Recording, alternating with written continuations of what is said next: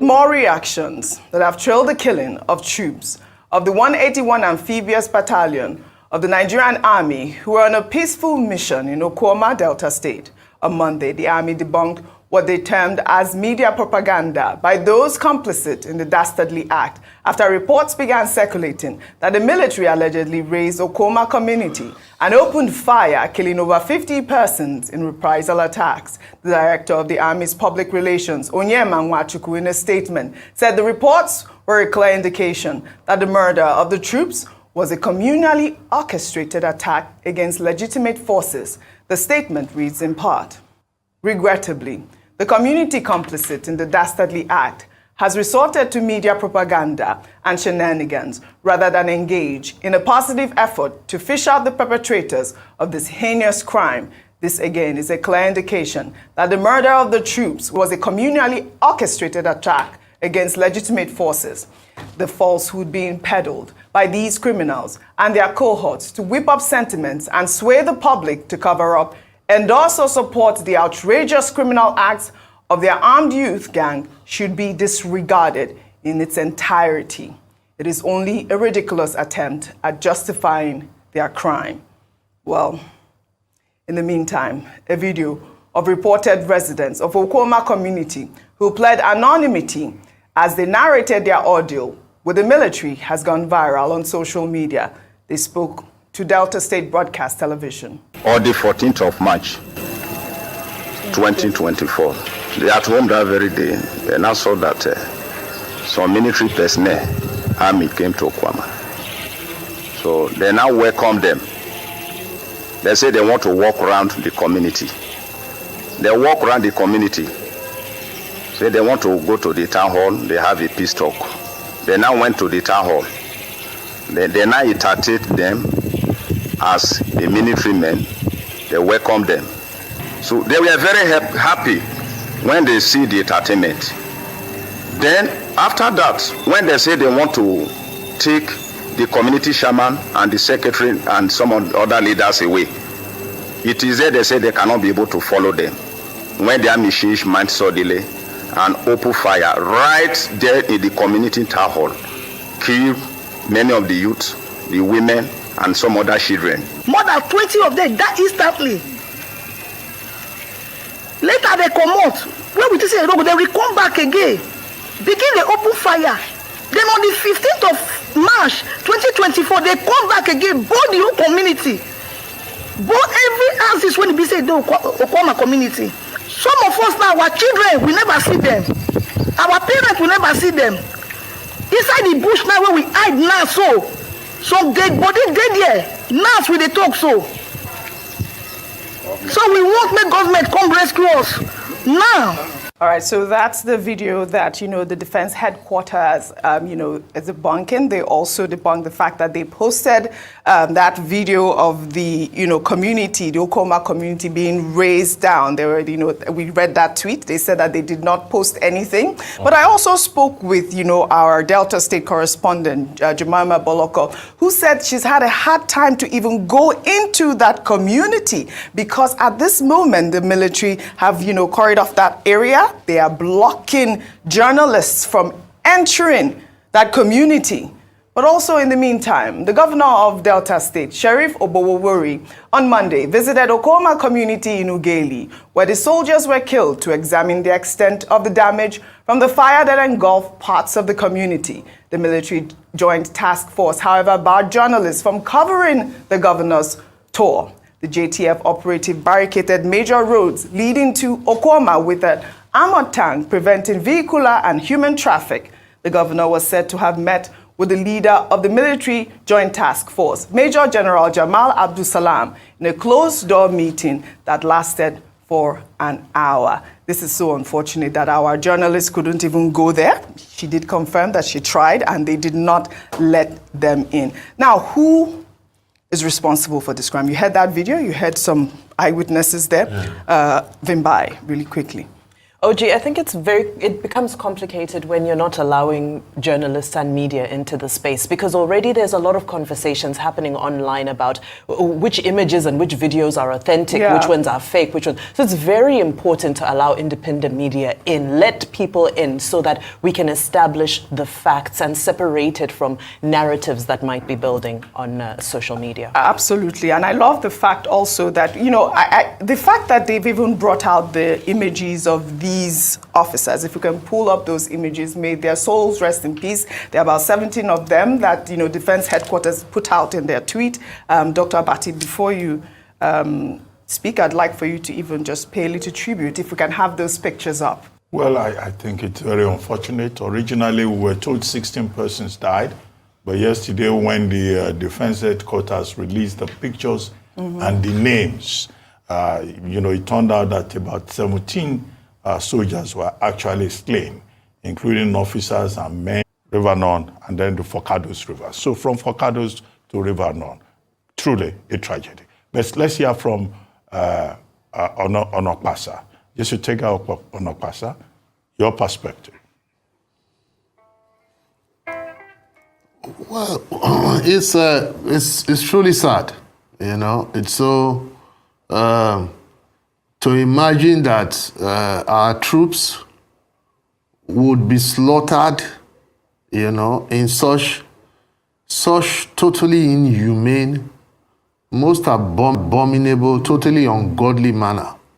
You know, it was it is so heart-wrenching.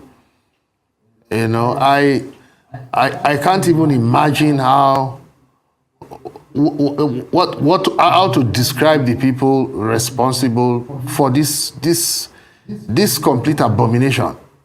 You know, these are our soldiers. Our soldiers, our men, all of them. Police, Army, Navy, Air Force, Civil Defense, DSS, and anybody that wears our uniform, that is armed by us, they belong to all of us. I see soldiers, I stop, I tell them, thank you for your service, I embrace them. You know, I have warmth, try to radiate warmth to people, but for whom we would all, if you didn't have police, if you didn't have law enforcement, if you didn't have a military, well, how would you be able to get out of your house other than maybe you arm yourself with an AK-47 or carry a rocket launcher, you know? And then they go on a peace mission and some people slaughter them, our own troops. I mean, how dare you? How dare you? May their souls rest in peace. May their families be comforted. It is so painful to me personally. It's as if I lost loved ones. You know. Now you see, people just get used to being carried away. What is this so-called fight between Okwama and Okoloba? Everybody in Okwama is related to everybody in Okoloba. They have been sleeping with one another for centuries. They are all related. This one just happens to be Robo. This one is all of them. They are related, Ruben. They are brothers and sisters. What is land there that they are? Is this like Alaja and Ogbejo people who keep fighting over land? In fact, at one point, I don't know how I forgot it, but I wanted to do a memo to the governor that the government should just take any land that people are disputing, take it over, build something there.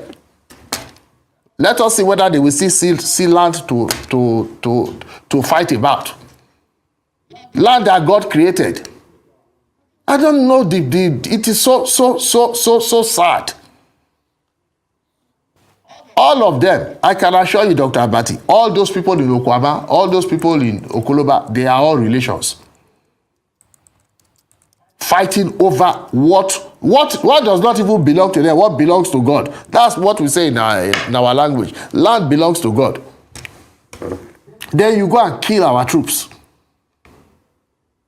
Of course, we do not subscribe to collective punishment. We do not subscribe to transfer aggression. We do not subscribe to Obasanjo's style of doing things. He was a president or a man of muscle and, with respect, little sense. This is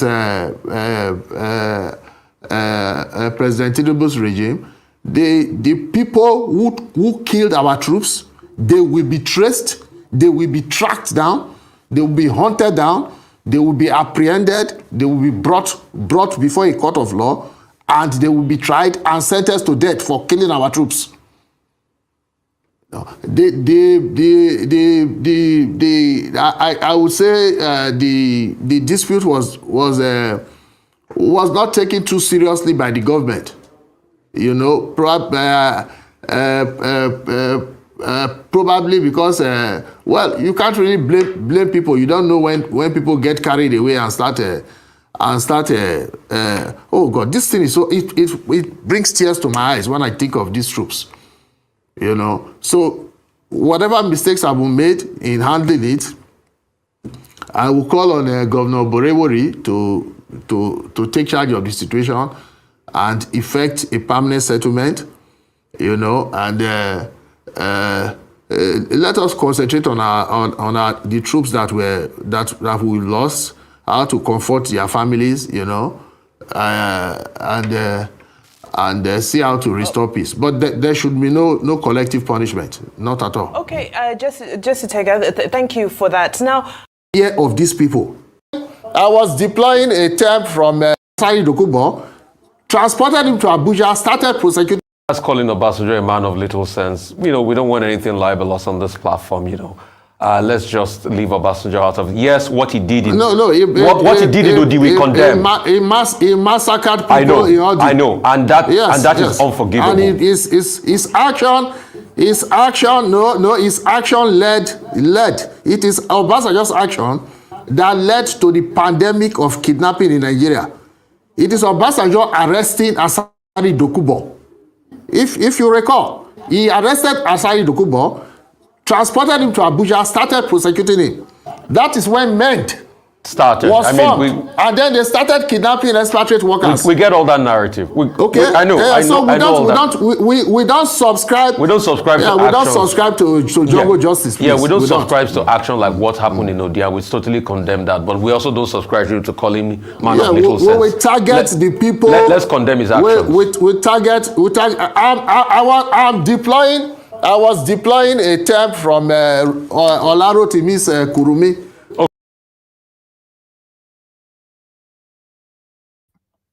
All right, good morning, good afternoon, good evening to every one of you, my people right there. It's good to be back here again. Today is Tuesday, 19th March 2024. Thank you very much for your time with us, my good people there. I would like to quickly appreciate some of you right there on the comment section. Started with Mother of All Mommy Diaspora. Good evening to you, Mommy. Thank you very much for all you do. Thank you very much, everyone. I was expecting Nnamdi to condemn everything in totality. It was just focusing on the troops. You cannot kill our troops and all that. Nobody wants anybody to kill our troops. But at the end of the day, you know, human beings have lost their lives. People in uniform and people without uniform. All of them are human beings. The only thing differentiating them right now is just the uniform. So if you are condemning the killing of the troops, also condemn the killing of the civilians. That is how it's supposed to be. It's just that I don't know. In Nigeria, you know, we get away with some kind of things and all that. Anybody that is involved, you know, on the killings of the troops or the armies should be apprehended, or they should persecute them and see how they can possibly prosecute them for any kind of penalties. That's fine. But we should also talk about the people that have lost their lives to date.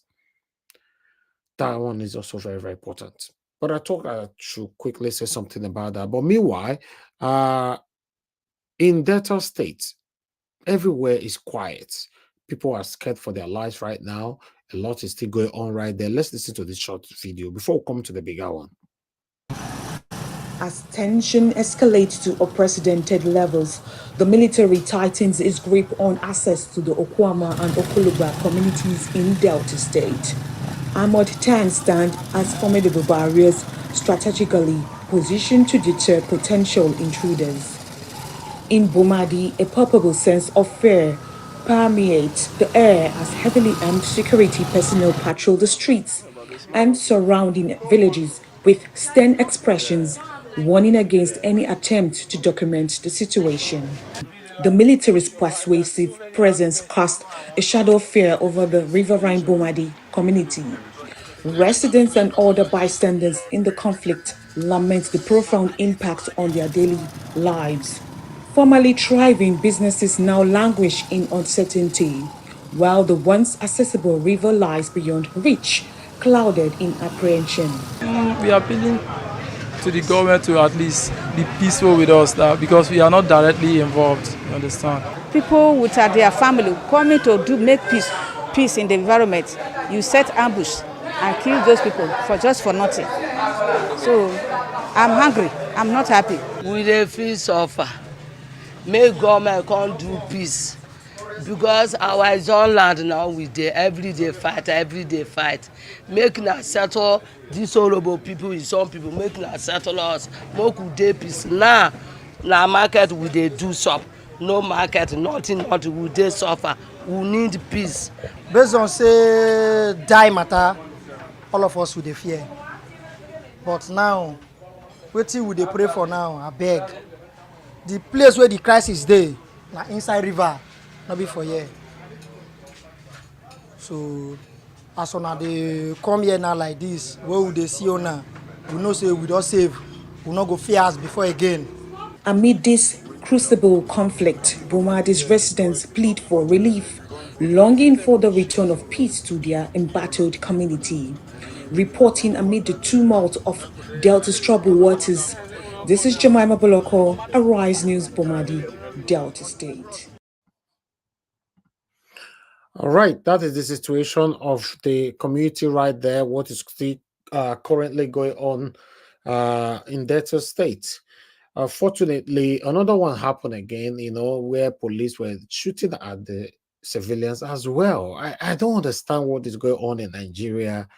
Army is killing, police is killing, a civilian is killing, everything is just happening at the same time in the country. What is happening? But meanwhile, what do I know? We are here to talk about the things that's affecting us as we see and as they carry and come here. Good morning, good afternoon, good evening to every one of you right there, my wonderful people. Please help us to press on that like button so that our voices can go far today. As you all can see, we still have about 2 videos to go. One is coming from Nnamdi Kanu, and then we are, another one from Mr. Peter Obi. As you can see the headline right there,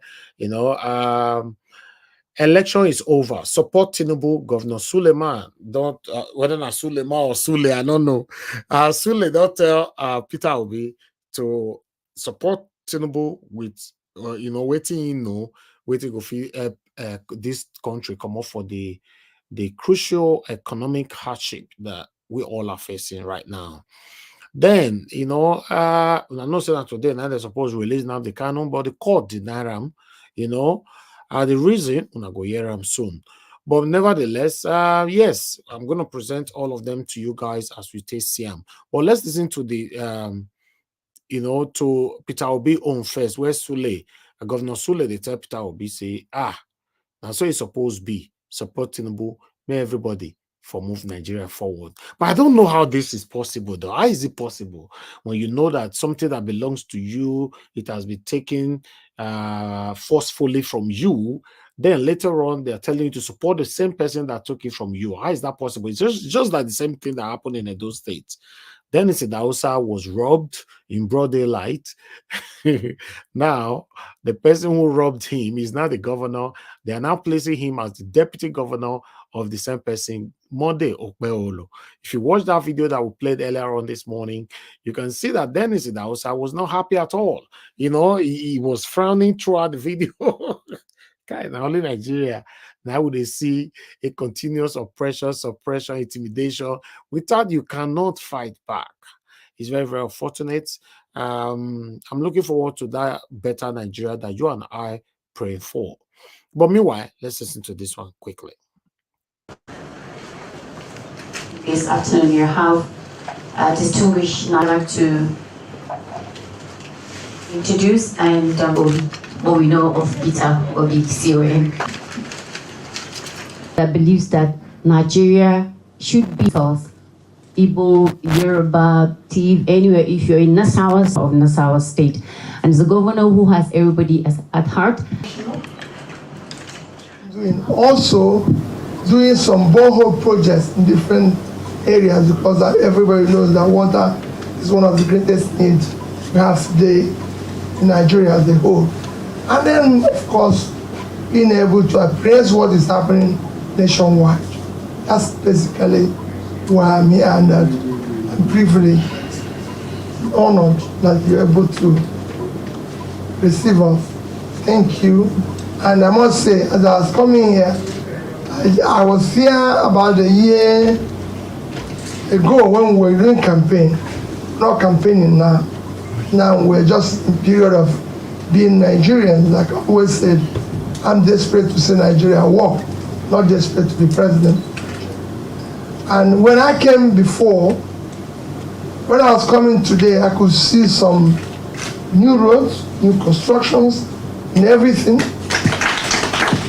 And I did mention to the people who were in the car with me, I said, and I can see they're being told. I said, we don't mind having all these new roads. And then told it. That's what it is all over the world. So I must say to you, congrats for that effort. It is important. It's good that we always appreciate when we see a difference. Politics is not about always thinking negatively, but we should also acknowledge things that are positive. And I must say, I drove a new road. Things are improved, and I thank you for that. While thanking you and telling you why we're here, that mission, and will continue to come. And like I said, since I have this opportunity, whenever I come, rest assured, I'll come and pay Costco and pay my respects. Governor, thank you. While thanking you for your kind words, I will also call on you, sir, because I know you have the experience and you have also the competencies and the capacity to support Mr. President Bola Ahmed Tinubu in order for us to be on the same page. So, sir, I'm calling on you to have the opportunity always to share. He is your friend, he is your colleague. We were only in Lagos together, and I'm sure you will be able to contribute your own quota, even without the rest of the world knowing what you are contributing. So that Nigeria needs all the support, and President Bola Ahmed Tinubu needs all the support that he can get in order to get us on track. The country's challenges cannot be resolved by only one person anywhere. And I'm sure you have contributions to make, just like you are making in Nasarawa State by drilling the boreholes that you are doing and contributing for the period of the fasting. God Almighty decided to coincide the fasting, both for the Muslims Ramadan as well as the Lent period, for the Christians. So for us, like the MC said, we are a state that is actually a mini Nigeria, especially as you go closer and closer to Abuja. So you will truly see that. We are doing everything possible to accommodate everybody in Nasarawa State. Chairman. So that at least they are...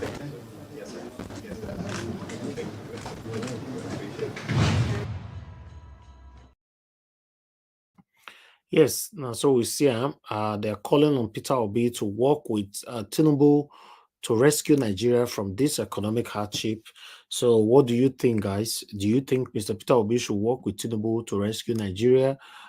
Just put it right there. Or should I put a public opinion poll right there? I don't know. Maybe that would be nice to see. Let me put an opinion poll on there.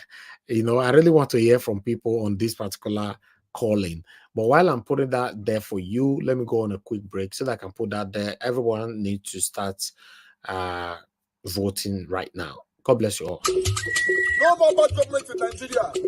Nigeria what? The only media that have been consistent speaking against the bad government and for the purpose for reformers. Nigeria what? Yo!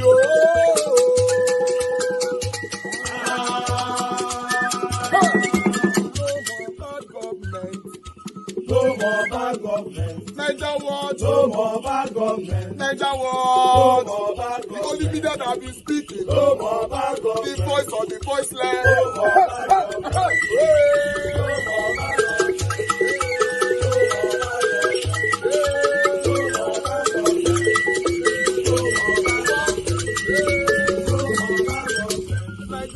No more bad government. For the poor, no more bad government. Niger what? No more bad government. Niger what be here? No more bad government. No more bad government. No more bad government. In Nigeria, no more bad government. No more bad government. No more bad government. The only media, the number one media in Nigeria, no more bad government. That have been speaking against government. No more bad government. Niger what? No more bad government.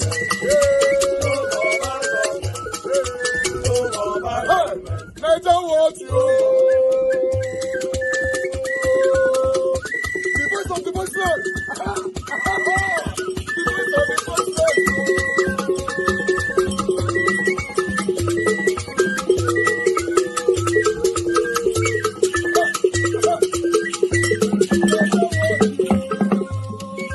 Voice for the voiceless. Voice for the voiceless. Niger what? Voice for the voiceless. Niger watch media. The only media that have been speaking against bad government. Being consistency since 1944. Voice for the voiceless. Voice for the voiceless. Umuwame. Voice for the voiceless. Umuwame. Voice for the voiceless. Voice for the voiceless. Voice for the voiceless. Voice for the voiceless. Voice for the voiceless. Voice for the voiceless. Niger watch you. We have been seeing all you guys have been doing, and we recommending to everyone in Nigeria, saying that you guys are the number one. Niger what you.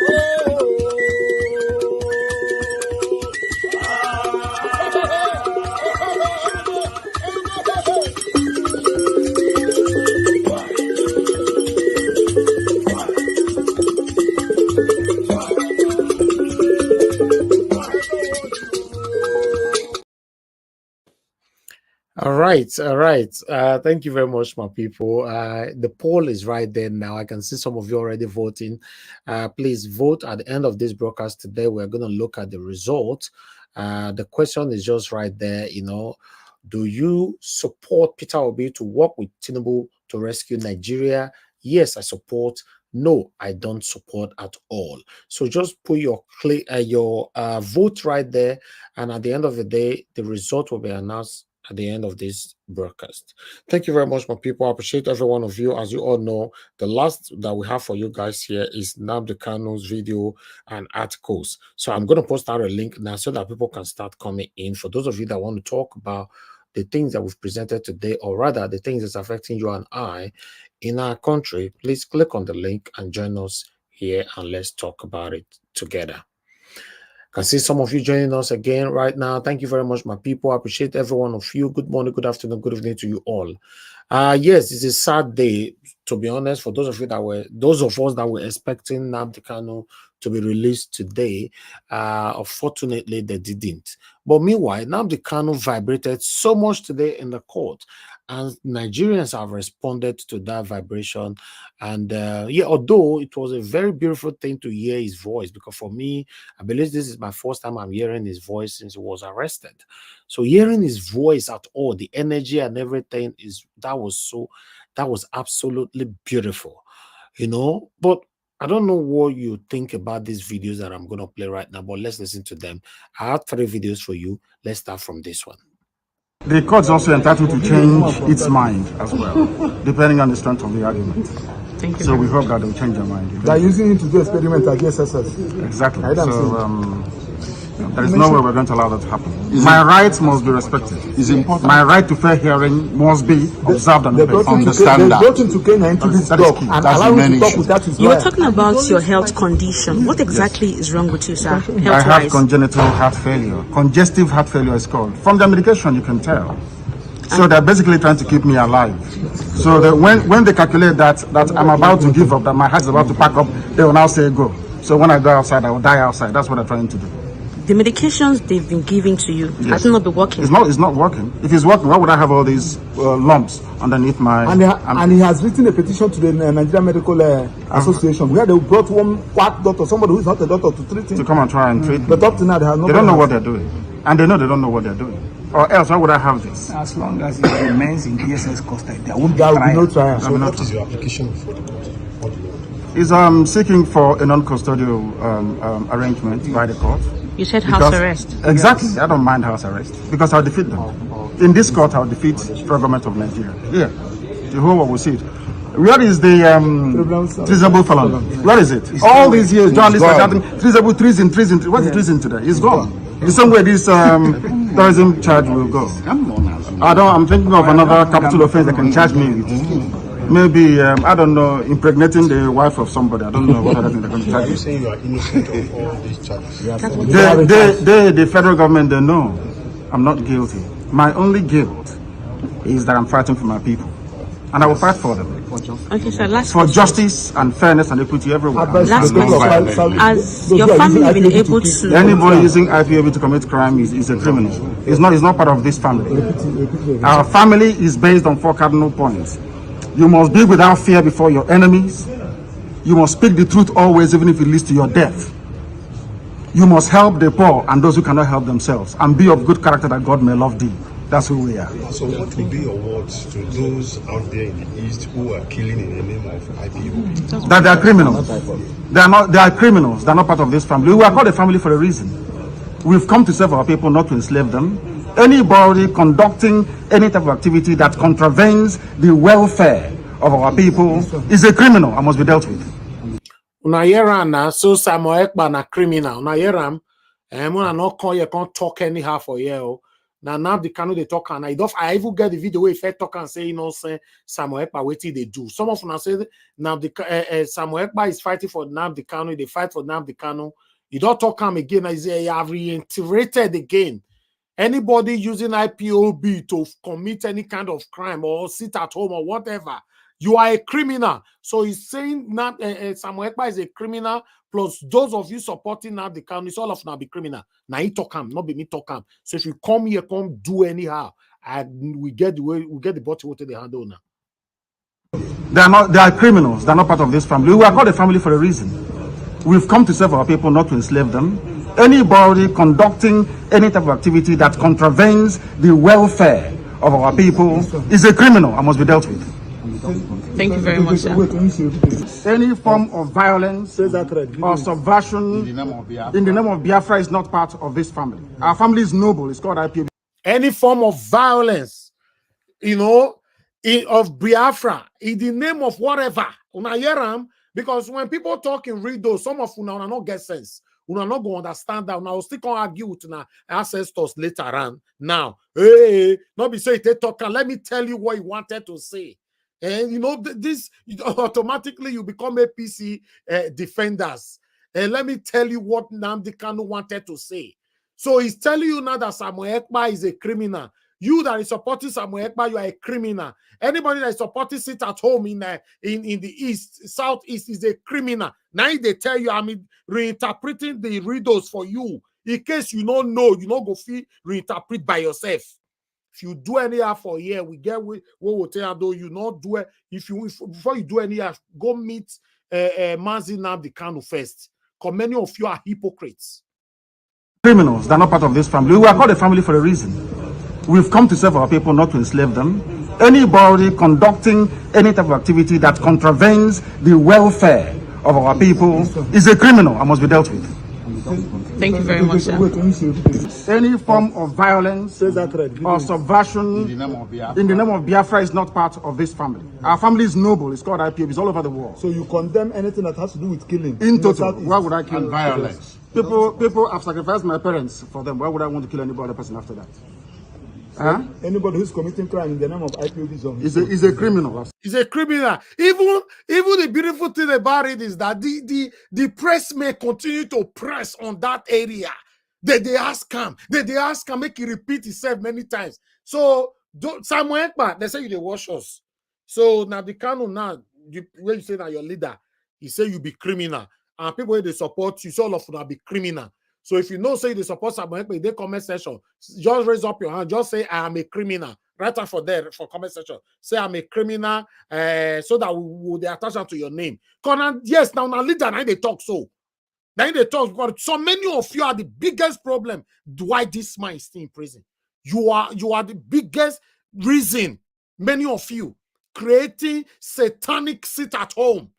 That's the way they beat you now there, Abuja. You they create sit at home for Southeast. You know, they cost innocent citizens the way never feel eat. Make the day house, make they look war. You who go hungry die, make you hungry die. Is that not satanism? When we talk for here, now they say, hey, listen, no say me not they look your face if I want to talk, and they talk the truth. If he pay you, just find skyscraper from there, jump, make you just die. May they release Nnamdi Kanu. In fact, he prefer may you wait, they tell people may sit at home, may you die, may Nnamdi Kanu come out. Yes, because for me, I still have so much belief on Nnamdi Kanu that is not only going to fight for the Southeasterners. Nnamdi Kanu can fight for any Nigerians, any voiceless Nigerians. He can fight for anybody. Samuel Ekpa is fighting his fight on one direction. One-way traffic, selfishness. Now they're not going to do prime minister for back of door. Prime minister, His Excellency, prime minister. We're not going to do one for back of door. How shameful is that?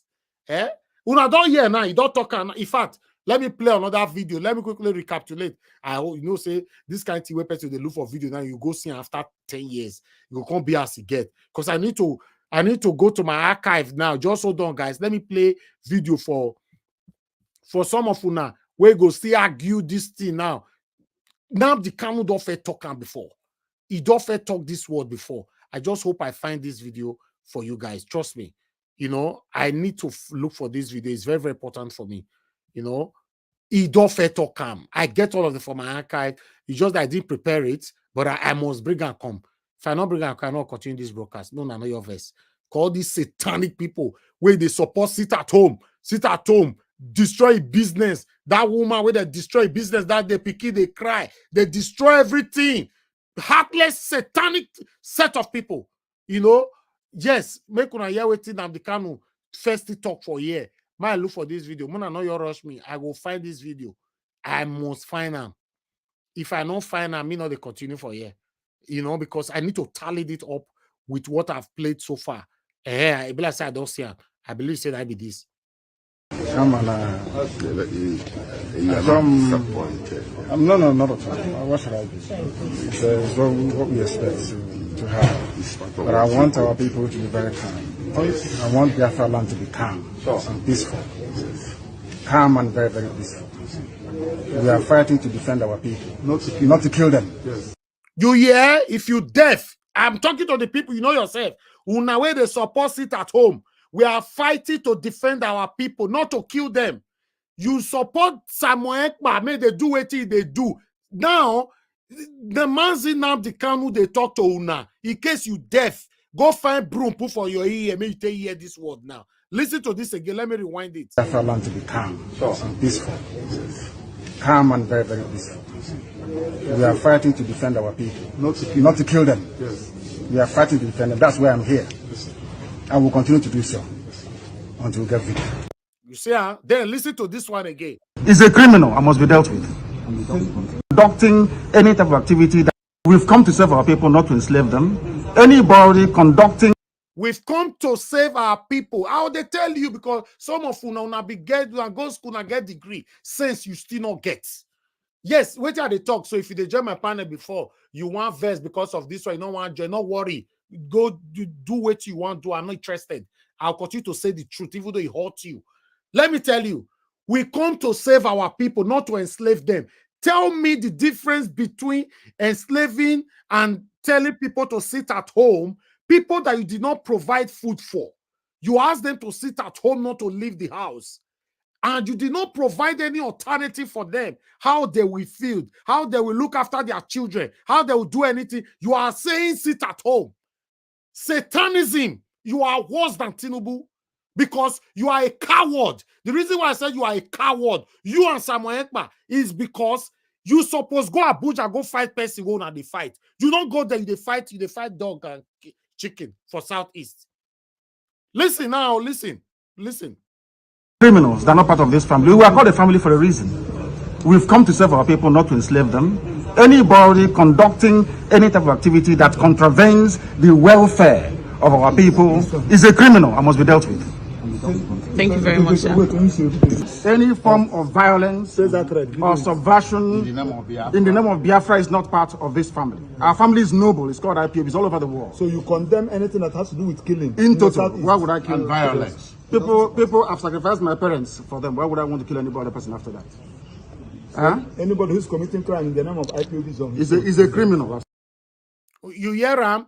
He said you be criminal.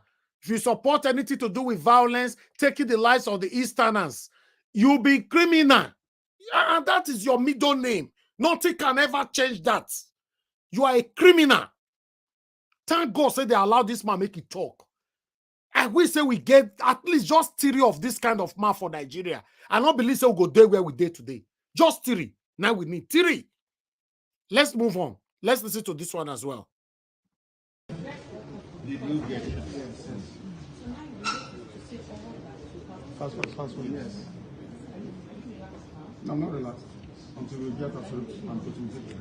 I'm not relaxed. We know the law. My team here, they're more than perfect. They know what to do, and they're okay. And we're going to prevail ultimately. Because justice must prevail. He's still in the dark. The court also... We'll give you a woman from Southeast. Depending on the strength of the They're using it to do experiment at DSSF. Exactly. I don't see There is no way we're going to allow that to happen. My right must be respected. Yes. My right to fair hearing must be observed. There's nothing to gain into this dog and allow him to talk without his lawyer. And he's only fighting for justice. Yes. I have congenital heart failure. Congestive heart failure is called. From the medication, you can tell. So they're basically trying to keep me alive. So when they calculate that I'm about to give up, that my heart is about to pack up, they will now say go. So when I go outside, I will die outside. That's what they're trying to do. The medication. Please, federal government, Tinubu and his administration, make una release this man. Make una release this man. You cannot silence all of us just like this. Let him go. For Christ's sake, let him go. The man is sick. He's sick. Let him go. You people cannot fight for us. If we speak, you silence us. The people that we believe or that can speak for us, you are silencing all of them. Nnamdi Kanu is rotting away in jail. Sunday Igbohu, now he don't come out. Now they don't put him for 2+2. He cannot even speak anymore. So Warena don't find where Jackman and go America. Only God knows how many years he go take come back anymore. Now you have put fear on even any person planning prospectively to come out and speak for the people. If we need peace, if we need peace, may they not let this man die for prison, oh. To be honest, because all this the way they happen, so you know, say, when killing, they go on for Nigeria, if you not affect government directly, they know they talk put, oh. Yes, they know they talk put.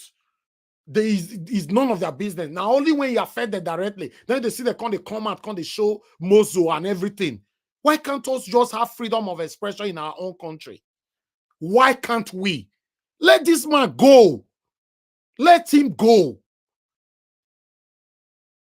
God, sometimes I don't understand this country, man. Yes. It's not working. If it's working, why would I have all these lumps underneath my... And he has written a petition to the Nigerian Medical Association where they brought one quack doctor, somebody who is not a doctor, to treat him. To come and try and treat him. But up to now, they have nobody. They don't know what they're doing. And they know they don't know what they're doing. Or else, why would I have this? As long as it remains in the SS custody, there will be no trial. He's seeking for a non-custodial arrangement by the court because exactly, I don't mind house arrest because I'll defeat them. In this court, I'll defeat the government of Nigeria. Yeah, the whole world will see it. Where is the feasible felon? Where is it? All these years, journalists are having feasible treason.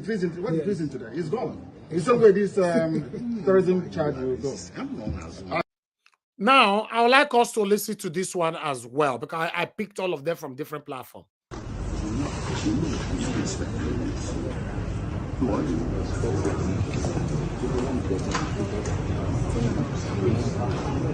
Good to see you. Good to see you too. We are still on your same outfit. Yes. What's the problem? Why? They didn't give me any outfit. They didn't give any outfit. That's rude. You don't do that.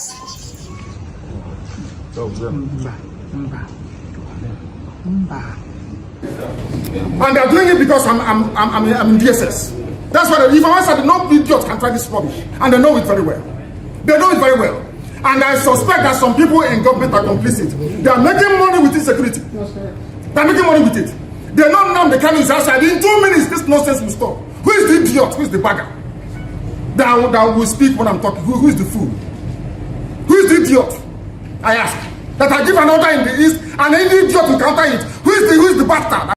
Samuel Ekpa, Nnamdi Kanu is asking you, is the idiot that we stepped on his order. Ekpa and the people, where una deaf.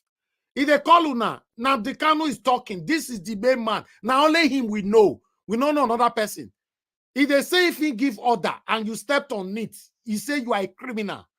When you listen now, tomorrow you can't say Naija was that talk him. Listen, the main man where we know for Nigeria, now they talk so. Let's listen. Who is the idiot? I ask. That I give an order in the east, and any idiot will counter it. Who is the bastard? I'm asking you. Nobody can. Sir, are you I'm Nnamdi Kanu. Who is the idiot? No, don't. Can you present No. What is it? Can you tell us the ongoing killings in the east in the name of IPOB? What is your stand on that? Anybody involved in any form of violence or insecurity in the southeast in the name of IPOB is gone, and they know it. Let me come out of this nonsense, this mess. 2 minutes only. Only 2 minutes, I guarantee you. And there'll be peace in the east, not just south. Samuel Ekpa, may you run now because Bila said that feeling not go contain you. May you run, you and your satanic followers. He say if he come at 2 minutes, now he give una. Where una want to run past road, run past Ikpoba River. I beg, Ikpoba River, they Finland, that be River Niger. You know the Finland. Because I need to know the river where they want to run past now. Because these satanic people, I don't feel talking for now. God will bless Nnamdi Kanu for us. No worries, sir. You not go die there. You will be released because you are the voice of you are the proper organic voice of the voiceless. You will be released. Not the satanic Samuel Ekpa and the satanic followers. If I hear pain for comment section, if you don't see them for them, I'll tie them. You rope tie them. If you don't see them for comment section, your fair use rope tie them first. Maybe come ask them question. Are you not a criminal? Telling your own people to sit at home, may hunger kill them. Are you not? Tell me if you are not a criminal. You is Nnamdi Kanu don't talk now, and I've cemented it. You are a criminal. You Samuel Ekpa and any Samuel Ekpa supporters, you all are criminals. Make una listen. Waiting, IPOP leader they talk. 2 minutes only. Only 2 minutes, I guarantee you. And there'll be peace in the east, not just south. Everywhere in the east, if not the entire south. Huh? Yes.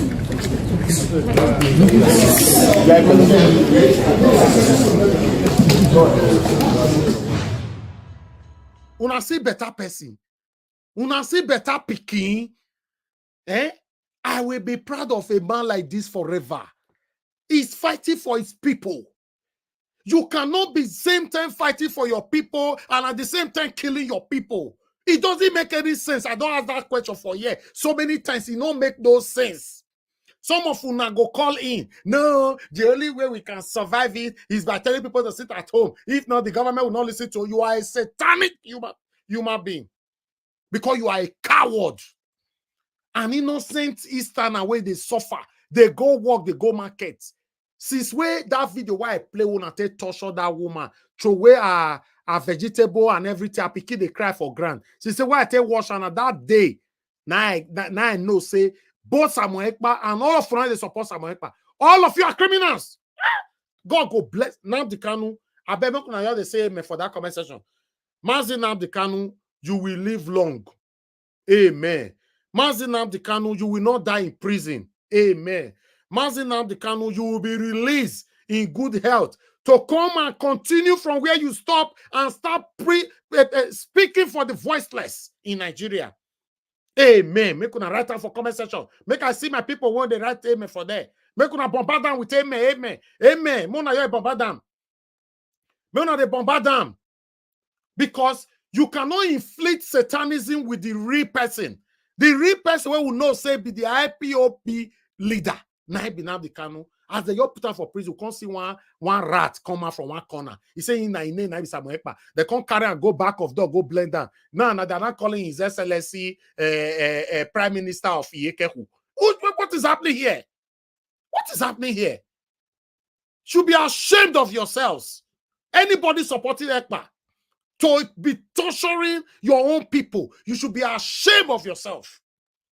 You should climb to the skyscraper and jump from there and die.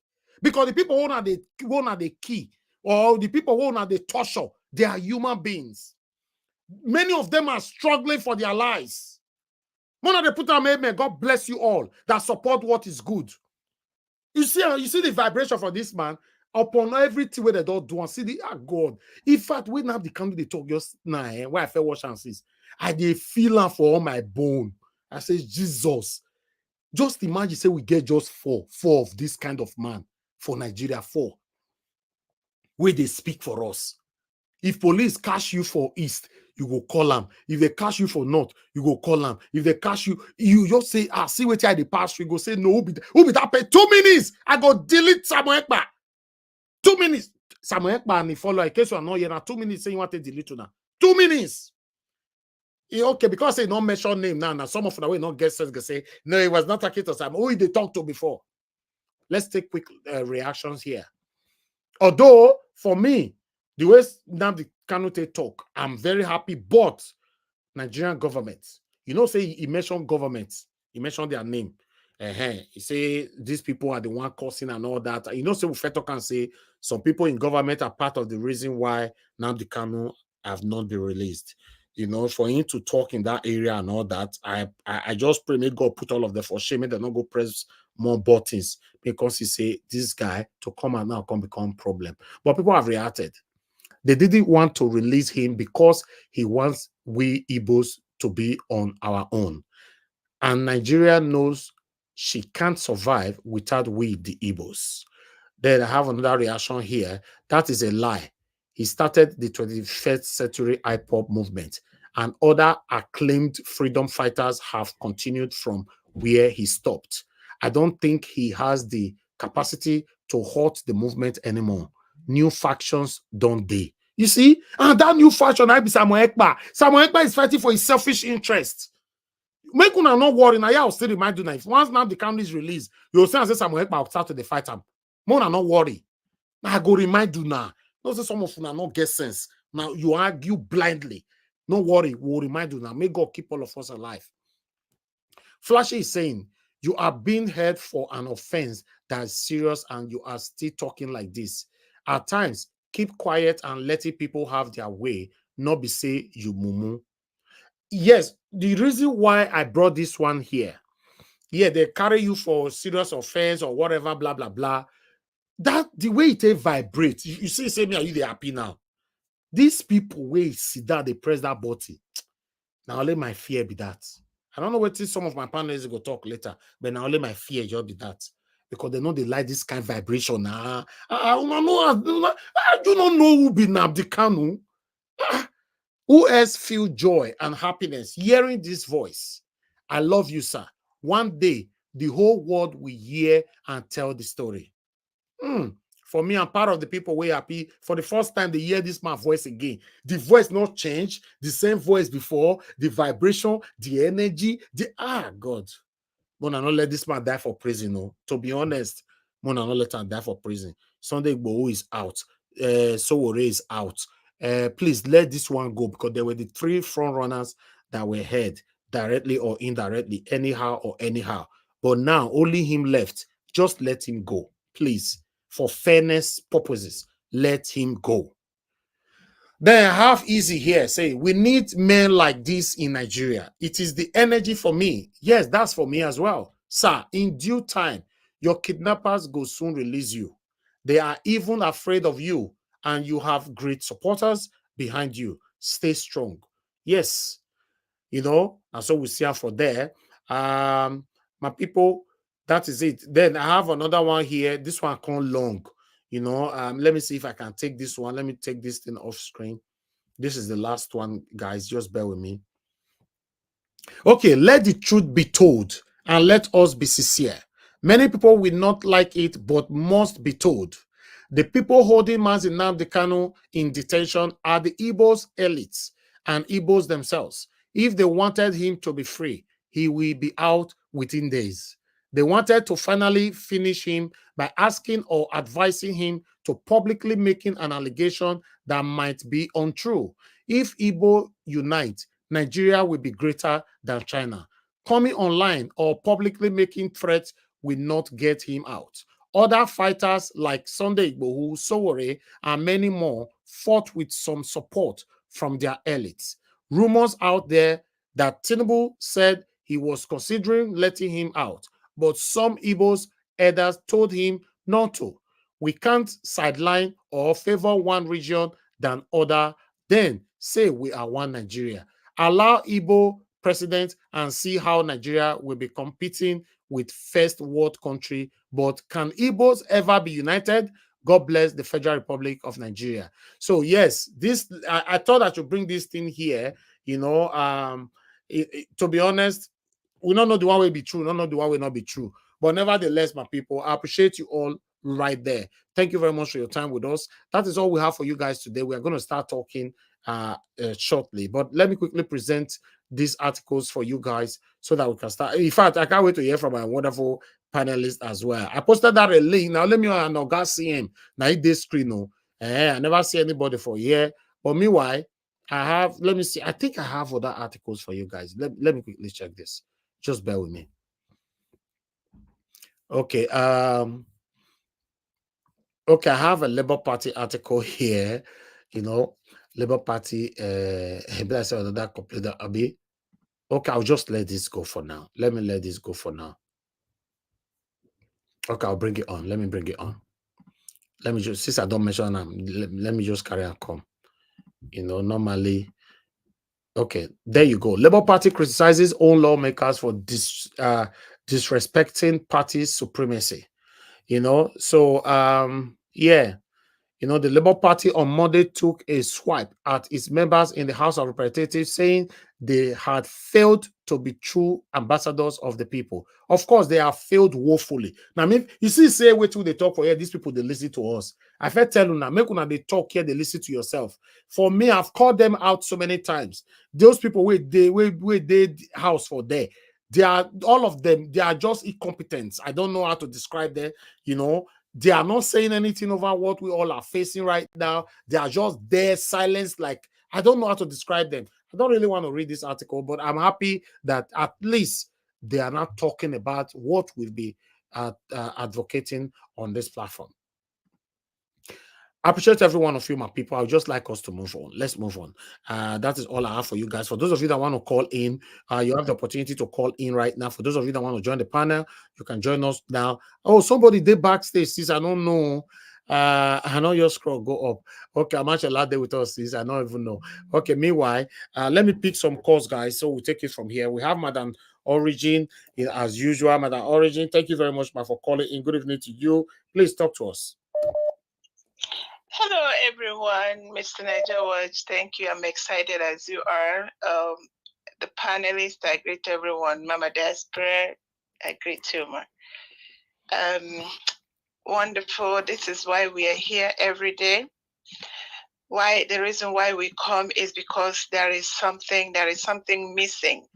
We are kind of the missing link to the problem in Nigeria, trying to make sense, trying to help the commoners, because we have been lied a lot to. We have been, bamboozled, we've been gaslighted, and the truth must be told. and that is why we are here. I just go straight to the point. A few things I highlighted when you said, Mr. Peter Gregory Obi, if we support Peter Obi to work with Tinubu to rescue Nigeria. This is the way why I wouldn't say yes or no is because my own yes is in a different form. My yes is that he is already contributing a lot to this government, to the people of Nigeria, because he is filling that fatherly gap that Nigerians have, not gotten, like a father to the nation. So that is a big deal. He is doing a lot already.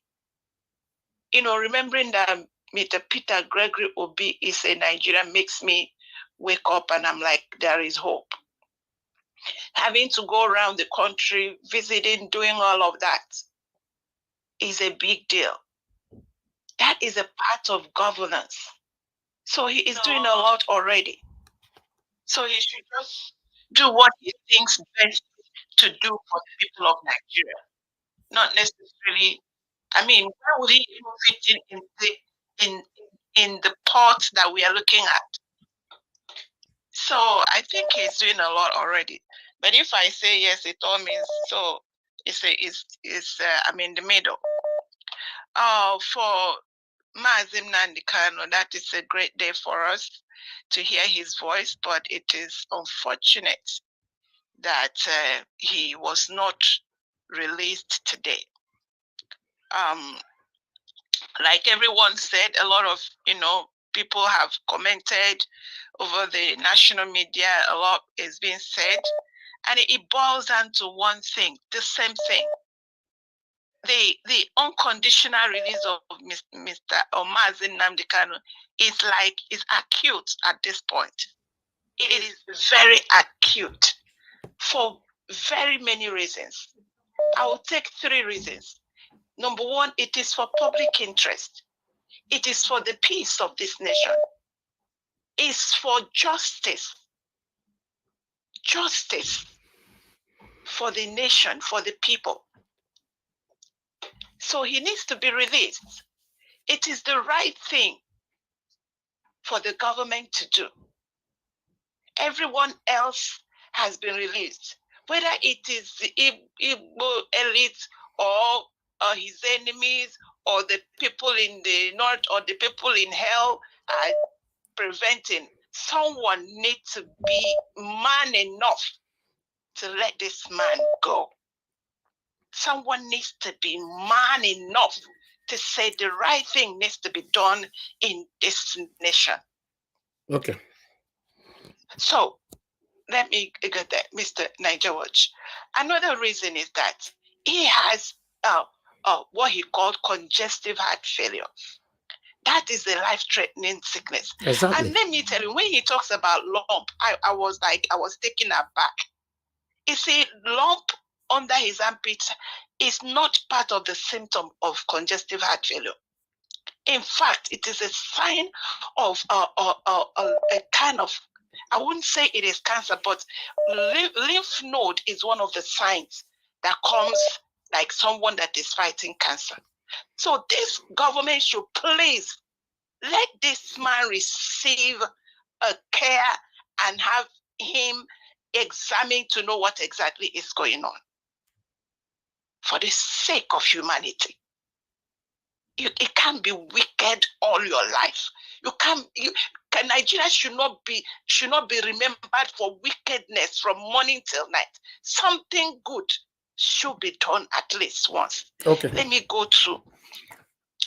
You want me to go? Please, 1 minute. I have one more thing to say. Yeah, 1 minute, please. Mr. Onokwasa and the military. You see, it goes to the same thing. You see, why we come here is for the people. With all due respect, the military that lost their lives is painful. Therefore, for the government and these so-called elites and media to be pushing, could this have been averted? Could what happened in this place be averted? It is so It should be averted, could have been averted, was not supposed to have even happened if this is a country that respects humanity, that respects lives.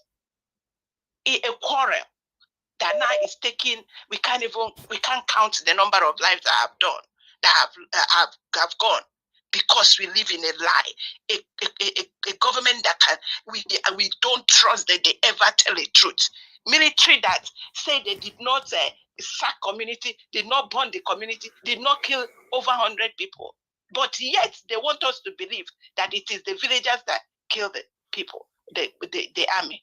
Hey, where is justice on this planet? In this country called Nigeria.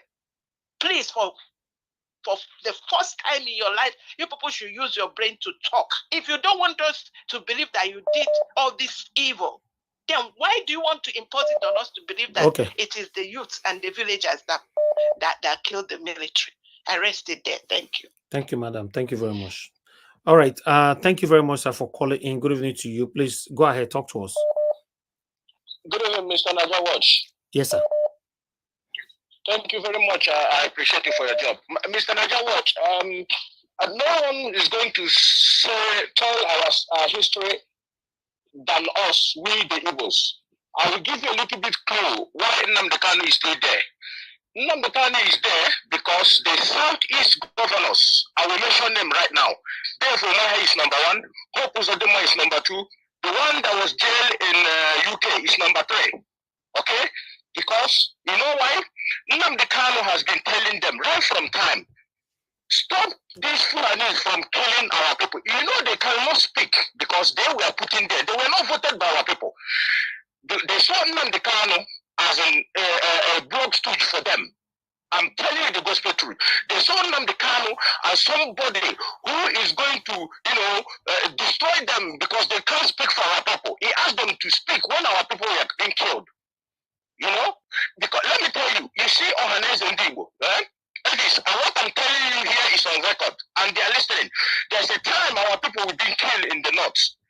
Ohanes and Digo will tell the Northerners not to bring their cause because our people are going to revolt, and they will collect money. I am telling you, this is not alleged, this is pure. What I'm telling you, these are all the things Nnamdi Kanu has been telling them.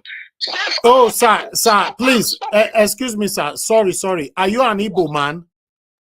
Yes, I'm an Igbo man, pure Igbo man. Okay, the reason why I'm asking, because some people will come later to say you are a Fulani, you just learned how to speak Igbo. So I wanted to be sure if you are an Igbo man. Elvis, I know Igbo, pure Igbo man. Okay, right on, sir, right on. Put more fuel. Now it's on record. So this thing you see Nnamdi Kanu say today, we have been waiting for him to say it for a long time because you know why? Simon Ekpa was contracted. We have the evidence. It's not that we don't have. We have the evidence of what the people he has been speaking to, the people that ask him right on. The problem, they purposely want to be committed insecurity in the southeast so that they can withhold Nnamdi Kanu down. Wow. But I thank God that he speaks today. And Simon Ekpa knows, let me tell you, we would have gone for him for a long time. But are you a supporter? Are you a supporter of Samuel Ekpa? Yeah. So hello, can you hear me? I'm not gonna be, God forbid, for me to be a supporter of Simon Ekpa. Somebody that is killing my people. Oh, good. We don't see true Igbo man now. Hey, God. We are hunting for him. He knows that we asked him.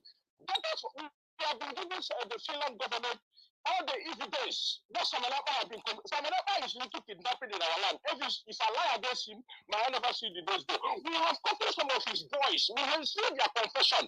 If you doubt me, I will ask the permission from the US and I will send it to you. You can play. You will hear what Simon Ekpa has been doing in our land. He knows. He's listening. He knows what I'm talking about. I am not going to lie. Lie for what? He knew the people who used to be killing our people. He told the people that Nnamdi Kanu is not going to come out again, that he's in charge. This thing is on record. I'm not making it up. So when I say something, I know exactly what I'm saying. So he's from the for them. That is why when we told them to create security for our people, when Fulani we are killing our people, they said no. They were afraid of the Northerners. Why Nnamdi Kanu create ESM to defend our people? They are the ones who go and bring military and police and DSS to be chasing ESM. ESM is not known to come out. ESM is in the bush. Okay, your network is failing, sir. I think we need to let you go. Mr. Elvis, for the good job that you are doing. Thank you. We Thank are you, sir. watching. All right. Thank you, sir. God bless you. Thank you. Let me quickly pick another call here. We have Mr. Innocent Okpara. Good evening to you, sir, for calling in. You have 3 minutes. Talk to us, sir. Yes, thank you, thank you, my brother. Thank you. I am so glad that you brought out this Nnamdi Kanu's, voice. I have never heard him speak. Yes. I am so glad that you brought him out. Now you and I have been vindicated. You and I have been vindicated. Once these people, I'm Igbo. You understand? Most when I speak about what is going on in the East, that IPOB or whoever will tell people to sit at home, and I said to them, I was saying to them, how can you say you want one Biafra, and the people that you are killing are the people that they make? Now me and them will go all over. We go back and forth. Oh, your network is failing, sir. What's happening?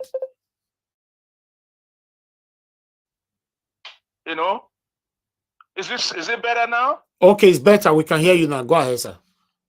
Yes. Okay. So that's what I was saying to them. I said, if you want to get Nnamdi Kanu out, where you should carry this, violence is to Abuja. Take it to Abuja. They said to me, how can they go to Abuja? But you are making your own people sit at home on Mondays, and people that come out, you kill them. Now, how can you be doing this thing? That's why I was saying to myself, I said, I would not support Nnamdi Kanu. But right now that he has spoken, now I will support him. I now this is my first time hearing from him. Now, these people are dealing with this silly, stupid guy who is a coward, this Samuel Ekpa.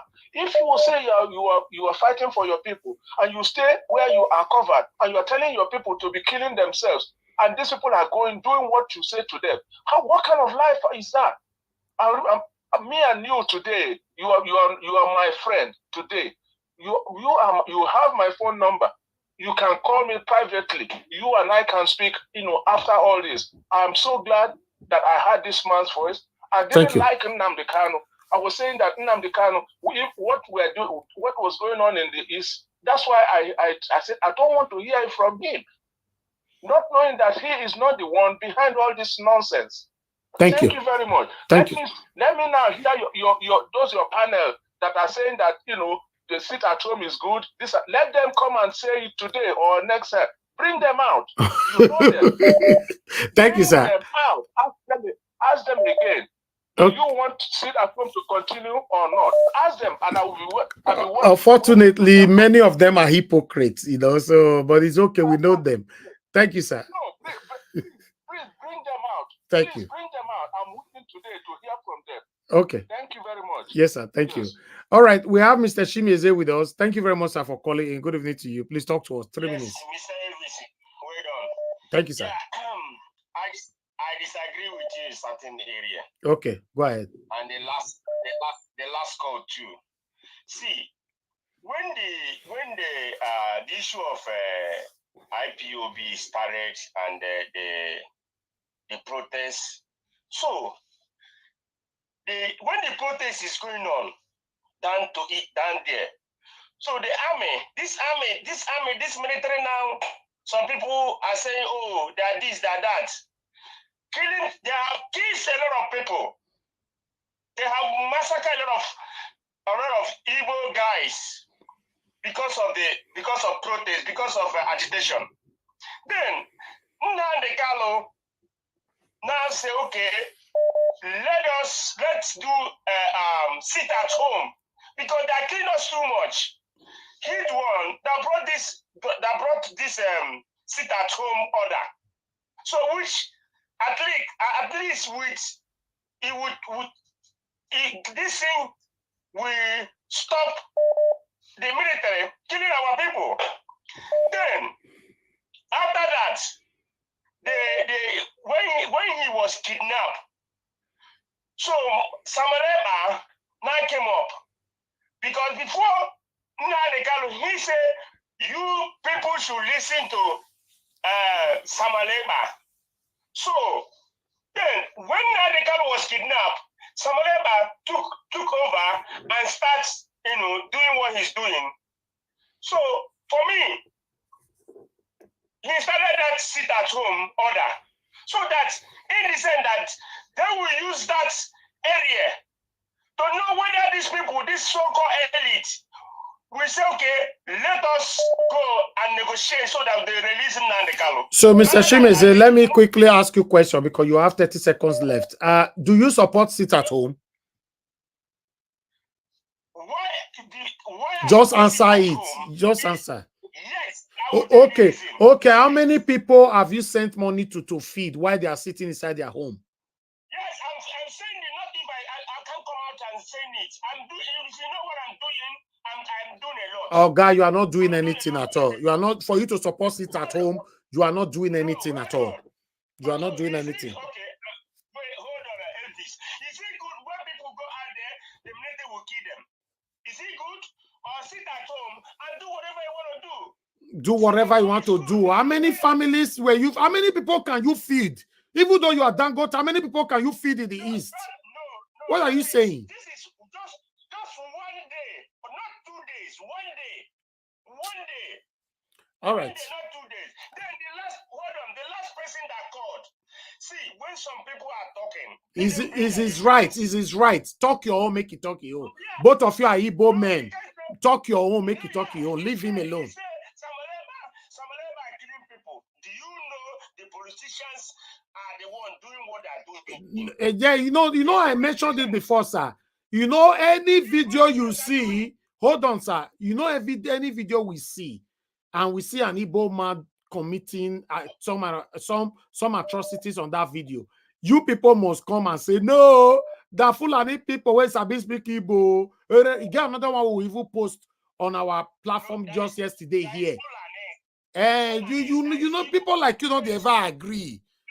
If na Tinubu matter would they talk now, hey, he go sweet. When it comes to this, no truth anymore. No. You see what put on them one. You know what that man have did. You see what that man, what he has done in Imo State all over the places. And listen what this what's his name said. I said the governor. So okay, so many things we need to go. We need to go, sir. We need to go. You can call back again later. I have so many people on the phone.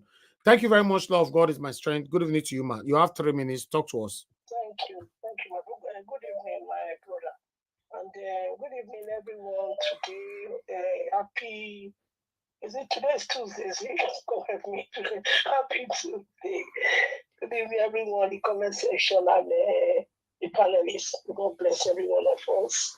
Every day, as we growing old, we pray that Nigeria will be better in our own time.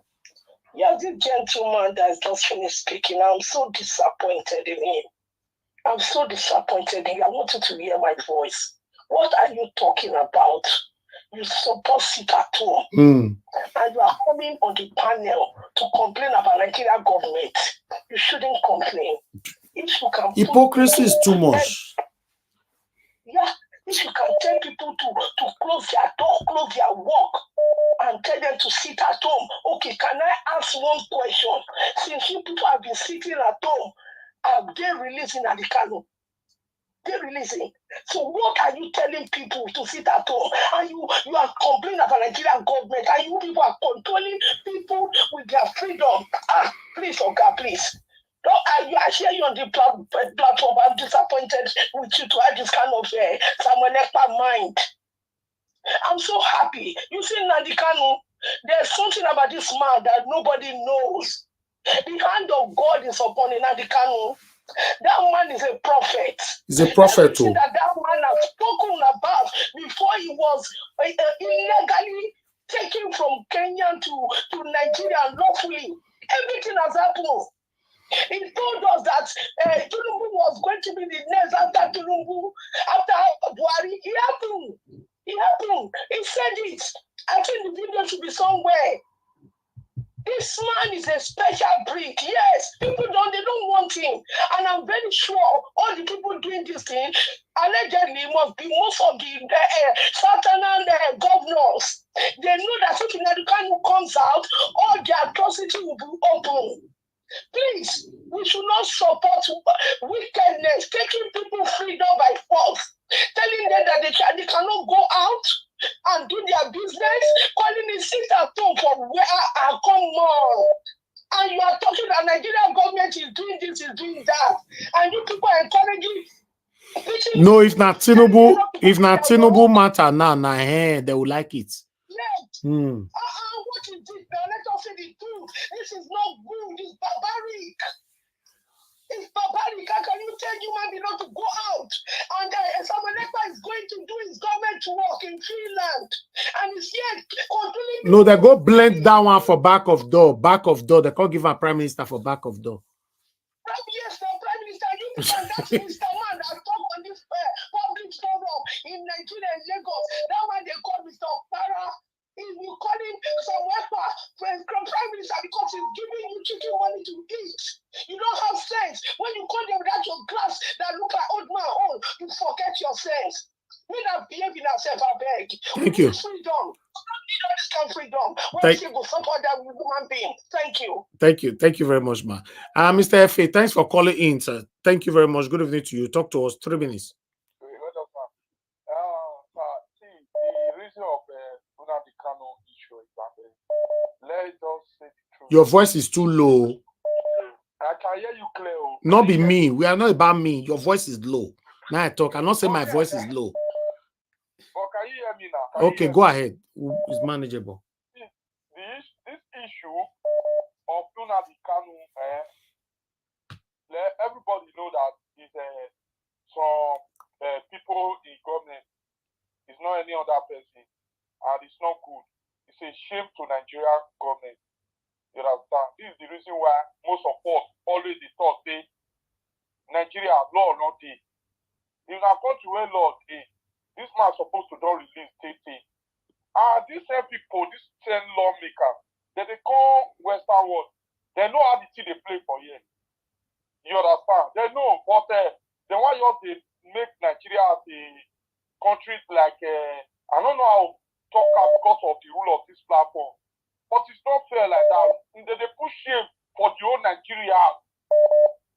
Both generation will never come. They push shame for our body.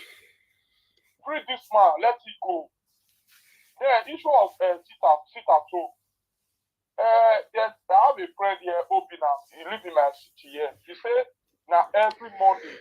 Why I go ask, say this your platform, if they open our eyes here in our school, they tell many people, may they subscribe to your channel. They will see at least they go upgrade. I go ask her why. He said now just every Monday. Why? Because so that federal government know say the Igbo people they are not happy, so that we will be respect, may not be like say they not abandon that man for them. Now make the people every Monday sit at home. And that explanation makes sense to you, right? No. Now listen, I never learn. Now because what about Samuel Ekpa? He says Samuel Ekpa, they don't know the fight when they fight because you don't fight they violent. You understand me? So that was okay. So sometimes I know say it don't make sense. Me, I don't like her, but the way things they be now. Court release person, they're not really on. Now in Nigeria, all those things they happen. And I'm ashamed that they put for ourselves. And they themselves, they are not ashamed of themselves. Okay. You understand me? So now issue. I'm not supposed to sit at home. You cannot say someone to sit at home. You don't know how that person feeds. You don't know how he pays his children's school fees. Me, I'm not in support of that. Thank you. Federal government have to leave Nnamdi Kanu. Thank you. Enough is enough. Thank you. Thank you. Thank you, sir. Thank you very much. Thank you. Okay, only one more call. Only one more. And after this call, I'm done because I need to go to the panel. Thank you, God's Power, for calling in, sir. Good evening to you. Please talk to us. Yeah, good evening, Mr. Evans. I want to say very big thanks to you. God bless you. God bless Mommy Diaspora, the commenters, the panelists, and every member of Nigeria Watch. May God continue to strengthen us. Thank you. I want to talk on three things. The first one, when I see the way our military men are being killed, we're being fired, and I noticed it, and these are the things that I've been talking about.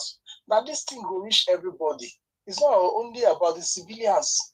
Imagine, just like you said, when it happens to the military people working in governments, that means you don't touch the government. Government, they respond to it. But what about the innocent people that they've been taken out from all these villages and all these things, and they are not talking, they are not even showcasing, they are not responding to it? It shows that these people don't even have, these satanic people don't even care about, the Nigerian citizen. And that's why we are talking. If everybody can come together, both the military people and the civilians, and let's do what is right so that everybody will benefit it. Imagine see how life is being taken. Right, it has become, nobody's even safe in Nigeria again. As they touch the civilians, they touch the military personnel. That's why we talk. A lot of people are using their platform to even fight for the military personnel. They are fighting for them. Like the other time, Shore was fighting on the behalf of the police. But sometimes when these people come out on the street to protest, the satanic people will use these people as if they care about them to not be disrupting the peaceful protest. These are the things that we are talking about. But now it's playing out. Okay, look at something that is supposed to be resolved. I don't know what they have been trained. I don't know whether they train them like that. There's no resources. Just like this person talk. In Arise, he said now Nigerian people now in other country, when something like crisis outbreak, you see the police will be on the side of peace to make sure that they calm the things, the violence that is happening. But in our own Nigerian case, is to just be releasing bullets. That's not how policing work in a very well organized country. I mean, this government, they don't even have a plan for anybody. And that's why we are agitating every day. We are coming out to tell everybody, both the civilians and the military, let's come together. Let's do the right thing. Don't let us support these people. These people that are even using you military personnel to okay, thank you. A lot of things. So we are just advising everybody to come together. And concerning Nnamdi, thank you. Your time is over, sir. Your time is over. You don't waste your time to talk on that thing. Thank you, sir. You come back again. All right, Mr. Tony Africa, thanks for calling in. Please talk to us. Thank you, sir. I'm giving you 2 minutes now. Two minutes now, because we need to go. Yes, 2 minutes. Yes, so okay, I'm the number one Nnamdi Kanu promoter here in your platform ever since I got here 3 years ago. You have all the archives. And I was attacked, and even last time you also almost angry with me by saying that, okay, must you fall to support Nnamdi Kanu, that if I start my fight in Edo State, will I force you to support me? But I'm happy that we have now finally come together. Sir. Then to the Igbo elites, you see, the problem of Igbos is how it was, got started in the Igbo land. Nnamdi Azikwe's father is an Hausa man. Then Ike Nwachukwu is also one of the, the mother is an Hausa woman. So you can see that there is nothing we can do about this, because these people, look, they are the number one investors. 90% of private investors in Abuja are owned by the Igbos. And shamelessly, this Iwanyanwu was even proud of that. It would do first also that the Igbos are always going to other places to establish. Why they have to have a retake now, start investing at home so that we can value them, so that we can come to them and as they are coming to us. So this is very terrible that if you look at the whole situation, you see that Nnamdi Kanu told us that present here, give you an able man to be the president will never change the status quo. That the only way is to pay for peaceful separation. You know what I'm saying? Only the map now that we're having problem with which part will be part of Biafra or whatever. Your minutes is over. But never, look, yeah, but I still have some minutes. I still have some seconds. So then, so I don't know how we can do this, because all the elites like Edo State and the Yoruba people, Old Western region, including Delta and Edo. You see, all the governors, when they finish their tenure, they will come back to their Thank villages. you. No, hold on, sir. Yeah. No. Your seconds don't finish. Call back later. Don't worry. I'm very serious with time right now. Thank you very much, Kim, Elijah. Thanks for calling in. Good evening to you. You have 2 minutes. Talk to us. Hello. Good evening, all watchers. Good evening. Hello. Okay, sir. Okay, we can hear you now. Go ahead. What I'm trying to say, if you look at what is going on all over the country, Nigeria, just for example, look at the airspace of Nigeria. There is a demonic kingdom in the airspace of Nigeria, ruling by dragons. And most of these politicians are involved in it. Do a deep research and we found that most of those flight attendants, they witness another kingdom in the society close to Nigeria. Why am I saying this? Now, what happened in Delta State, it has been already planned down before the court hearing of Nnamdi Kanu. It's a strategy. You see, when you go deep, we sacrifice to gain what we want. That's the ball game they did. They know most of those military men they disagree for something else to not to happen. It's a sacrifice. We all know what happened in that land. You have 30 seconds left, sir. A lot of, okay, now, for example, now, how can the villagers disarm a whole military man? People should think and understand something else is happening just to destabilize, because they know that they cannot put that action in the southeast so that people will not hold them. That's why they came to the Delta region to do their shades. Okay. Thank you, sir. Your minute is over. Thank you, sir. Thank you very much. Your minute is over. Thank you, Mr. Chris, for calling in. Good evening to you, sir. You have only 2 minutes. Please talk to us. Hello. Mr. Chris, I don't agree to you. I greet you for the second time. Good evening to you, sir. You have 2 minutes. Talk to us. Sorry, sir. Okay. 2 minutes. All protocols duly observed. Good evening, Mr. Rendawish. Thank you for the opportunity given to me to contribute. And good evening, everybody. It's a good thing that Nnamdi Kanu has formally just renounced by himself that he has nothing to do with the killings going on in the southeast. And this has been the position of some of us, that these killings has nothing to do with Nnamdi Kanu. Then concerning him not being released, yeah, the Igbo elites, they have a role to play, but that's not what is keeping Nnamdi Kanu behind. The reason Nnamdi Kanu is not being released is because we don't have a law. It's because we don't have a constitution. It's because we are a lawless nation. The reason is simple.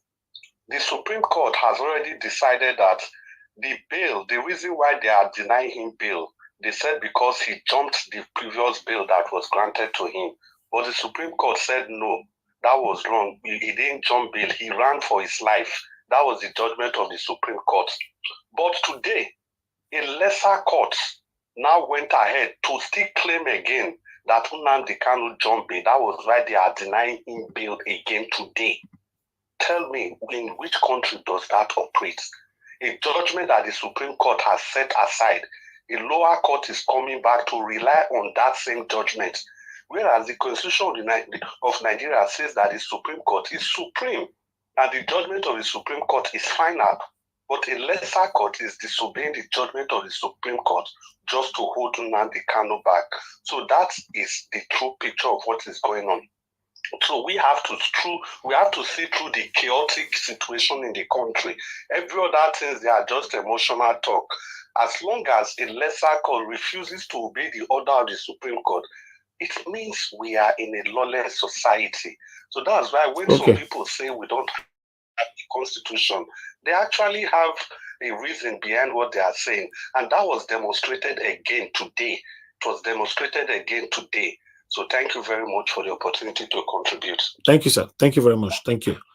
I can see so many people called in and I not pick your call. I want you guys to understand that, you know, when you are calling in like this, most especially when we have a busy time, there's one particular person I want to return his call. it costs so many time, okay. Mazi, I'm calling you back. If you are listening to me, when you are calling, don't give up in calling, no, because the time we take pull gap, now that another person go to take your spot. So that's why you must continue to call until immediately I stop the best way they talk, I'll pick your call. Unfortunately, Mazi, you are not picking, so I've done my part. Let me come to the panel.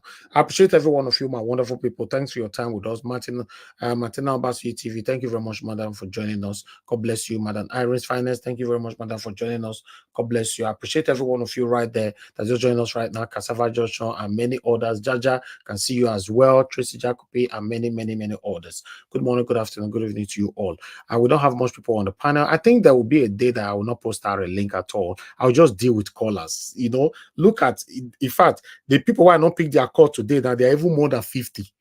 Just imagine. So I believe there will be a day. I'll just say we should dedicate a day for just callers so that I can satisfy my callers. Because it looks like it's cheating and they are not getting better minutes. They are not getting more time. I'm not giving, so it looks like a cheat. But unfortunately, I cannot please everybody. You guys should understand with us. Thank you very much. Oga CM, thank you. You are the first person on the panel today. This is surprising. It's been a while where Oga CM don't carry first for this panel.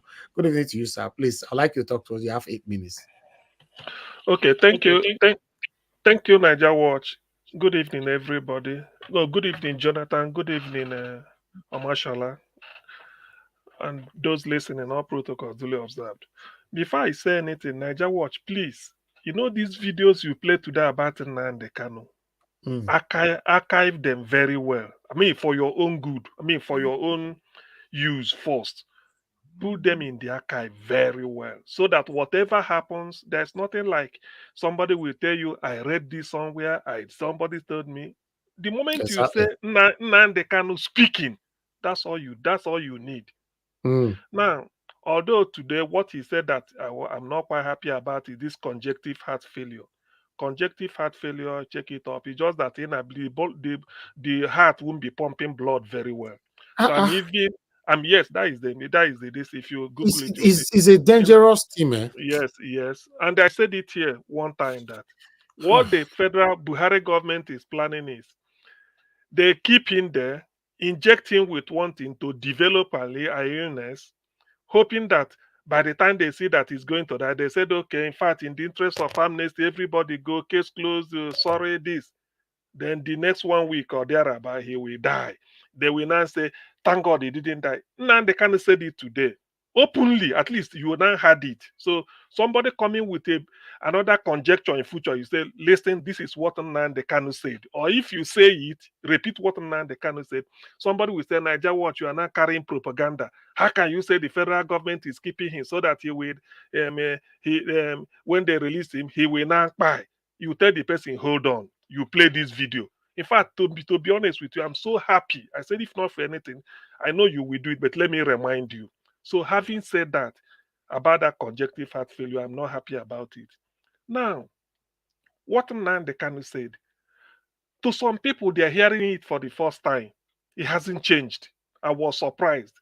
He still maintained what he has been saying 9 years ago.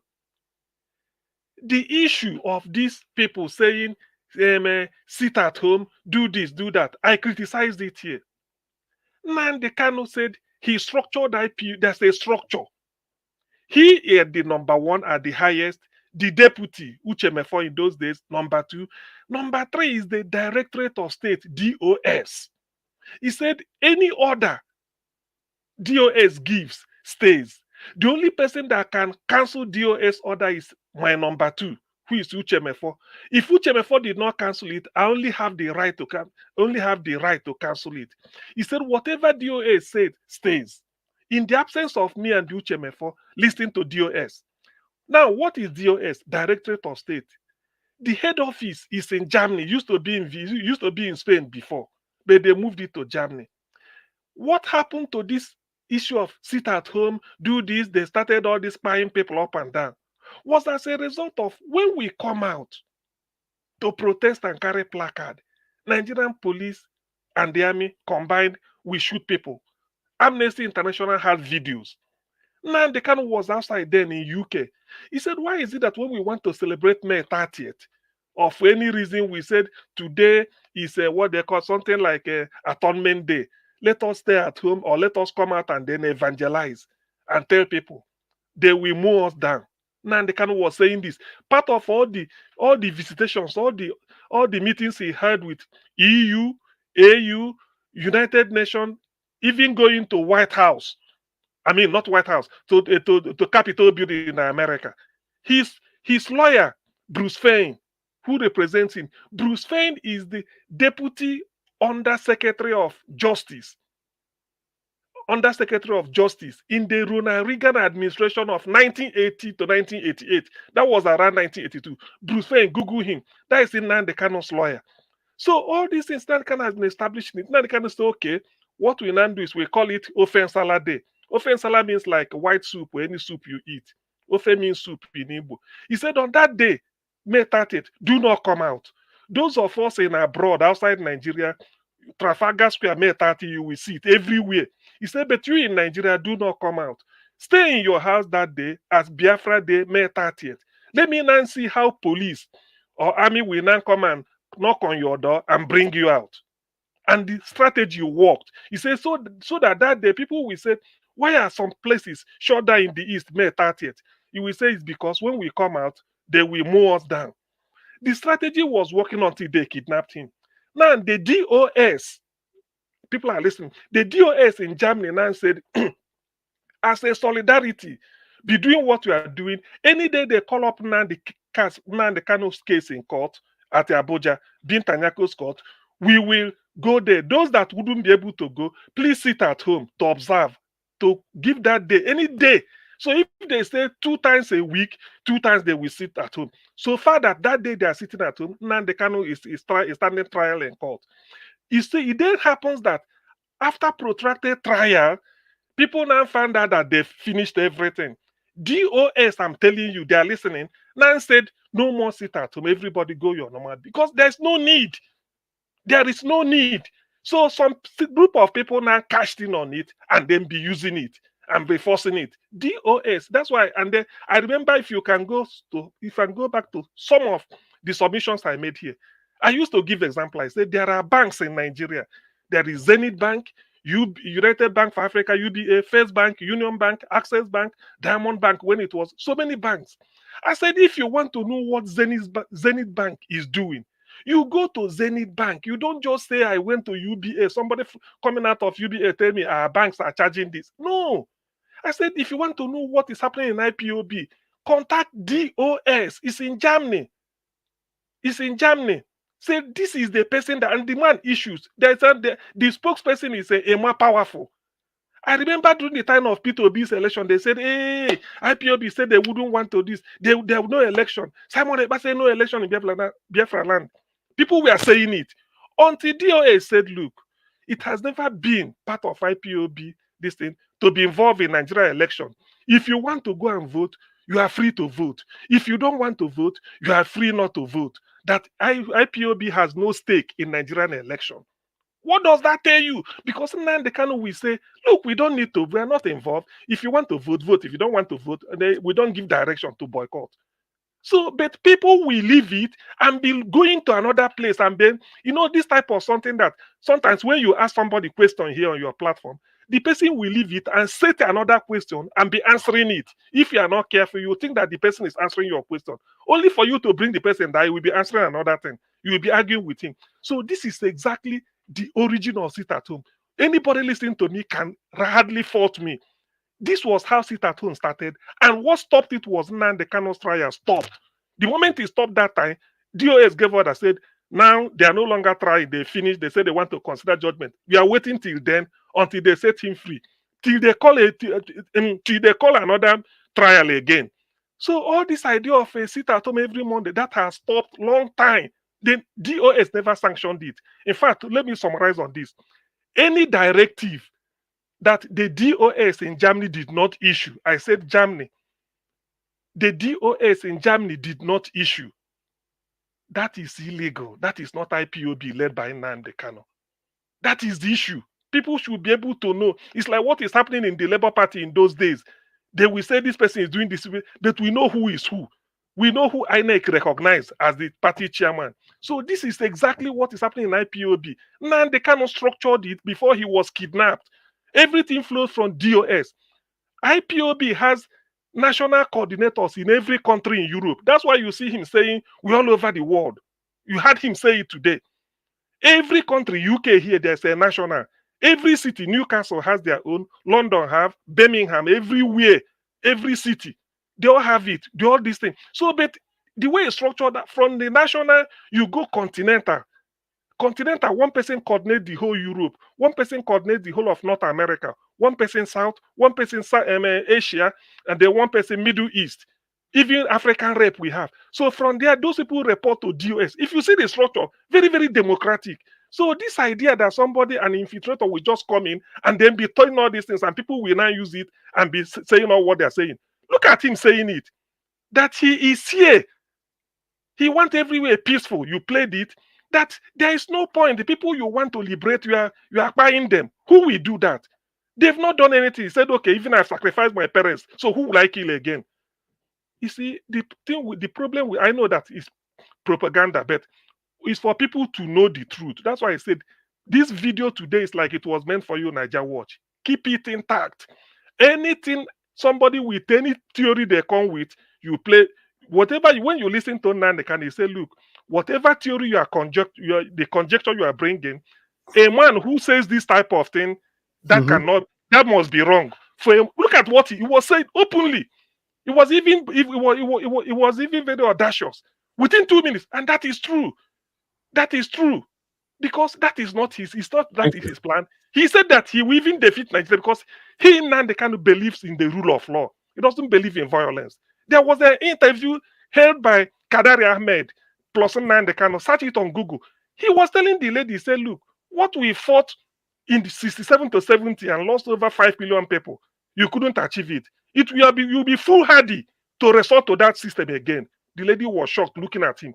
So these are the type of, so that's why some of us, when I hear people say it, I don't give a damn. I feel that it's because Nigerians don't read, they don't like to reason. That's why the morons are ruling Nigeria.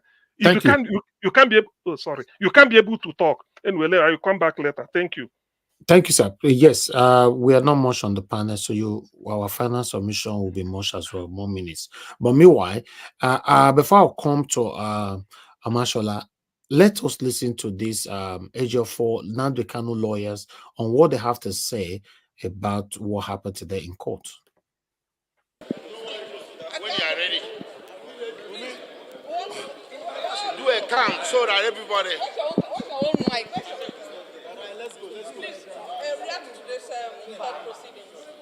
Well, ladies and gentlemen of the media, I think can we have are we going to start all over? Ladies and gentlemen of the media and members of the public, I think it's very necessary that we make very clear what happened in court today. We do not want to call it a travesty of justice because of the respect we had for the judiciary, but we are utterly disappointed that today bail was refused. On what grounds? The Supreme Court on 15 December criticized very severely the revocation of Nnamdi Kanu's bail in several pages, which we are going to make available to the media. At pages 19, 20, and 21 of Justice Agem's judgment, he even suggested that the impartiality of the trial court in revoking Nnamdi Kanu's bail is suspect. We didn't mind all of that, but still we made an application, a fresh application, to my Lord, urging her to exercise discretion to restore Nnamdi Kanu's bail. She refused it without any reason whatsoever. And then we made a second application to accentuate the need for this bail application, pointing to the enormous challenges we face as defense counsel in consulting with Nnamdi Kanu privately and confidentially at the detention facility of the DSS headquarters in Abuja. We are only allowed 30 minutes each as counsel on only Mondays and Thursdays for a cumulative period of 2 hours, twice a week, to consult with him separately. and the federal government is feasting to have an accelerated trial. Yes, we too want an accelerated trial, but we have to have it under an environment that respects Section 36, sub 6, B and C of the Nigerian Constitution. It's all about fair hearing. It goes to the ground norm. It goes to the basic norms of the society that you must hear the other side. And to hear the other side, he has to have an adequate facility to prepare his defense and to consult with his lawyers. It's the Constitution that said it. It's not us that said it. So we came to my Lord with an application and said, listen, it's impossible for us to conduct this trial under this atmosphere of interference with his right to counsel. They eavesdrop on our conversations. In the little cubicle room of 10 by 10 where we consult with Master Nnamdi Kanu, they have secret listening devices and secret photographic and videographic devices. They listen to our conversations secretly, they take our secret photographs, and we adduce this evidence before my Lord. They confiscate our legal documents. They don't allow us to take notes. Pray. You may be lay men and lay women. The general public may not be lawyers, but is this fair? How can you have trial under circumstances like this? It's not possible. So we're not stalling. It is the federal government that is stalling. We can't take notes. So what is the essence of it? We cannot prepare him adequately. We cannot talk with him. We whisper. We put our lips to his ear. We talk sotto voce, and so on and so forth. So this is the essence. This is what happened in court today, where justice was turned upside down when our two applications that go to fair hearing were refused. But we are going to bounce back. There are more applications to come. Are you going to appeal on this ground? Yeah, definitely. Appeal is ongoing as I speak. Today, by tomorrow, appeal is filed. Okay, excuse me. Please, in addition to that, yes. Please. Yes. In addition to that, what happened today is an act of Federal High Court overruling the decision of a Supreme Court. I want you to get it right. Because the Supreme Court said, Nnamdi Kanu never jumped bail, that the court ought not have revoked that bail on the application of the violator of his right, that is the federal government. You cannot benefit from your own wrong. And we thought that the Supreme Court would have exercised its power under Section 6 of the Constitution to make a consequential order directing that Nnamdi Kanu should be released. But they directed that the trial should be continued here, and we should make an application. Of course, we ought not have made any application. Court should have exercised his power discretionary and released Nnamdi Kanu. That they never did. Then, secondly, which is the most fundamental, I have been going there to visit Nnamdi Kanu. They never allow me to exercise my right as counsel to Nnamdi Kanu. And my right was violated. I took DSSS to Federal High Court. Federal High Court warned DSSS, ordered them to apologize to me, and ordered that they should pay me 5 million naira for close to 2 years now. They have not paid that money, and though I just allow it, that's why I have not enforced it, because 70% is running on top of it. Nobody has appealed against it. So now we filed the same application before the court. It's in the court file, asking my Lord to prove that we are not free. Where court has even taken judicial notice of that, but all to no avail. Now the court said that we should apply, since we cannot transfer Nnamdi Kanu to Kuje prison, stating that there is no security at Kuje prison. So that we are now applying that Nnamdi Kanu should be detained, should be remanded in a private house. And we are suggesting Abia State Government House or Abia State Liaison Office. So that is the application. So that is it. Wait.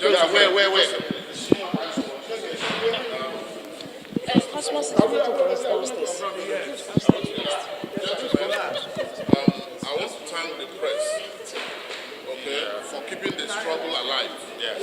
Now, I must tell us something. What happened today in this court is almost like an opportunity lost to bring peace, immediate peace, to the southeast. The Supreme Court had given the Federal High Court the opportunity to bring peace to the Southeast. And they lost it. Unfortunately, they are toying with that opportunity given to them by the Supreme Court. All that the Federal High Court need was to go back to the ruling of the Supreme Court and follow it and give back the bill it had previously withdrawn. And then you will see absolute peace in the Southeast. But with what happened today, it's obvious that certain persons don't want that peace to return to the Southeast. And we are imploring members of the public to please continue to interrogate the reason why the Supreme Court judgment of 15 December 2023 will not be complied with by a Federal High Court. Yes. We need a Federal High Court to simply obey the orders of the Superior Court. A court, look, you did not employ the judges of the Supreme Court for the sake of employing them. Whatever word they utter from their mouth touches on something fundamental. And in this case, in other circumstance, what is fundamental is Nnamdi Kanu did not jump bail. You have no reason to have revoked his bail. Restore it. And the Federal High Court is kind of toying and playing around with it, thereby continuing to create the chaos in the Southeast, thereby continuing to make the federal government waste money. Do you know how much the federal government is spending every day Nnamdi Kanu is coming? They told us they spend 500 million naira. Somebody is signing off that check. Somebody is signing it off. Who is signing off? Who is making money from it? Extra allowances are being paid to all the security men who are in Abuja because of Nnamdi Kanu. It's your money. Wait, and we have been saying, the case of Nnamdi Kanu is not such that we need to spend scarce resources on. The federal government is crying about money. They don't have money, but they have all the money to pay all the security agencies. If you go outside, not less than 1,000 security agencies are on patrol in Abuja because of one single man. And tomorrow they will tell us they don't have money to pay salary of workers. So we need them to be reasonable. We need them to do the right thing. We need them to do the proper thing. Wow. Una don't hear am. Now, wow, what a country. What a country. Somebody is making money from Nnamdi Kanu's head. Every day, 500 is it? How many did he say? Yes. 500 million is it? 500? 500 million. Signing just to keep saying because Nnamdi Kanu he said you see, this is a franchise, just like Boko Haram. Anyway. This is terrible. And whoever that is behind or collecting that money know that if you release Nnamdi Kanu, the money go stop. So obviously the person whoever that is in charge, this group of people would not want him to be released if this is true. So that is it. And I like the fact that the lawyer also said that there is somebody that doesn't want peace to be restored in the East. Now lawyer talked that one. So although they keep talking in riddles, just hit the nail on the head. Anyway, let me move on to the next person to hear from the next person. Thank you very much, my people. I appreciate you all. Let's just from Mashallah. Okay, Mashallah, it's good to have you on the show. Good evening to you. Good evening. Good evening, Nadia Watch. Rashid, and good evening, Mr. Jonathan. Good evening. Today's panel talk today is like continuation of yesterday's talk, where Madam looked ended. Let me start from Delta State. Yesterday was so sentimental, supporting the army. But now I can now see from that yesterday to today, I have made calls. Before my message yesterday was, I said, this issue, the Nigerian military will make life miserable for people in that place. And they have started it. Those people will not get supplies of food again. Those people in the river. The videos they were showing there are just villages, people staying along the mainland. That is not the village. The village is in the river. That is where when you are going to Port Harcourt, you pass through those places. That is not where the village is. The main village is behind where the river is. And those are the ones suffering now. Now, you can see journalists trying to get information.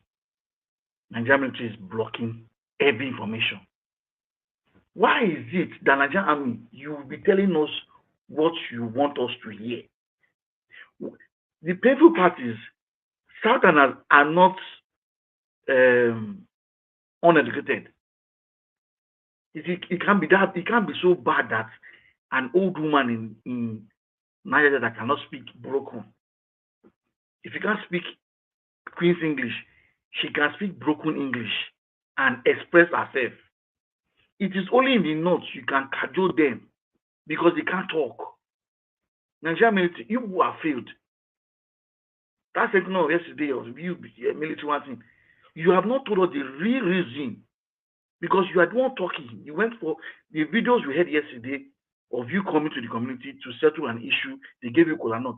For the fact the villagers has given you kola nut, that means they have welcomed you. An average Southerner, anywhere, even you are doing marriage, you bring kola, they give you kola, you accept kola. That means they have accepted you heart with all their heart. And then from nowhere, they say they ambush you. You need to let us know the truth. Allow journalists to go in there and get the real information. You cannot gag deltas. And the painful thing is, just like the Southeast, where Nnamdi Kanu was supposed to release today, which I knew they would not release him. I knew from day one that they won't release this guy. I knew. And they will still need to explain the reason why. And the next application, they will still give us another excuse. Nigerians, Nigeria is gradually slipping out. Tinubu, don't play with a Niger Delta person. You are playing with fire. Whatever game plan you and your military have, you are better stop it now. See, neither not be Igbo people. Make I begin speak broken with you. We not be Igbo people. An average Niger Delta worry person, there's always been issue with Shekiri and his job. We get our own. Yorubo, his job, we get our own. Every those communities, and they all intermarry. We are used to it. So don't use the fact that we quarrel to come and make trouble, or you want to bring your Ruga. That is your plan, and it will not work. You had better back out. You had better back out. This is how we started NSAS. NSAS started in that state Ugeli. Don't think, because Fela sang a song one time. Poor man sit down for Jangago wake up. These people are poor people. They are managing their life. Don't go find trouble. Federal government. Don't go and find trouble. Because I don't know the reason why you have so much military people there. People can do their business. Because you will frustrate them. And average data, don't get them frustrated though. Because they are managing. Don't get them frustrated. If you frustrate them, they will bring their anger out. That's the truth. Nnamdi Kanu, I'm happy he spoke today for the whole world to see. Ever since he's been talking, I didn't used to believe him until when I sat down one day and listened to his talk before he was arrested. And he said so many things. He has so much information that the federal government does not need to speak. Because when he was speaking, people were not listening. If this man has the opportunity to speak for one day, Nigerians will open, their brain will open. Because the things I've heard from this guy, the same person said, your next president is Tinubu. Are we not saying it now? The same person said then, that time, the Buhari is not existing. Check his picture. For this guy, as a media person, I don't know how he got that information, but said, check pictures of his pictures that he said this a particular site you go and you get these media pictures of all presidents. When he said it, I was like wondering how is it possible? But I saw it, but just like people say, okay, it's not, we left it that way. If he comes out, those ruling Nigeria, those eating Nigeria raw, they will all vanish. Nigeria is not working because people are benefiting. Just the same way the lawyers were just said it just now. Somebody is benefiting for the fact that he's in DSS.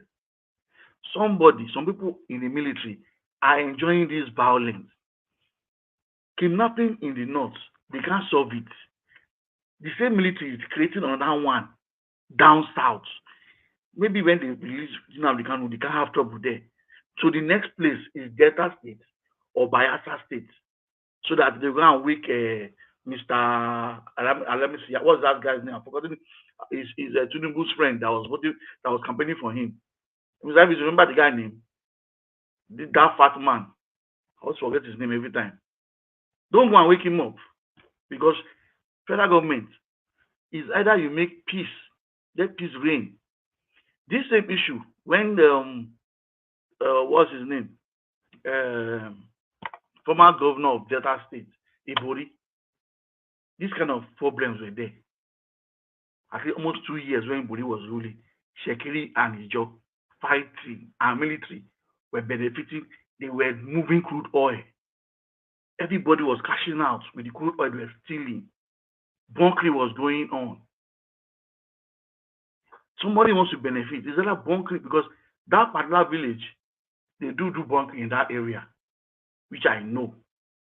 And nobody will tell me I don't know. I've seen them doing bunkering. I've seen people coming out very late in the night looking haggard. And in the night you see fire everywhere. And you would think it is the real gas flaring from the oil reserve, which is not. So Nigerian Army, some way, somehow, we will get the real truth. You will not come and use Delta State to lie and do your propaganda for Tinubu. It will not work. Thank you, Nigeria Watch. Thank you, Oga Mashallah. Thanks for your submission. Let's come to Mr. Jonathan. Mr. Jonathan, are you there with us, sir? Good evening to you. Please, I'd like you to talk to us. Mr. Jonathan? Mr. Jonathan is not available right now. Yes, I would like to quickly take another calls. For those of you that want to call in, because we don't have enough people on the panel, I would like to take 4 calls before I have a final submission. You know, if you want to call in now in 10 seconds, if not, I'm going back to the panel. In 10 seconds, I'll pick calls. If you're hearing me, 10 seconds, I have 5 seconds to go. Okay, the first caller is already here. Thank you very much, sir, for calling back again. Mr. Shimize, please talk to us. You have... Yes, Nigeria Watch. Yes, you have 2 minutes, sir. 2 minutes. Yes, what I'm saying about issue of Alapasa, you can't be telling me what is going on when he was saying everybody is a human being. We all created by God and we all born by woman.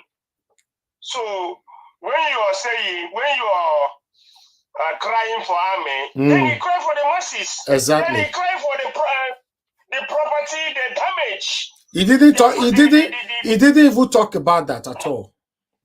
No, he never said anything about that, which is very bad.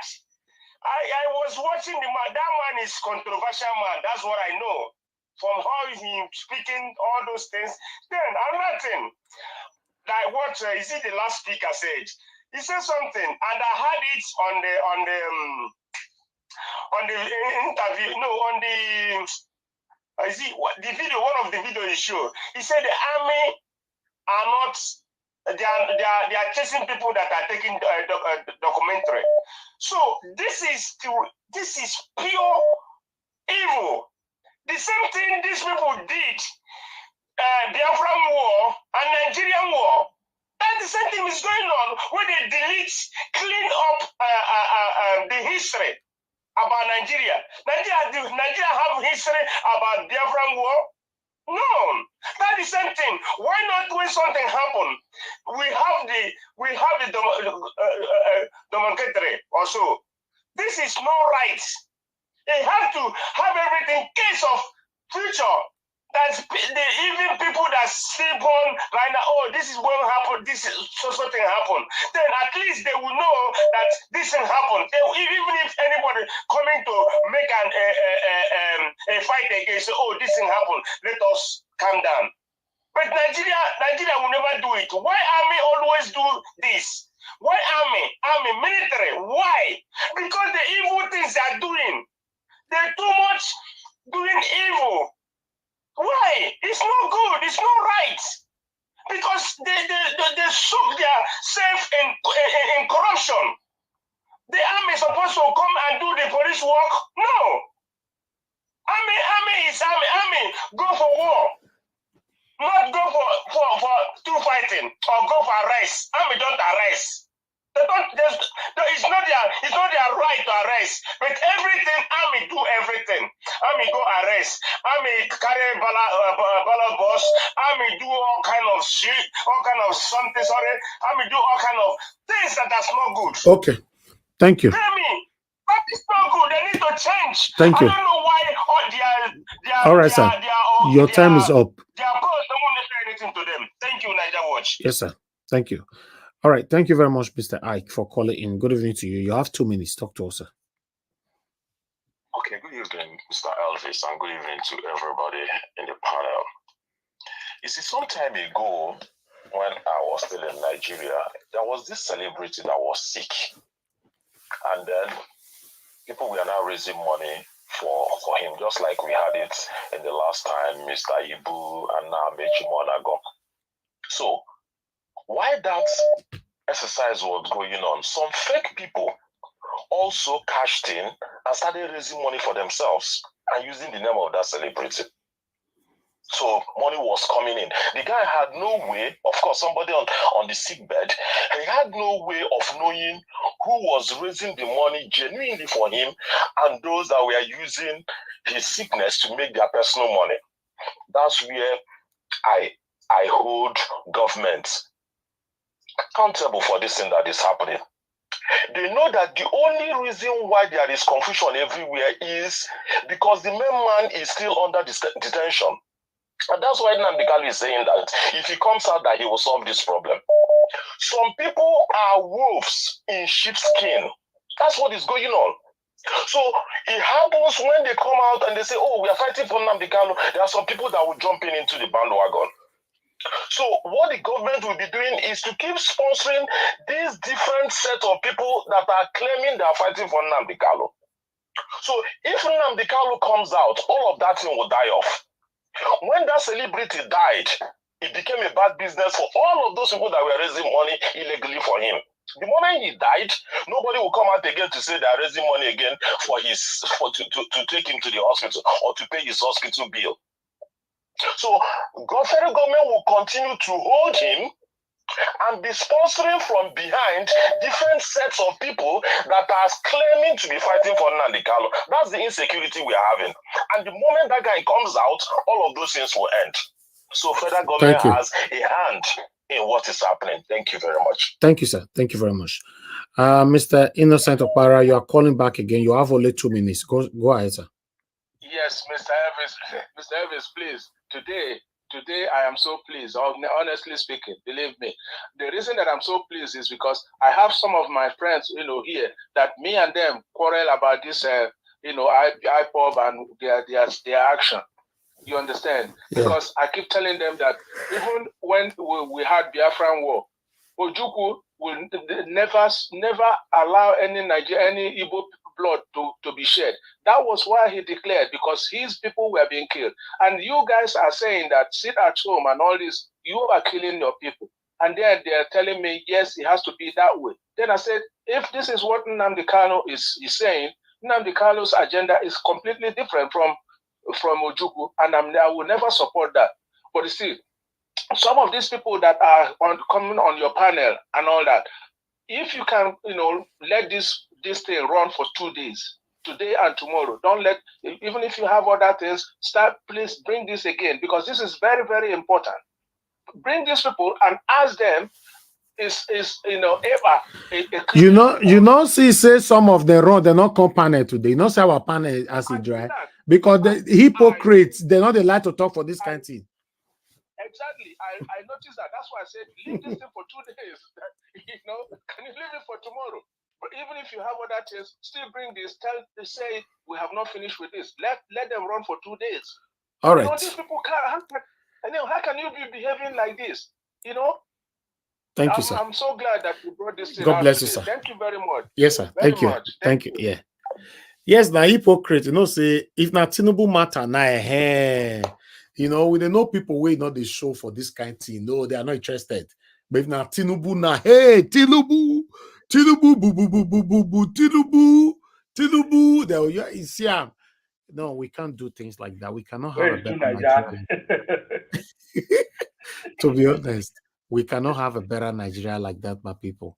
The only way we can have a better nation is for you to stand for what is right, is for you to call out anybody, regardless of the person he is. Even though it's your father, your mother, whoever the person, you call them out. That's the only way we can have a better Nigeria. When you are practicing sentimentalism, biasness, and all that, and you say you want a better Nigeria, how are you going to have it? If Mr. A is practicing biasness, you are practicing, Mr. B is doing the same thing, C is doing the same thing, then we all are deceiving ourselves. When it comes to you, no, you don't want to talk about that. No, you are not interested. Now my mama, my papa matter be this, I don't want to talk put. But if my person, other person, papa, mama, something you want to talk put. Oh, that's why you see, I will continue to have issue with some of you on this platform. Why? Because me, what I'm standing for is quite different from what many are standing for. I stand for truth. Truth, regardless of whoever you are, I stand for truth. And I'll continue to say it how it is. God bless you all.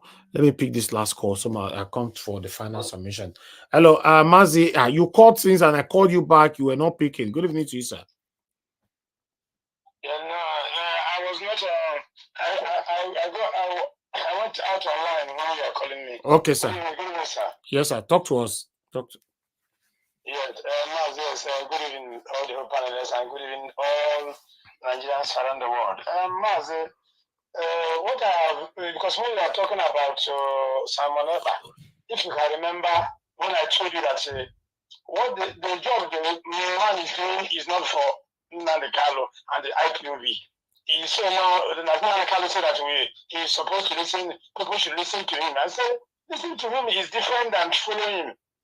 People are doing that. It's like they are following him. Now, he has already created a government in Israel and prime minister in Finland. I want to tell all Nigerians and all Biafrans around the world, if you sit at home, you are doing sit at home every day. You can't see that there is family. If they do not go out, they cannot eat. If they do not go out a day, they cannot eat. So doing sit at home, sit at home is killing our people. That is why Nnamdi Kanu said that thing must stop. And this man, because he's working with Nigerian government, they are building another empire. They are building another man to support the Biafran agitation. So that's what that foolish man is doing in Finland, killing our people. Let Nnamdi Kanu say that if any Biafran blood was wasted, Biafra will not come again. I don't know you hearing it from me. So I don't have what to say. Thank you. I want to say that Nigeria should believe this man, let him go and see his family, and all those problems Southeast will go down. And then we will see. When you come out again and say, Nnamdi Kanu said. Thank you. Thank you, my brother. Thank you, sir. God bless you. Thank you. Yes, sir. All right. Jaja, you said, let me put your comment on the screen. You said, Mr. Elvis, at this point, you might lose some panelists because of your genuine and honesty. That is fine. Truth pays. Yeah, for me, I don't really care because I've mentioned that so many times on this platform that I will prefer to stand alone as long as I know I'm saying the truth. That's all. You know, if you are a genuine human being, you shouldn't support sit at home. Yeah, because the people you are telling to see, in fact, we don't sit at home to eat. That's the problem. Talk less of sitting at home. Nigerians not sit at home as hunger they land. So many of them are hungry. They don't sit at home. Talk less of you forcing them to sit at home. Just look at the situation of our country right now. People are on the street, they are hungry. Now you are forcing them to sit at home, even though it's for 1 hour. So that is my stand. Yes, I'm not against anybody agitating for Nnamdi Kanu to be released. I have never been against that. But you punishing your own people, it doesn't make sense, no matter how you want to explain it to me. So the one losing panelists or not losing, I'm not interested. As long as I have genuine people here with me, then I'm good to go. Yeah, I'm good to go. Do you know how many people call us a day? If I want to pick everybody's call, we'll not live here. If you are fake, you don't even need to come here anyway. Yes, we are not begging you to come here if you are fake. If you can talk about my father, you don't want us to talk about your father. or you can talk about someone else's sister. You don't want us to talk about your sister. There's no need. If you can talk about A, be able to stand and let them talk about B, which are affiliated with you. You know, we can't continue like this now. We can't have a better country like that. You know, Nnamdi Kanu, everybody, if you're a genuine human being, should be celebrating today, hearing that voice alone. Nothing changed in his voice. For the first time, I believe this is the first time they allow him to speak anyway. Nothing changed. As I hear it, I say, wow. Wow. See the vibration, the energy. Eh? How can you say you are fighting for Nnamdi Kanu to be out? You are telling people to sit at home. Don't come sit at home. You destroy their business. Eh? It's somehow, man. It's somehow. But meanwhile, before I come back to the panel, a lot of people are still calling in. Let me quickly speak to Mr. Oscar. Thank you very much, sir. I'm returning your call. Please just speak now. Thank you. I like people when they pick straight away when I return their call. Good evening to you, sir. Please talk to us. You have 2 minutes. Hey, Brother Elvis. Yes, sir. Good, how you doing today? I'm fine, sir. Thank you. Listen, I just turned on the show, and fortunately, you are doing this issue of a sit at home. I have sounded so much warning to my people about this sit at home issue. All of a sudden, the Igbo race that is supposed to be one of the smartest, one of this, you hear my wordings here, one of the, I didn't say the smartest in Nigeria. All of a sudden, some of them started turning to Mumu. What do you mean sit at home? The first question I posed to them is, what is the benefit of them sitting at home every Monday? What is the benefit economically to our people? Oh, because we are protesting again. Do you think the Nigerian government gives a damn? What is the point? This Simon Ekpa of a guy, I have said it over and over. This man does not represent Igbo people. He is there in Finland issuing orders for the killing of the people that you are supposed to be fighting to protect. Does it make any sense to anybody? He had unleashed so much criminality in Igbo land. And I'm like, when I hear these people come to talk shows and talk rubbish about fighting for Biafra, Igbo people, these are just bunch of garbage people in my own town. This is not the right way to go. How can you turn around, start destroying your homeland that you call your place in the name of fighting for freedom? Labeling yourself the prime, who made you the prime minister? Was there any plebiscite on referendum in Igbo land about this Biafra? The only Biafra I have always said for the Igbo people is Biafra is a spirit that stays in every Igbo man's heart. Anybody who is Igbo, Biafra is a spirit for us. Let's join together, build the Biafra that we want in Nigeria. Not this, I don't really want to go there. The only thing I advocate for my people, let's turn Igbo land into the heaven of industry in Nigeria. Come on, all this killing going on is not necessary. Thank you. Let them stop unleashing criminality in our homeland. That's all I'm asking for. Thank you, sir. Let's be united as one people and progress Nigeria together. Thank you so much for God bless you, sir. this. Thank you very much, sir. God bless you. Thank you. All right, my people. Okay, Chukuno, so you're calling in. Okay, let me quickly pick your call. Thank you very much, Chukuno. So good evening to you. Please talk to us. Yeah, hello, Mr. Nigeria. Good evening, sir. Yeah, Thank you. thank you. On the subject matter for the day, I for one, I knew that they would deny him bail, and the court has said that they should be accelerated hearing. But it's unfortunate to hear the kind of amount these really people are collecting. So that means Nnamdi Kanu is now a money-making venture. So I don't know. Maybe they feel that I don't know. I wonder why they are spending. It just shows you that everywhere in Nigeria, the government will turn insecurity to money-making venture and everything. It's just sad. It's just really sad. And again, for this, what is it called? This Delta massacre. Nigeria Army, for them to strip the whole governor of even his official journalist, it's really unfortunate. So the governor of a state cannot even be allowed to go with his protocols to see what is on ground. Then I don't know. It's only a fool that will actually believe the version of Nigeria Army story, because that was exactly what happened in toll gates.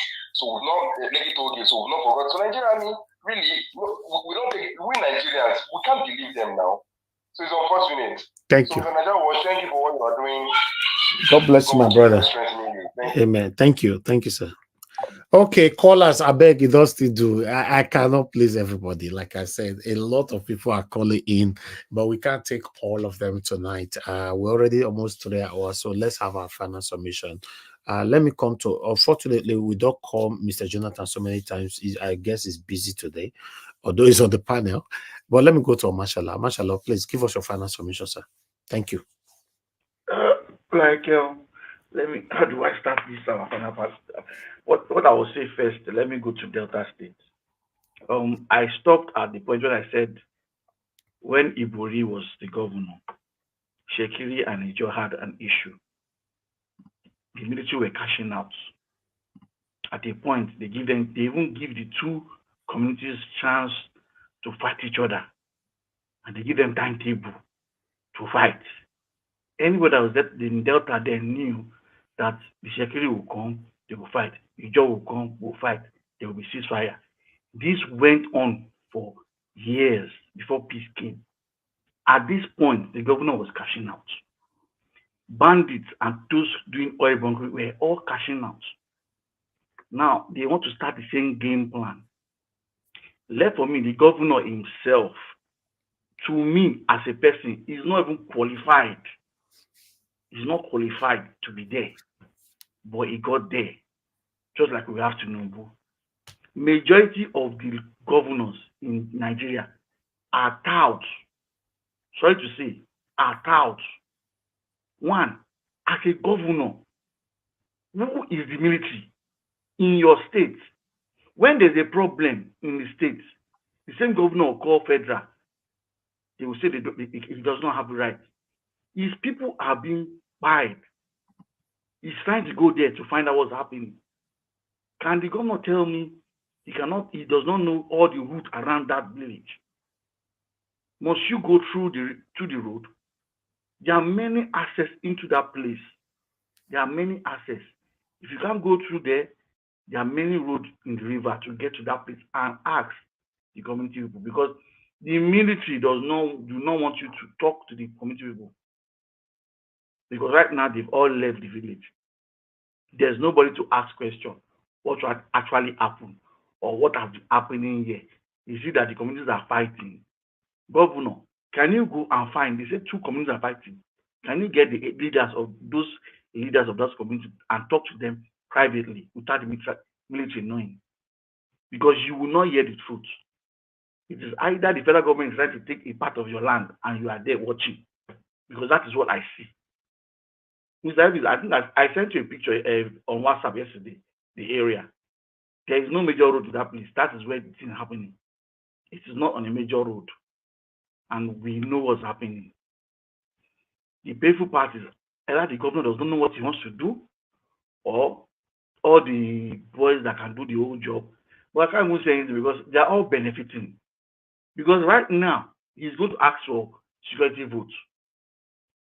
Because they are all making, the lawyers have said for Nnamdi Kanu, federal government is making 500,000 on his head every month of every day. So the governor is going to ask for security vote. His money will go up.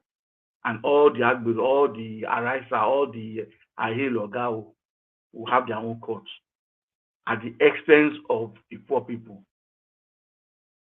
Deltans, shine your eye. Do not let them start taking your land because it is very easy. The place in question, people hardly go and stay there. There's no development there, so they can easily take it. For Nnamdi Kanu,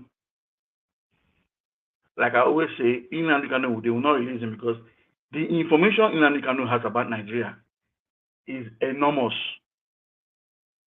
and they don't want him to talk. For you, those who have not seen him talk before and watch this video today, this man has authority.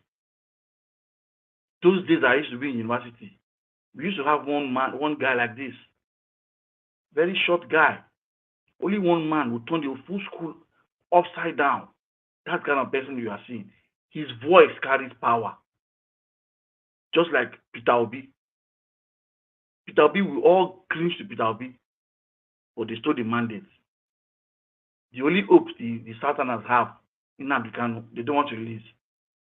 Because they know the day they release him, there will be peace and all the atrocities will be open.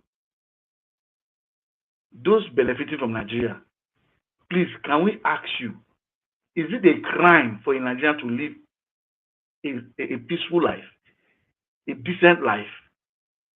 Is it a crime that an average Nigerian will not see what the world looks like unless he travels out of Nigeria? Is it a crime for a child to wake up in the morning and say he's going to school and you let your child go to school and come back peacefully? Is it a crime that people work and they're being paid end of the month? Is it a crime that we all grew up and God put our descendants to Nigeria? What have we done? Thank you, Madam Rita. You people travel. You travel to this place where we are. You come here and you live like human beings. Is it that there's something in the air that the plane will pass through and your brain will change?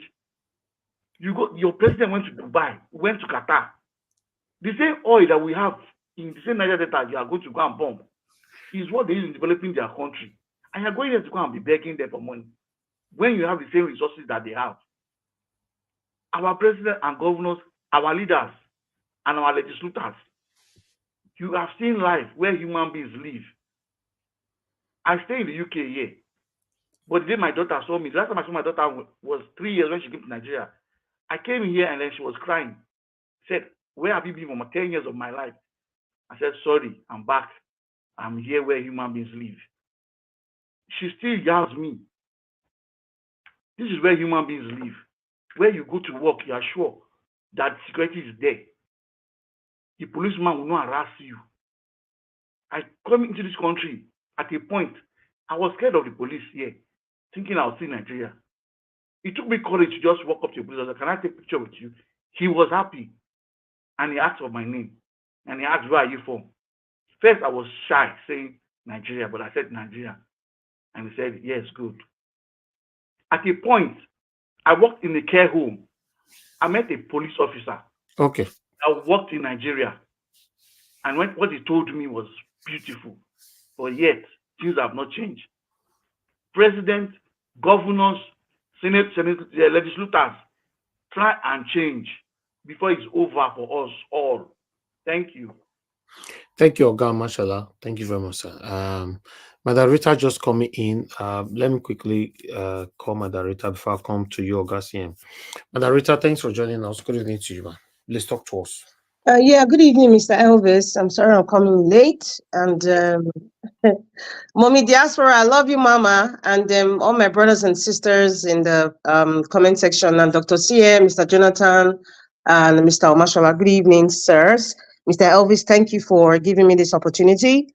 I really wanted to join this panel like a while ago, but You know, things happen, and you know, this is why I'm coming late, Mr. Elvis. I'm sorry. I know that you're closing. Thank you for accepting me. Nnamdi Kanu. No, nothing at all. Thank you, ma.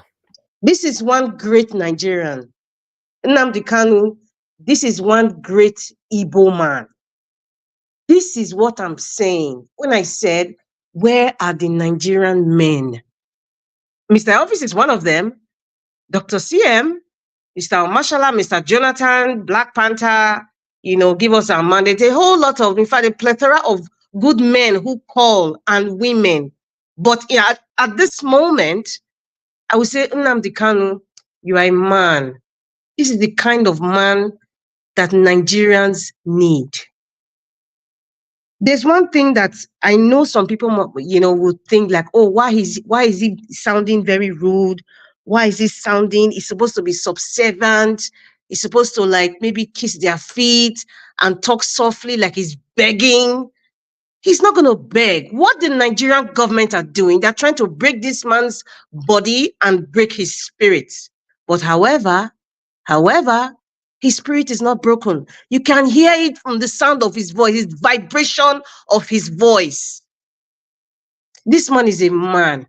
If there's an Igbo man that I really, really admire, one of them, I mean, Chuba Okadibo is one of them that I really, you know, I believe he's one of the best senators Nigeria has ever had. That's my opinion. And the second person, in fact, I would say, yeah, I'm looking at the second person might be my president, Peter the Rock Obi. You know, and I'm talking of my lifetime of what I experienced. And the third person I would say is Mazi Nnamdi Kanu. These are great Igbo men. These are great Igbo men. At this point, I don't want to even say Nigerian because we're not even a nation. This is a business. Nigeria is a business center. It's a business center called Nigeria. That's what we are experiencing right now. But this is a great Igbo man. We should celebrate him. I am proud of Nnamdi Kanu. I'm proud of his tenacity. I am proud of his outspokenness. I am proud that he's proud to be who he is. I am proud that he knows who he is. I am proud that he understands his mission, his purpose in this world. I am proud of him. I am proud of him. Nnamdi Kanu, well, some people will be saying that, why is he talking the way he's talking? Yes, he's sending a message with the tone of his voice. In case some of you don't know, he is talking the way he's talking because he's trying to tell the federal government, the oligarchs and the caliphates, like, no matter what you do to me, I am still standing. I am still standing and I am still speaking. I am still Nnamdi Kanu, the man. Is he from Abia State or Imo State? I guess it's from Imo State, right? Someone should correct me. Abia. He's from Abia State. Abia State. Yes, he's trying to tell you, I am the son of my father. I am the child of God. I'm still standing now. Even if these so-called people think they have powers, they have no powers. That's why he's trying to give people encouragement that no matter the travels you face in life, no matter if you have government against you, still stand, still speak and still stand for the truth, even if it means you are standing alone. That's what's going on with this guy. And Mr. Elvis has said it like, listen, I stand for the truth. That's why I love Niger Watch. I love this program. I love this serious channel because Mr. Elvis is always saying, like, I'm not kissing anybody's ass. I know what I believe in. I know what I stand for. It's an inspiration. Take it or leave it. I know what I stand for. And if I'm the only one in this panel or in this show, I will talk and I'll click and wish everybody goodbye. These are the kind of men Nigeria needs now. These are the kinds of men that this generation needs. We need outspoken men that are standing for the truth because we have so few of them. So few. Compared to the many evil, demonic ones all over the place, left, right, center. So when he speaks, he speaks. When he speaks, everywhere goes silent. That's what I'm talking about. That's exactly what I'm talking about. This is a real man. And anybody saying that he's talking, he will never be subservient. He will never beg for the useless Nigerian government. Because what he's doing, is even doing for the benefit of all. Check it out, people. Check it out. I know some of you listening. You say, what's she talking about? About Nnamdi Kanu, his this, is that. Yes, but can you come and sacrifice your life, sacrifice your parents? Can you do that? If you can't do that, Enter house before I use one bad word on you. Enter house if you're over there listening to me and think that this man just caused problem. He didn't cause any problem. If you can sacrifice your family, sacrifice your parents, sacrifice your home for the sake of over 200 million people, if you can't do it, just enter house. Don't even talk. Margarita, talk to them. Talk to them. Just enter house. Enter house. Those of you who are biased, those of you who listen. There's something that you guys need to learn. If you do not want to be teachable, enter house and stay with your ignorance. If you know that you don't want to be teachable, enter your empty barrel inside house. Just enter there. If you don't want to learn, if you don't want to understand, just take a look at this man. He's still standing. He even still looks good to me. He still looks good because the glory of God is upon this man. The Holy Spirit is with this man. I am telling you, irrespective of what is going on, just look at his voice alone. Look at the way the voice, the echo. It's vibrating through the TV. You can imagine if you're in the court there. Listen, the enemies, the caliphate, the evil ones that they think that because they think that they have human power to do what they are doing, they are vibrating when they say that his voice is sounding very healthy. You think it's ordinary? You think this is an epitome of touch not my anointed. If in case not just fraudulent pastors. If I let me not go there now with pastors. This is the epitome of touch not my anointed. Peter Obi is one of them. No matter what people do, no matter the incarceration, no matter what the Kenyan government betrayed themselves, not all they betrayed themselves, no matter what the caliphate or whether you say is some Igbo people or whatever people that are against this man, that is keeping this man there, be careful, oh. Be careful. Somebody said the other day, Mr. Elvis, wasn't on Sunday, you had a program when somebody was talking about heaven and hell. It's real. I keep talking about that Hebrews. I think a lady corrected me and said, is it Hebrews 1:11 or so? I said unseen. Faith is the substance of things hoped for, the evidence of things unseen. The key word in that sentence for me is unseen. It means that there are unseen things that we cannot see. So we all need to be careful. Nigerian government, be careful. The people behind the Nigerian government, be careful. This is a man. This is a man. Nigerian government, release this man. Just released him like yesterday, like last year. Release him.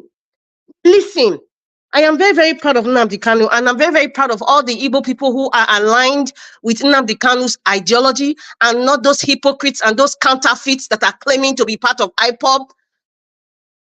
This is the time to even repent because this general has spoken. If you know that you are stealing people's farmlands or you are intimidating people, I think Mr. Elvis, you played one time, one day market woman, I can never forget that. That thing really hurt me. And she was selling just vegetables. I'm sure that's what she picked from her backyard and they were kicking it out as a source of livelihood. That cannot be IPOB. That is demonic. That is criminal. That is criminal. The one that called himself Google and Ekpa in somewhere in Europe, I can't mention his name is not important. The Google and Ekpa man that is in Europe, they're fooling himself. Those of you who are following him or the ideology, this is the real McCoy talking to you. That's Nnamdi Kanu. This is the real McCoy talking to you. You better listen to this man and forget other counterfeits. The one we know, Nnamdi Kanu, now they talk so. Real McCoy is the real deal. So if you like, go and be forming your own ideology. Where we are today is where we are today. And me, I do not support the sit-at-home order.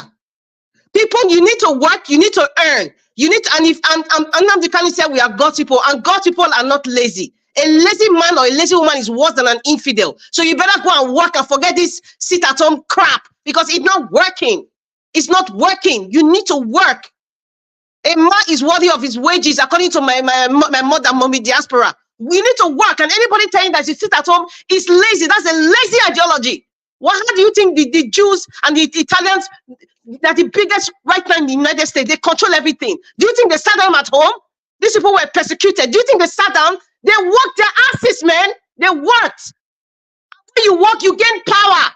You gain resources, you gain connections, not sitting at home and being lazy, taking advantage of weak people in the name of what? You are stealing somebody's ideology. You can never be successful.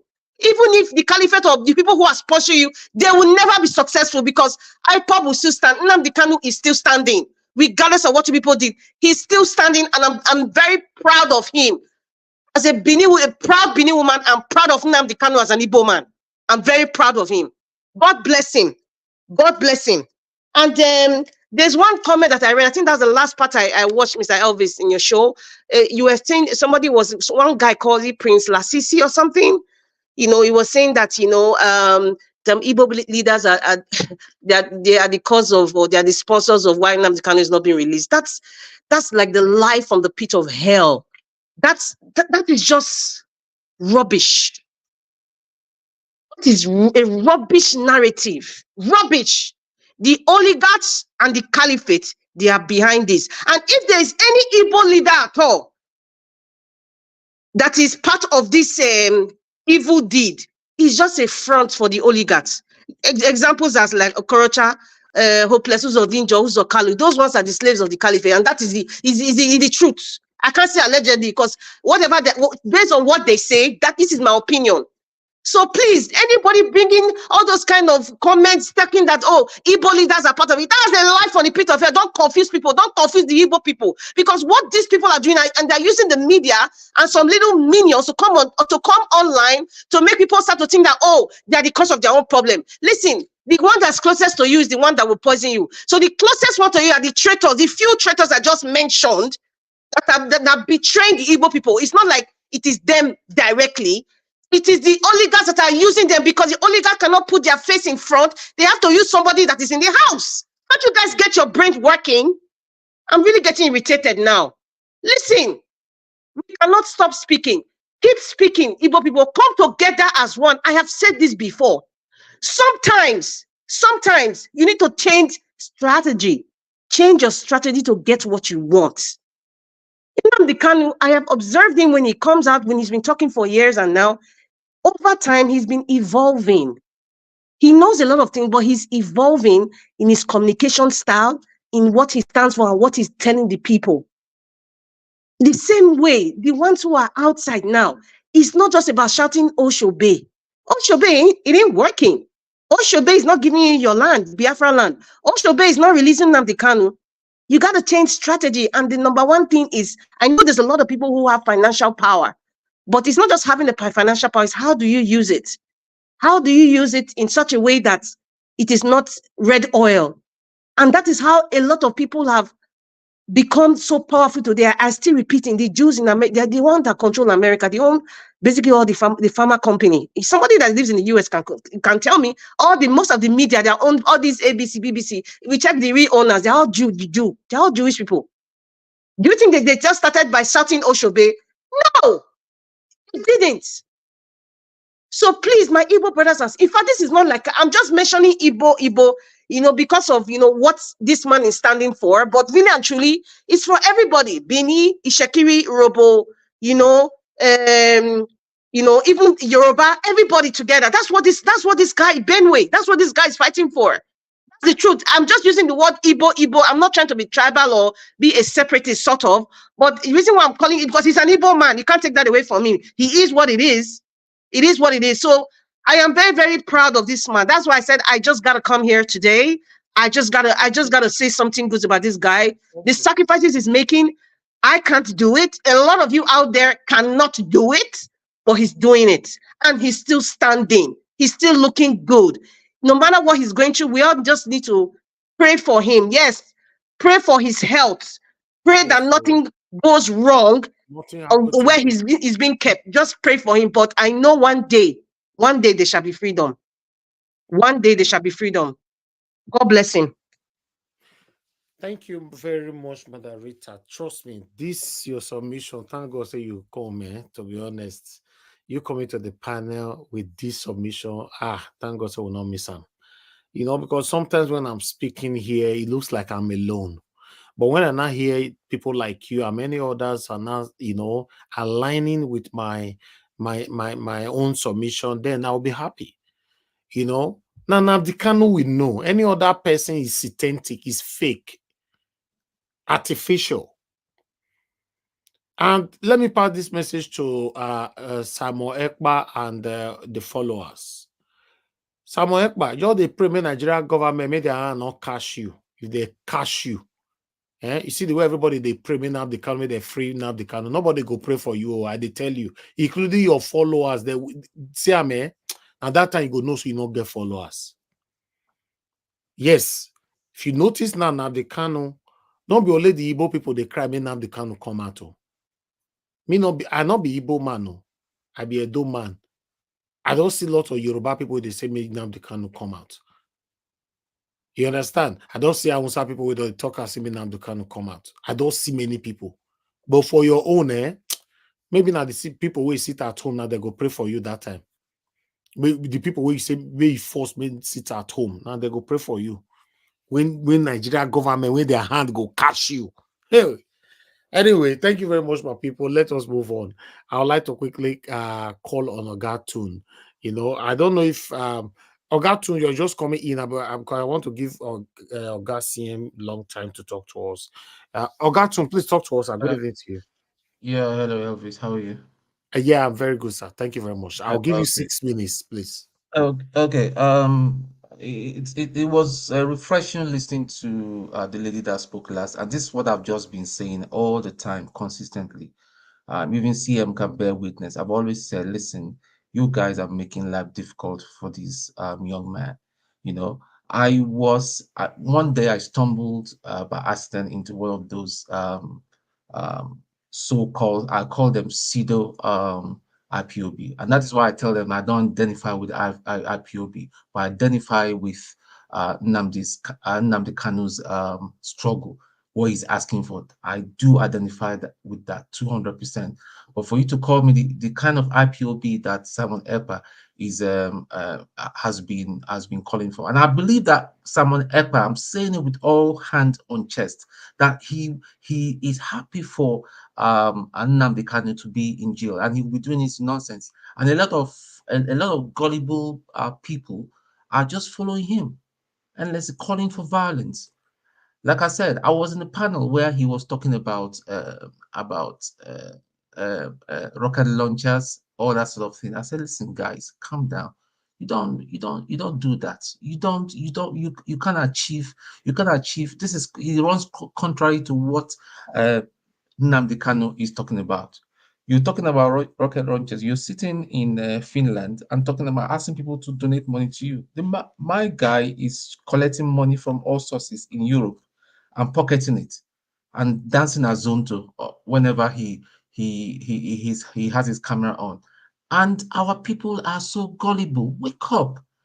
Wake up. This guy, this is not the way to go about it. Wake up, wake up, wake up, wake up. We need to be cerebral. And that is what everybody heard Nnamdi Kanu. There's no point repeating everything. He has said it. Anybody that stands for violence, and attacking somebody because they did not observe one sit at home or the other is a criminal. I've always been saying it.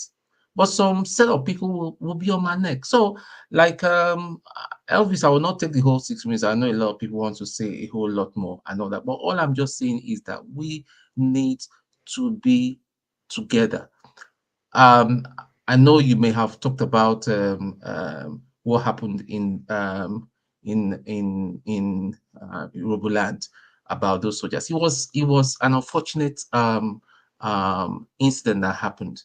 We don't know. Nobody knows the true reason, but it's. I mean, must soldiers die? Must the people that die must they die? It's all coming back to roost. You know, it's all the irresponsibility of the people in power. They've not done the right thing. Tinubu keeps planting his head in the sand, pretending that nothing is happening. You know, we keep saying and saying and saying that some people will say, yeah, we're being tribalistic. Is because we don't want the Yoruba man. No, that is not the thing. Everybody wants a peaceful Nigeria, Nigeria that will thrive, that people will be free. Even if you're dealing with hunger, you know you're dealing with hunger, but you're not. Now God will bless you for that last statement. We are not interested whoever that want to rule us. We just want a peaceful Nigeria. Exactly. We need a peaceful Nigeria, you know. And for people that are not old enough, I mean, my young age, I have seen a bit of Nigeria that Nigeria can be nice. But right now, I can't even go home. Even my own part of the southeast, when I go, I know that I have to, even as an ex military man, and then why should I have somebody in uniform following me about. I don't like that sort of thing. Even when I was in uniform, I don't go about bullying people with my uniform. I didn't like it. It wasn't my style, you know. So all we want is a Nigeria that works. Today, Naira pulled back, gained a bit, and I was trying to explain to somebody as an economics. I was trying to explain to somebody that, listen, it's still going to go down. Why is going to go down? Not because we are costing Nigeria, because the government simply have not put things in order. For it's not by prayer, it's not by fasting and prayer. If you do not put some economic input so that we start recovery and all that, it will not. It's just a pullback we see in the market. For some people that understand the financial market, it's just a pullback. So when it pulls back and you gain about 100 naira, 200 naira, and all that, it does not mean it's still going to go down until they start doing the right thing. Tinubu does not want to listen to anybody. He's still stuck with his Lagos boys, and he and his Lagos boys are just there to ruin the country. So it's sad. That's all I have to say for now. Let the next person take over. Thank you, sir. Ogatun. Thank you very much, Ogatun, for coming in to put in that voice. God bless you. Yes, I supposed to call Ogatun Nigeria first. I totally forgot that he was on the panel, but I'll come back to you. He wouldn't mind. To Nigeria, my party now. He wouldn't mind. All right. I'll come to you to Nigeria. Let me take Madam Origin. Madam Origin, thank you very much for calling in. Good evening to you, man. Please talk to us. Yes. Just make it brief, Mr. please. We Nigeria have lots of people. Thank you so much. Yeah. Wait, hello, are you there? Yes, I said you should make it brief. We have Can lots you of hear me? people here. Okay, yes. When Madam Rita, wow. I just wanted to bring my voice in. I don't want to send any message on. So just say, please stay on. Keep this your voice more. Please, we need you more every day. Thank you so much. Just one quick thing. It's something Mr. Jonathan said yesterday that, it keep ringing in my ear. And I believe so much that, you see this platform, as we will celebrate, we continue to celebrate you every day, Mr. Niger Watch. We continue to celebrate you for what you stand for what you mean for the people of Nigeria. There is, this mixed salad that is poisoning Nigerians. I keep saying mixed salad is what is poisoning Nigerians. They bring one thing that look like truth. They mix it up. When they finish, Nigerians get so confused. They don't know what to believe. Salad. But this is a place where you will, just hit it. It doesn't matter who. And that is what this Nigeria needs. They need this undiluted truth. And it is very difficult because people have strength lies in truth. So you see that is why we have a weak nation. We have a weak nation because people don't want to stand for truth. They don't want to say the truth. They don't want look at the man of truth that spoke today. Nnamdi Kanu's voice will keep ringing in everybody that heard him today for a long time. It doesn't matter how much they keep in down, his voice will continue because truth will always stand out. So Mr. Jonathan said something. It's in Nigeria. The place. I don't usually say please, but once in a while I bring it my joker card. It's like, please, Nigeria government. You see, this thing you are holding, this power play you're doing is not working. It won't work. It can't work. It has decimated the nation. It has destroyed the people. It has destroyed the strength of the nation. Come down from this your high horse and begin to relate to the people and begin to follow rational thinking. Build confidence with the people. Sense. No more Okpoko English. Let us face and save our nation. Thank you. Enough is enough. Hey, Mr. Nigeria, did you say stop? Yes, please. Oh, so sorry. Okay. All right. All right. Thank you. Thank you, ma. Thank you. Bye. All right. Bye. Brother Origi. But the origin, why should not they talk they go, should not they don't say time, don't waka. Yes, I will support what the last statement from the origin. The government, what they're supposed to be doing now is to start building confidence, trust with the people. We don't trust you. We don't trust you. We don't have confidence in you. We don't, in fact, I don't know how to describe you. So if the government, the best thing that you guys are supposed to be doing right now is to build trust. If you ask me if I trust United Kingdom government, of course I trust them. I trust them. I know they come Heathrow Airport, man, this fear say, because say they go see me today, say the way they'll treat me. No, it doesn't happen like that. I know they come on, say, they go Gatwick Airport, they say, the way they'll treat me. I trust them. The Nigerian government needs to start building trust with the people. You cannot just come, you can't keep coming to power and continue to put fear in the people. Say, if they do anyhow, we shoot them. If they do anyhow, we shoot them. The one will go arrest, Fear not let them talk. Fear not let them talk. Nigerian army, now look what they are doing. Places they don't supposed to be, they are there. Nigerian army go to settle matter of goat and meat and chicken. How did we get here? They constantly put cola for them, make they eat, make they drink or whatever, according to the information. Normally, does it supposed to be like that? A Yahoo boy, we don't thief other people money, finish to get rich. You'll see Nigerian army go they escort them. Go to Nigeria and see what I'm talking about. Army go sit down for front, they escort Yahoo boy. How did they reduce their respect to that level? Nigerian army now street they're supposed to. Normally, if we will see Nigerian army for street, do we supposed to be scared of them? But we are scared of them. I was in Tesco supermarket the other day. I saw a British army because we know they quick see them. We know they carry see them now once in a while. He carry bread, he carry water, they rush, they go tea. You want to go pay? I was like, wow, just like that. Our own army, where you see that you have to be, no. Nigerian government needs to start building trust with the people. It's very, very watch. I came to the UK, I wear camouflage trouser, go interview. Just now, you know, consign them. I meet army recruitment. I ask, can I join? He said, but I don't old, but I'm not British. I said, no problem. But I'm wearing your uniform. He said, yes, it's good. You are advertising for us. Now, you see, UK army said advertise for them.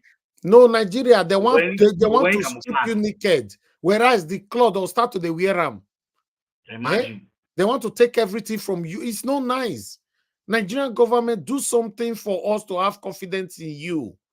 It's very, very important. That last statement from an origin it means a lot. We don't have trust for our government.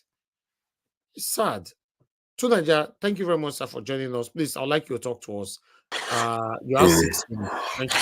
Thank you for having me, Nigeria Watch. Greetings to you and to everyone on the panel, and greetings to the people on the chat and to the viewers.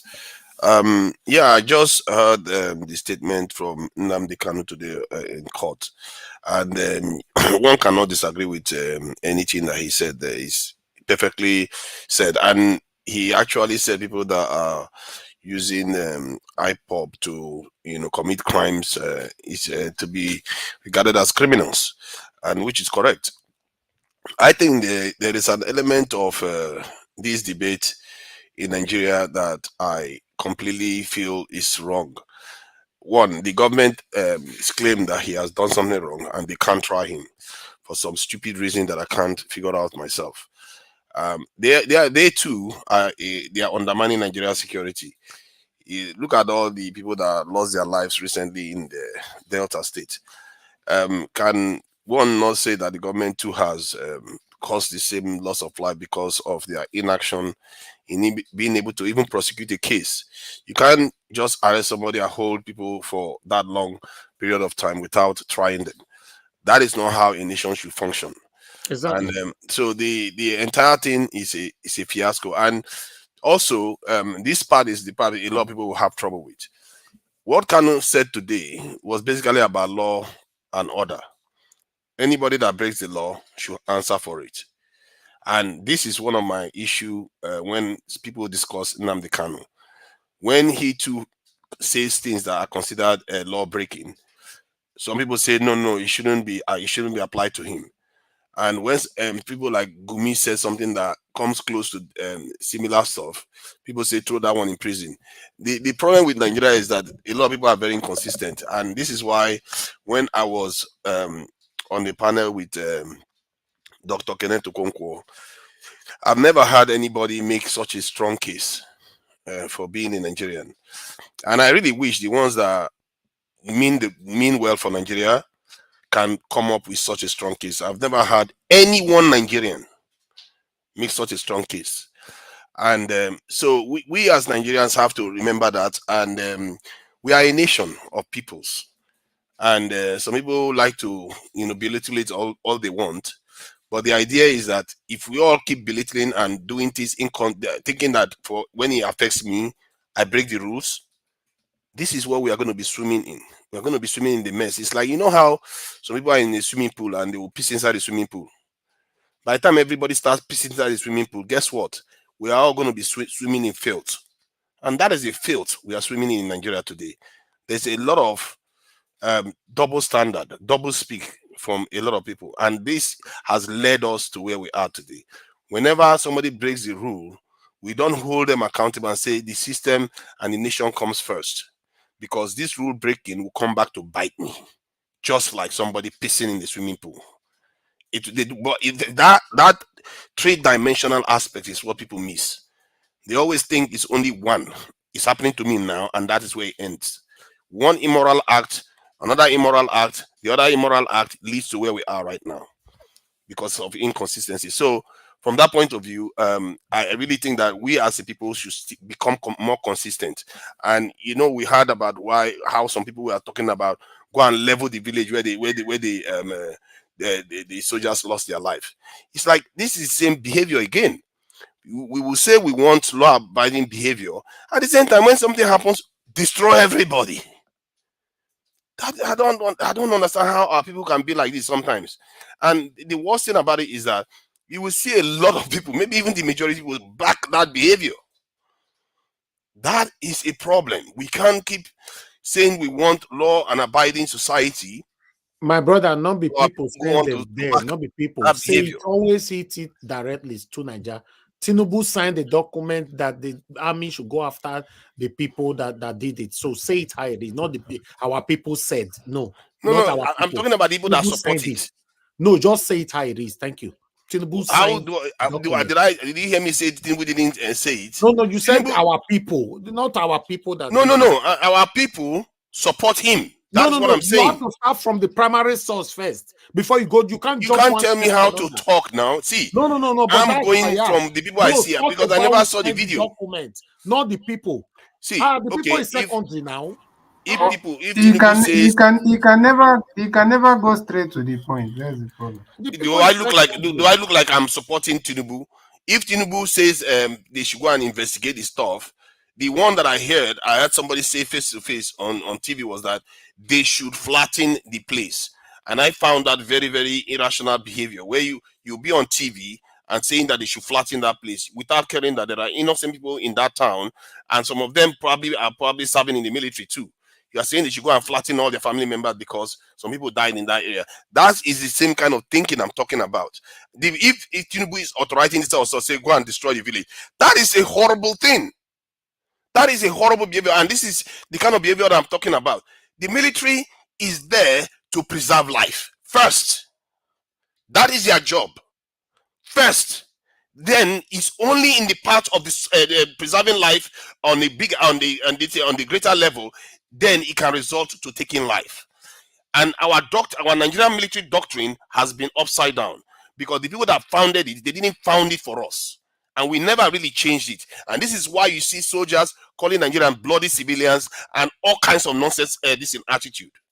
That doctrine needs to change. It's not the people against the military. The military is supposed to be the primary defenders of the people at all times. And that is what I have a problem with, that attitude of people in high offices saying that the military should just go and nobody should touch the military because they are somehow they are exempt from being touched. Yes, they serve a sacred role to keep society together. But if they are touched, just like an enemy can do the same to them, you go after the people that did it and deal with them. Don't go and start destroying your primary charge. Your primary charge is to protect the citizens, innocent citizens. And that is what I have a problem with. And I feel like our people need to be seeing these things more clearly, because any innocent life matters. We have to value them. All those people that are responsible for this, they should seriously go after them, find them, and make them pay for what they've done. That is consistent behavior that is going to better everybody else. The same thing in the north. If you see people misbehaving like that in the north, you deal with them. The other day when I was here, I asked a question. How many soldiers do you think it needs to protect River State, Delta State, Edo State, all of them, keep all of them functional? People don't necessarily understand how naked we are as a people. We are not secure. I've been saying it forever. We are not. And look at the way what just happened in Delta State is revealing what I'm talking about. Even our defense minister 2 years ago under Buhari said 80% of our soldiers are deployed all over the country doing basically police job. 80% of them. And remember, all soldiers are not combatants. Quite a lot of them, more than 20%, are just engineers, cooks, sports people, all kinds of different things. So we have to understand what the nature of our nation is, and we have to do our best to be consistent. Because if you are not, you are just one of those people pissing in the pool, hoping that you get away with it. But in the end, you are going to be swimming in the field too. Thank you. All right. To Nigeria, yes. I support every of your submission apart from when you jumped from the primary to the secondary. You were actually talking about the people's opinion. People's submission, or rather opinion, over what happened shouldn't be your concern at first. Because who sent them go there? Now you're supposed to talk about, not about how people reacted. But nevertheless, the way people react affects the nation. Yeah, no. On this one, we're not talking about nation now. That's what I'm saying. We shouldn't jump out of the basket or the circle. Somebody send them there, so we should say things how it is. Somebody send them there. Go after whoever that killed the soldiers. Yes. And they go there, they did and destroyed everywhere and all that. So then, after you don't talk about it, you now say, "Oh, how people reacted." We can't jump. No. I'm saying it. You see, what by saying that, I'm already saying who sent them there was wrong. No, you didn't. You only said after I corrected you, which is fine. I understand. Nobody's perfect. But it's implied in the statement. It's like saying, "I hate murder." Somebody that goes and murders somebody, do you think you're in support of that person? Okay. But what I'm saying, these have been corrected. That's fine. Nobody's perfect here. But I'm trying to say that on this platform, we should nail it. I'm not interested who is going to be upset. We should always nail it. If it's me, call me out. That's what we do here. We cannot be jumping around it, circle and all that. Just say it how it is. I've condemned whoever that killed the armies, and two wrongs cannot make it right. So yeah, unfortunately, whoever that lost their lives, both the army, the uniform men, or the civilians, or whoever they are, all of them, in their souls rest in peace. But I'd like to move on to the next person quickly. But before that, I'd like to appreciate you, Martin Benjamin. Thank you very much for your super chat. God bless you. Thank you very much, Oscar Blackbone. Thank you, Jedima Jaja. Thank you. God bless you, all my people. I appreciate you all. Okay, let me call on ECBD. Oga ECBD, please, I would like you to talk to us. Good evening to you, sir. You have 6 minutes. Everybody work with your time. Yes, good evening. Thank you so much for having me. I've been trying to come in, but thank God I later came in. Greetings to everybody. And yeah, I agree with most of the things Two Nigeria spoke about, just like you said, except the other part of trying to just put the that was the only wrong. the cat before the trying to put the cat before the horse and all that. But you see, the problem is that even the people that you're talking about that came out and was talking all those things, you know who they are now. They are this they are these Agbado kind of internet minions that are all over the place. and they try to politicize and tribalize everything. That's the work. That's the only thing they do online. Just going from place to place, looking for how to politicize, tribalize, and but we also need to call out the media.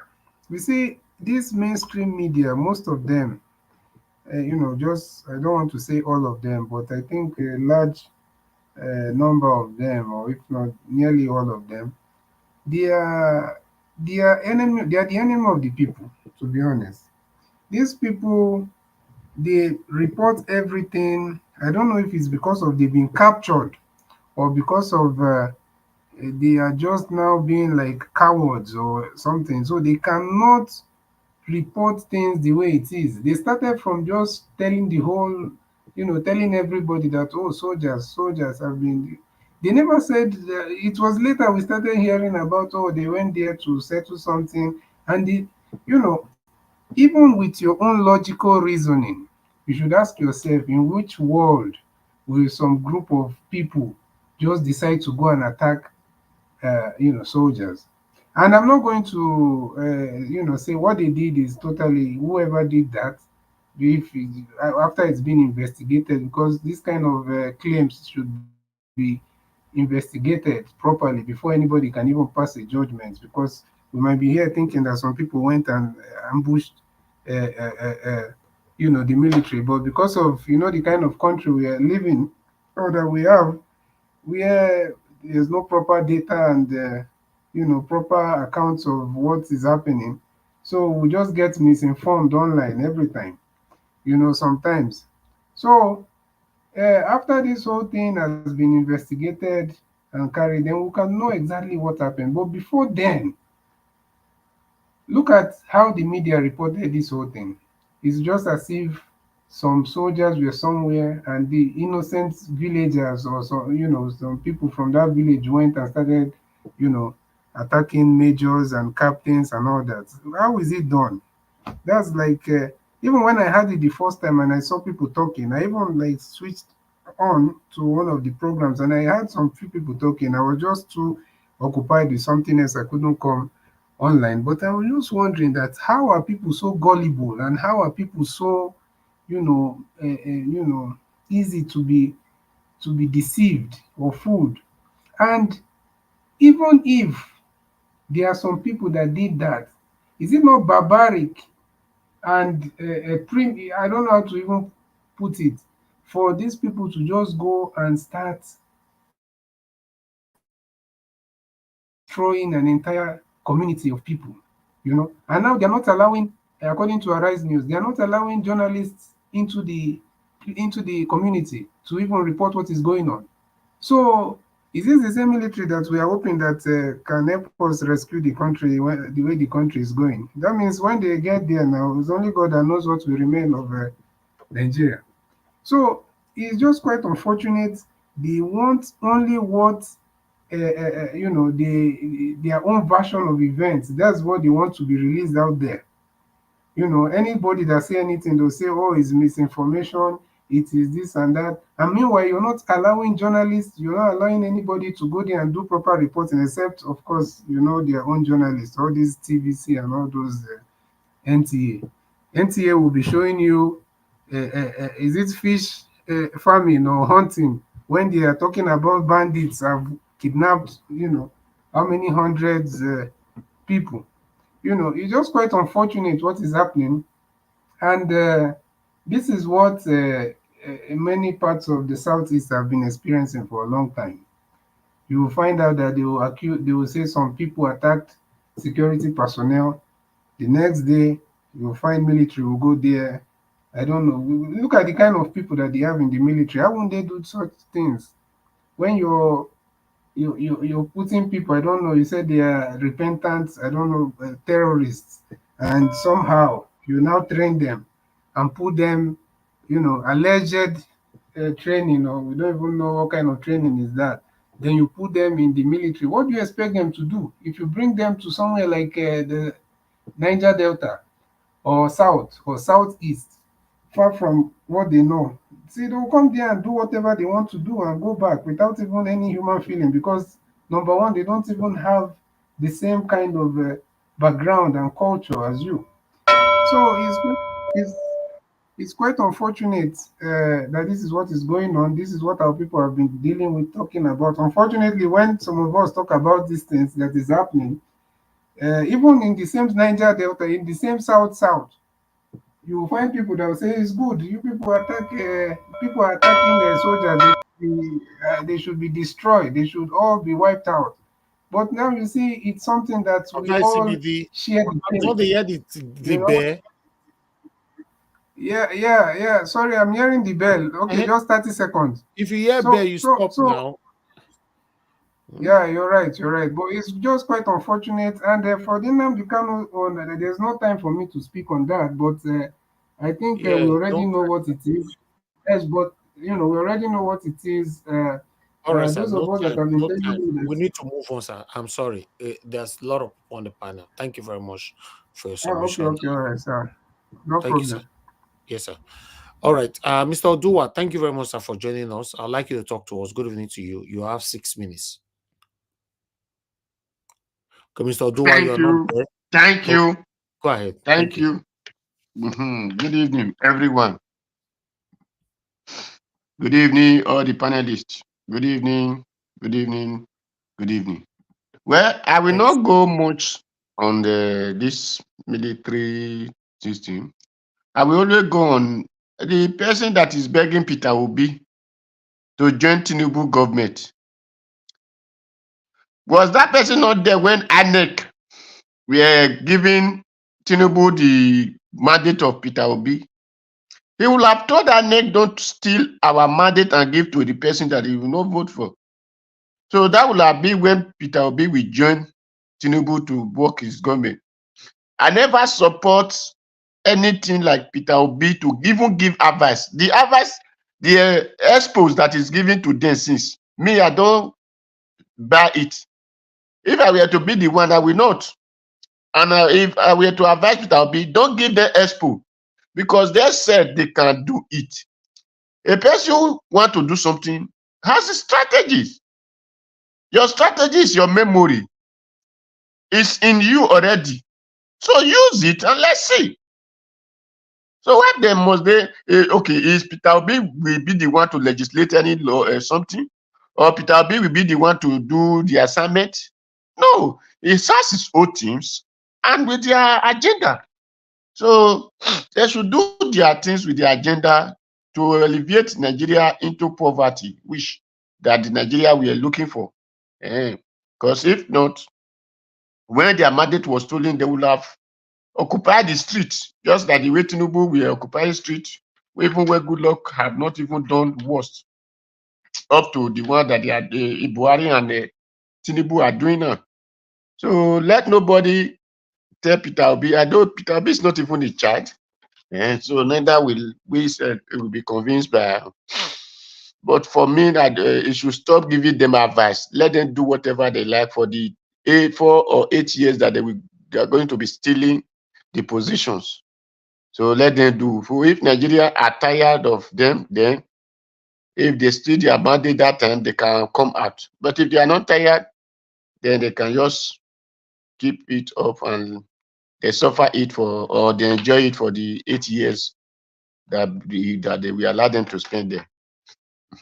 That is for that. For the Nnamdi Kanu, I did not see the speech. I did not watch anything, but that is not a problem because for me, I said it that time when they stood them sit at home, this, that. I thought they were for me as a person fighting for their right. It's not by force people to sit at home. The revenue that the Nigeria government is collecting from the people will have been the one you stop. Collect it and use it to work for your people there. Let your people be seeing the use of their money in their land. Not Nigeria government take it to Abuja to go and share for stupid people that we don't want to work.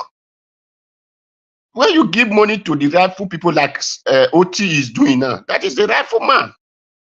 So if we have that kind of people that have brain to work, that are not stupid, things will go well for the country.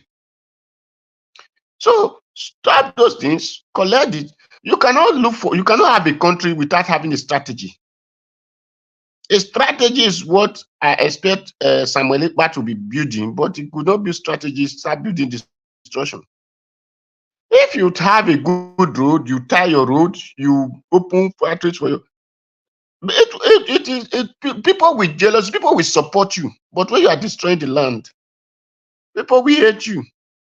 So, or like when they drove the one that were disturbing people from farm, we are in support of that. We support that idea, because if not, nobody would, the Southeast would have not have food today. So, but since the Nigeria stupid government, the criminal government, said that they are not going to release Nnamdi Kanu, and now they want to draw our attention to it, and I believe those our this thing they are hoping on, the oil, the timbers, and whatever gas, cocoa that they are getting from our side, that is shocking them. I believe when they draw this our cocoa man, if this our cocoa man start to dance, I believe there will not be the gas for them to take anymore.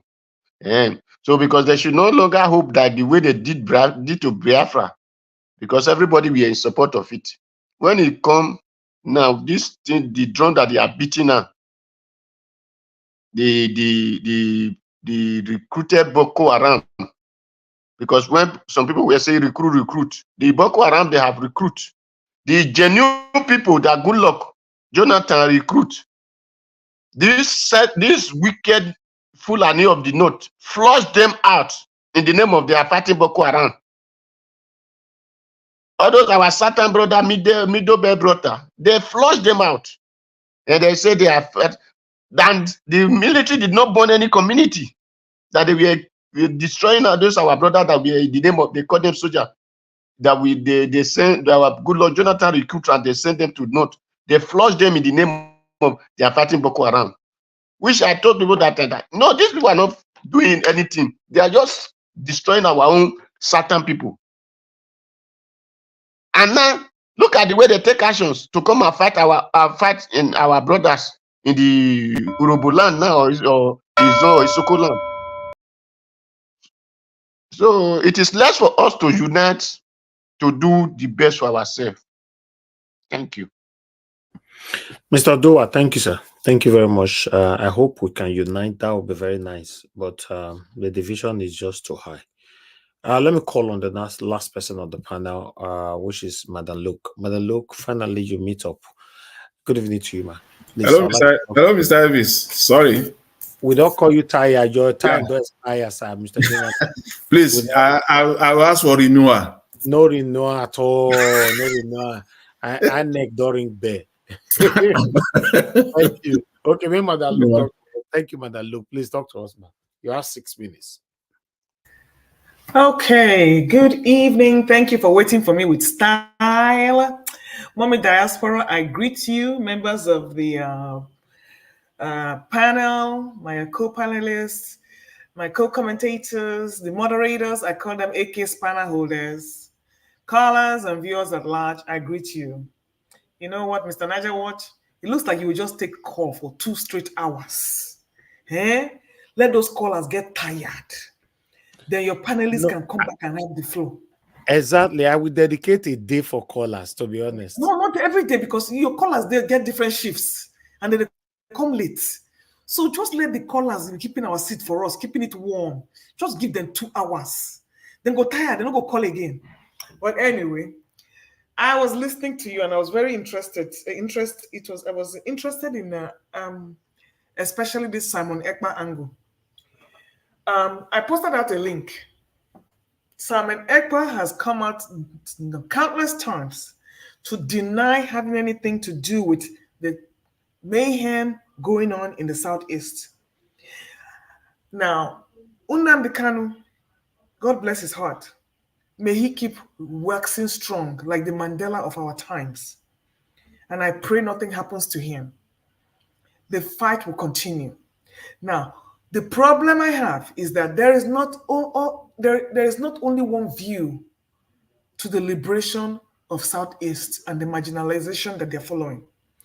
While Ojukwu came with the Biafra ideal, Nnamdi Kanu came with his own, Simon Ekpa is doing his own in his own way.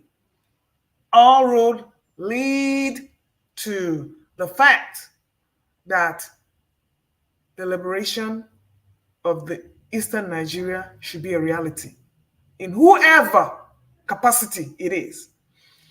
So when he now says one day sit down at home, I want to ask you a question. Because of what one day to sit down at home, if we now come out and say we should come out one day every day to protest in Nigeria, are you not going to still reap the same? Is it not going to be the same effect that you didn't go to your shop, you did not work? Is it not the same thing? So to protest on the street and not make money, and to sit down at home and not make money, what is the difference? What is the difference? There are different ways to protest. And I think, like, it's Mr. Chimezie that said it.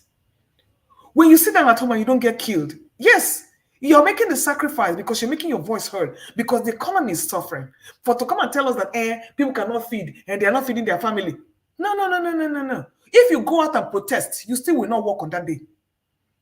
You still will not feed your family on that day. So what my question to you all that are talking, which are you are entitled to your views and I respect that. Madam Luke, I just have answer to you straight away. Before you finish, let me answer you. Yes. Is it by now you are saying you're doing comparison, or I don't know how to put it on that the people that it's better for you to sit at home than going on the protest? No. It's not better. It's just a different way of protesting. Hold on now. I'm going somewhere. Okay. I just repeated what you said. Now I want to put my in. Okay. Now, is it compulsory I will go to protest with you, or is it compulsory I must sit at home? Don't I have rights to what I want to do? Is it by force? Okay. To answer your question, yeah, it is not by force. It is a okay, choice. Good. So if it's not by force, Samuel Ekpa was making it mandatory.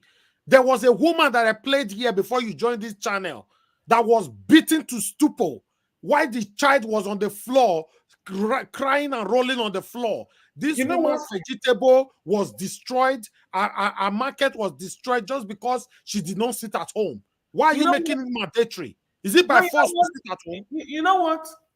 I don't know. We cannot have our cake and eat it. This is it. It's either we speak with one voice or we do not. I don't support the violence. I don't support that. But if we say as a people, we want to do something and achieve it, we need to stick to it and let it work. You can't stick to anything. Look, that is by Madam, look, sorry. Ekpa is a liar. He has said he supports violence. Of course. The guy is a liar. He's irresponsible and a liar. Okay, if you just like Mr. Tuna just said this thing. He said it that when somebody else is doing it, you will look the other way. When somebody else is saying it, Mr. Nnamdi Kanu was not exactly very, very generous in his speeches to the Nigerian government either. He was not. He was not. Yeah, but he was not killing. Was he killing his people? He did kill his people, and like I told you, I don't know. Let's focus on the topic. Yes, the topic is. I don't know, because I have not seen anywhere. That's what I'm saying. You'd have do your research or ask questions. I'm telling you now, as you know on this platform, we say things that it is. Samuel Ekpa was forcing people by fire, by force. You must sit at home. Madam, look, will you allow anybody to temper into your own freedom of movement? No, I wouldn't allow anybody to stand up my own freedom of movement, but it's simple. That's what I'm against. Dora Queenly's husband went to same school with my dad. He was 2 years before. He was murdered by the people following Ekpa's directive.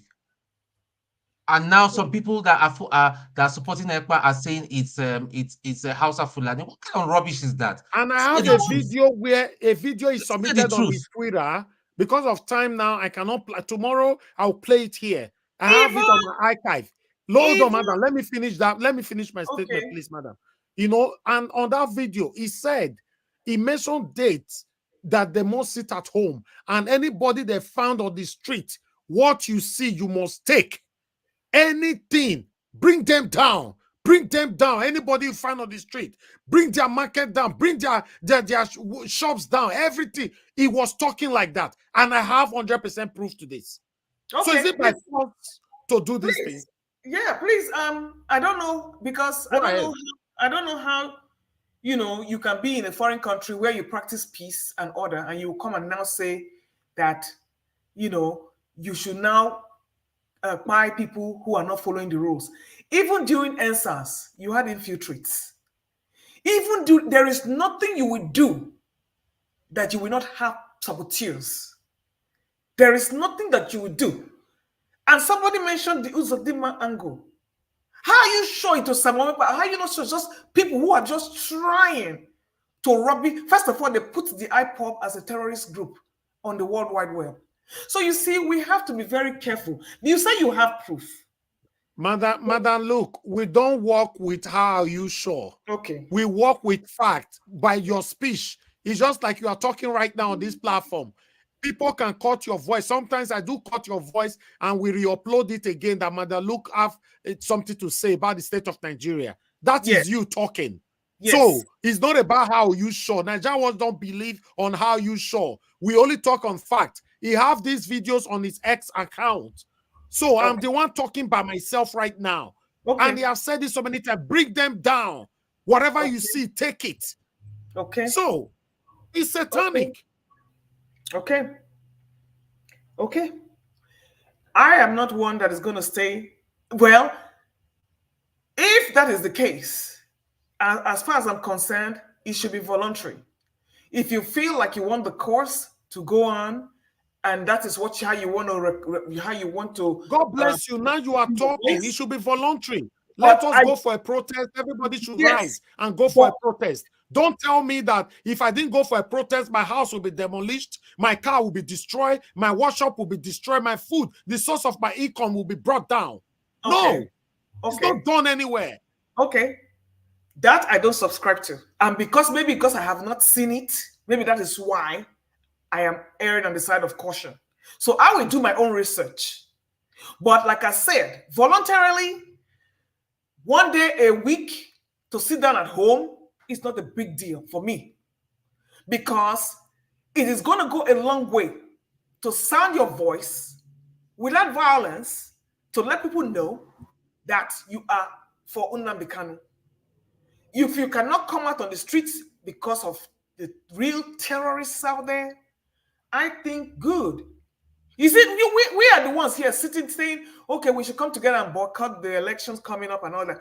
It should be voluntary, yes. Nobody should hold a gun under anybody's neck to say this is what you should do. And maybe I've just subconsciously refused to associate that with Simon Ekpa, because I haven't seen those videos and those words myself. That is why they were saying Nnamdi Kanu was talking about people turning Nigeria to Somalia and all this. They took everything out of context. So maybe I need to go and educate myself.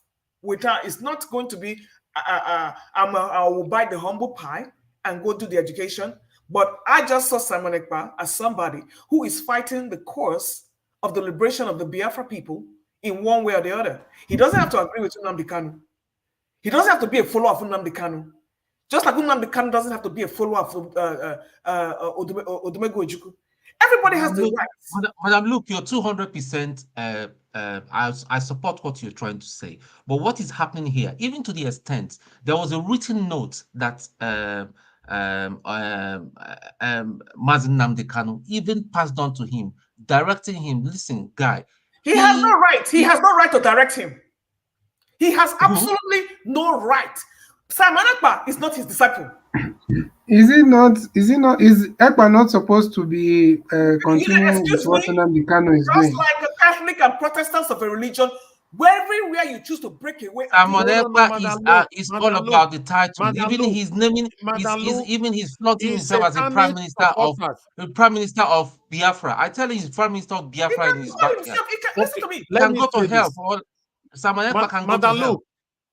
Okay, hold on, please. Madam Luke, Samuel Ekpa's satanic followers said Ekpa is the disciple of Nnamdi Kanu, and you are saying now that he's not. So Excuse we me, don't know where we are going. Did Ekpa come out and tell you he's a disciple of Nnamdi Kanu? Did Ekpa Their come satanic supporters said so. Excuse me, that's like you have satanic supporters of Tinubu and you have satanic supporters of obedience. There are satanic supporters everywhere. No. IPOB have a leader, madam. Please don't change to you. Has IPOB have a leader, madam. IPOB have a leader. Has And Ekpa their ever leader is come to Nnamdi Kanu. Has Ekpa Yes, ever because come to if tell Ekpa you? wants to break out, then he should have his own organization and his own name. That is So what why he's is doing. it still going on there? He has called No, himself it's his still prime like minister and he has the right to call himself anything he wishes. Just like you have your religion that following Jesus, if you want to follow, you follow. Some have said it's Olumba, they want to follow. Do your thing. You will always have followers. You will always have followers. This is the main problem I have with this forum. Madam, look, let me just say something briefly. I think I really So do you support respect. Nnamdi Kanu? Do you Can I support just Nnamdi Kanu finish to what I'm come out, saying in Madam Luke? CBD? Let me just finish what I'm saying in CBD. I think I really respect the way you are trying to articulate your points and even backed off the idea that you are not aware of the compulsory nature of what ECPA was demanded. No. And I also see that you are trying to call people out for their inconsistencies. Yes. I think you have a right to say Simon Ekpa doesn't have to follow Nnamdi Kanu. No, he doesn't. But you have to also acknowledge that some of the things he's doing is wrong. Like I guess what? you did say that, Like what? to make it compulsory, that people have to protest. A lot of people protested To make the it cancellation compulsory of June 12. Excuse me, wait a minute. Let me get to what you're trying to say. To make it compulsory that people have to protest? Yes, they have to sit at home. Because a lot of people protested against the cancellation of June 12 for Abiola, but it wasn't by force. They don't force people to go on the street to go and listen. Did I agree that it was by force? Did you not hear my sufficient? No, I agree with you. That's why I said I respect the fact that you backed off that when you were corrected. No. I will never support violence for anything. Yeah, and that's as far as fine. to destroy people's crops, let me tell you, Simon Ekpa is somewhere else. Do we have miscreants who will deviate from the norm and try to spin their own angle in there? You will always have those people. Even within the Labour Party, you have those people. They do not speak for Simon Ekpa. I want to hear what Simon Ekpa said with his own mouth. That is what I'm saying. Forget his followers. I'm not interested. I am not interested in what his followers are doing. Somebody can tell you that they are followers of B, but Abura is a follower of B, and look at what he's doing. So listen to me. I'm a very objective person. When I say I don't know, I will say I don't know, and I want more information. But to tell me you are trying to link Ekpa to Nnamdi Kanu, excuse me, Ekpa he's doing his own thing. Nnamdi Kanu is doing his own thing. Juku is doing. Everybody has the right to start their own movements. You don't all have to agree. The most important thing is to achieve your goal. That's my point. So do you support the release of Nnamdi Kanu? If I support the release of Nnamdi Kanu? Yes. Why not? Okay. Oh, Madam Luke. So, Madam Luke, I have a quick question for you. Yes, sir. Then can I go on? Can I go ahead? Of course. Okay, thank you. So with this your position, how realistic do you think the Biafra state could be realized when you have Ekpa doing his own thing, Nnamdi Kanu doing his own thing? So do you, in your own logical thinking, that they can realize the objective of Biafra nation? Yes. You think so? Yes. How? Because the biggest faction is going to win. Let them fool it out. How soon? Why do you want to? Because let me tell you, I see this now. Why do you want to go on a journey? Let me tell you. Nnamdi Kanu is incarcerated. Is anybody fighting for that angle of his struggle right now? Except free him. Have you ever thought about that? But even Simon Ekpa that you are talking, his position is completely contrary to that of Nnamdi Kanu. It doesn't have to be. You are missing my point. It does not have to be in unison. It has to be if you want to achieve your objective. But he's using the in umbrella fact, of what IPOB their to commit crime. what their missions is supposed to be now, is it not to free Nnamdi Kanu? That's how it's done everywhere. Exactly. You free your leader. And as Nnamdi Kanu is not being free, do you expect the movement to die? Somebody has to carry it on. Because if you look at every freedom fighter everywhere. Nnamdi Kanu may never come out. Madam, look, you're So missing if the point. Simon Ekpa is arrested Ekpa today, is not the we one that should is forget carrying about it. him there also. Forget about him. He's a nobody. He's not Ekpa. It's not because of Somebody Ekpa. has to see. Listen to me. After Ojukwu, Nnamdi Kanu came up, and I must tell you, Nnamdi Kanu was in a foreign country doing all his things because Nigeria was unbearable for him, because the Nigerian government made it unbearable for him. And what did he do? He had to go, and they had to go back and kidnap him and bring him back. And that is why they think they can have a hold on the Igbo or the Southeast. No, people should spring out everywhere. Let me see how many they're going to catch. Yes. That's my goal. Because if you put all your eggs in one basket, guess what? You will have no chickens. So I don't care how many groups come up, as long as somebody is fighting for the Igbo people. It's my point. Let me see how many people the Nigerian people are going to go and kidnap and catch. So do you understand what I'm saying? Thank you, my people. Naja Watch, there was a phrase that So when Ekpa is arrested, we should also move on immediately to the next available. All right. Thank you. Naja Watch, there was a Can phrase, I ask her one question quickly, Thank you. please? No, what was the because question? It's a very interesting thing. Yeah, the question is, Madam Luke, do you it doesn't? Do you take into account the methods that people that are fighting for a specific goal are using? Because you appear to be saying that it's okay for anybody to do whatever they want to do, strike out and do their thing. Yeah. Do you support any method that they use? Let me tell you. Doesn't matter. What do you mean? What method? I mean, the method. Like if somebody says they want to fight for the Southeast and they say kill everybody, do you support that person too? Like I told you, you would go and tell me where they said kill everybody. You will go and bring that evidence. Yeah, but in theory, let's say that was true. Would you support it? Listen, I said I didn't see it and I didn't hear it. I will see. I'm not somebody that go and do your research, madam, please. No. You are the one that said it. Yes, you will have to present it to me. Because before you start arguing something, I did not see it. I did not see it. Okay, try to go know Samuel Ekpa then. I will look for it. But what I'm trying to say on the final note, Elvis. If Mr. Ekpa, just like Nnamdi Kanu, his ways were not good enough, he was imprisoned. Ekpa is doing his own. Now they're saying the people who are following Ekpa, they are busy doing their own. When Ekpa is even kidnapped or arrested, these people that are supporting Ekpa, they will form a new branch with new methodology. That is how fellowship is. But do you support all their methods? Is that's what I want to understand? Do you support all their methods as long as their goal is the same? I don't even understand why we're talking about Simon Ekpa. He's a nobody, he's an opportunist. Let's move on. Okay, let's pray for Kanu. Who made Kanu? Who made Kanu? Who made Kanu the anointed? Is it God? Just like Simon Ekpa. Hold on, please. Mr. Tunaja, please. You like Mr. Reader always says, I don't do word salad. When you talk about methodology, you will have to tell me what that means. And I have told you that when people are on the streets doing what they're doing, they don't necessarily reflect the views of whoever is there. So, Nnamdi Kanu is passing notes to Ekpa and telling him to do this. Ekpa does not reflect Nnamdi Kanu's views. The people on ground in the east are doing something contrary to what Ekpa is doing, and you want to rope it on Ekpa's head. You gotta do better than that. Thank you. He has been directing the Madam Luke. I'm surprised that you have not seen any of the videos. You know what, guys? Hello, everybody, Ogatun. You see, this argument is like baseless right now.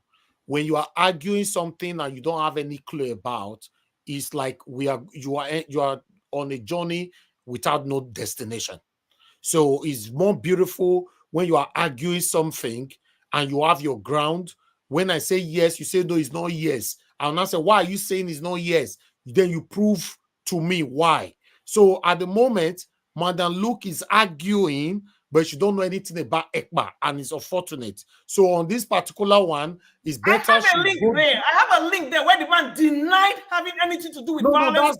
no. That's what I'm saying, Madam Luke. Don't worry. Nobody's arguing here not to win. But I'll look, give you that the that opportunity. link Hold you on share there, now. there's nothing in it. So I have gone Hold through. on, There's please. nothing in that link. Hello. Madam Luke, please take your time for the next 24, 48, or 72 hours. Go and do your research about Simon Ekpa before you argue over something. It's not a good thing for anybody to argue over what you don't know. No, normally. let me tell you, like to make it final, whatever he's doing there, it might not fit everybody, but somebody has to keep this Nigerian government on their toes. That's my point. And you can't keep Nigerian government on their toes and be killing people. That was what Nnamdi Kanu was doing now. That they went to pass to Kenya and kidnap him, Abi. Nnamdi Kanu was killing people. Did Simon Ekpa come there and shoot a gun to somebody's head? Why don't you go? Madam Luke, I'm so surprised though. Why are you saying, Madam Luke, why are you arguing something you don't even know? I'm surprised. Can you do your research? Just say yes. Okay. Let's stop this argument. Go do a research of what you're arguing about. Okay. It's not about who is going to win this argument we are doing here. Okay. You don't know anything about Samuel Ekpa now. Do take your time, do research about it. You can even do your research while we are still on the panel. That's how I believe you can balance a good argument. Don't just argue, everybody do this. You can't put Nigerian government on their feet by killing people. No. What I'm trying to say, you cannot hold Simon Ekpa responsible for what miscreants are doing in the Southeast. You cannot. It's my question. Madam, you see, cannot. Now your last statement still shows that you are just arguing for the sake I want to argue, but you don't have knowledge of whatever you're arguing about. Okay. So please, Madam, with all due respect, Madam Luke, do research over what we are talking about. Next time, you can be balanced properly to argue about it. At the moment, you are arguing a blank argument. You are not even sure who is Samuel Ekpa, how he looks like, or how tall he is, or where he lives, or what he's doing, or his pronunciation, or his statement. You are not sure of any. So please be sure at least you have one to counter whatever anybody is saying on the panel. That's how I do my thing. Thank you. Let's move on, guys. I would like to call on Augustine. You wanted to say something. Go ahead, sir. Yeah. No, let me give my own disconnect. I wanted to do something else. Sorry. Please, who unmuted themselves now? I'm hearing noise. Augustine, please stay mute. Thank you. Mr. Jonathan, I'll come to you, sir. Stay mute for now. Let me say my final and leave. Okay, quick, 6 minutes. Okay, thank you. On the Niger or the Delta State, what the army and the people are doing in Delta State, I think Okuawa area or whatever it is. It means that Nigeria, we've learned nothing, we've forgotten nothing. I thought that I said it here yesterday. The purpose of when OD happened, nothing was learned from it. Then Zakibian in Benue State. And now, probably over 10 years or 15 years later, we are having Delta State again. What it means is that we've not learned anything. Let me now conclude, because people have said a lot of things on what is going on, and it's even a developing news. They're saying this number was spied, army is denying, the community are denying. Let this be the last time this thing will happen. There should be investigation. When they conduct an inquiry, after conducting the inquiry, let them answer 4 questions. What caused like civil military misunderstanding to lead to this type of issue? Was there a build-up that maybe before this thing got to the surface? What lesson have we learned from it? Who is guilty? And then going forward, is there a need to change the curriculum of the military? That is the need, because there are ways to do all these things, so that we now tell them going forward, this is what we now want the army to do. Or you change the procedure. Maybe the governor has to call for them or something like that. Because if we did not, it means that this type of thing might happen in future. I'm looking at giving solution now, because if we had conducted inquiry under for what is it called OD, the lessons of OD must have been used to avoid Zakebian. Since we didn't do it in OD, if we had done it in Zakebian, the lessons of Zakebian should have been used to avoid this Okuama. And now that we've not done it in Zakebian, it means that Okuama is just happening because nothing. So please, whoever is listening, let this be the last time in the Western world. Not that something don't happen, tragedy, any can happen, but the moment it happens, they conduct inquiry, not really to punish those that are guilty or don't caused it, but to learn a lesson so that you prevent it in future. Is there anything you should have done differently? Are there procedures you should have changed? Are there something like rules? You bring a new legislation in? So something like this. That's what they call nation building and growing the nation. Then on Nnamdi Kanu's case is, let me put it this way. Before Nnamdi Kanu was kidnapped, where he was running, IPOB has a structure. That's why anybody listening to me will hear command and control, command and control. If you are in UK, you make a report straight to the person in charge of the whole EU, the whole Europe. The man will reply you, say, what happened to your national coordinator? Have you gone through him? He said, no, maybe because you don't like him, it will bounce back. There's a structure.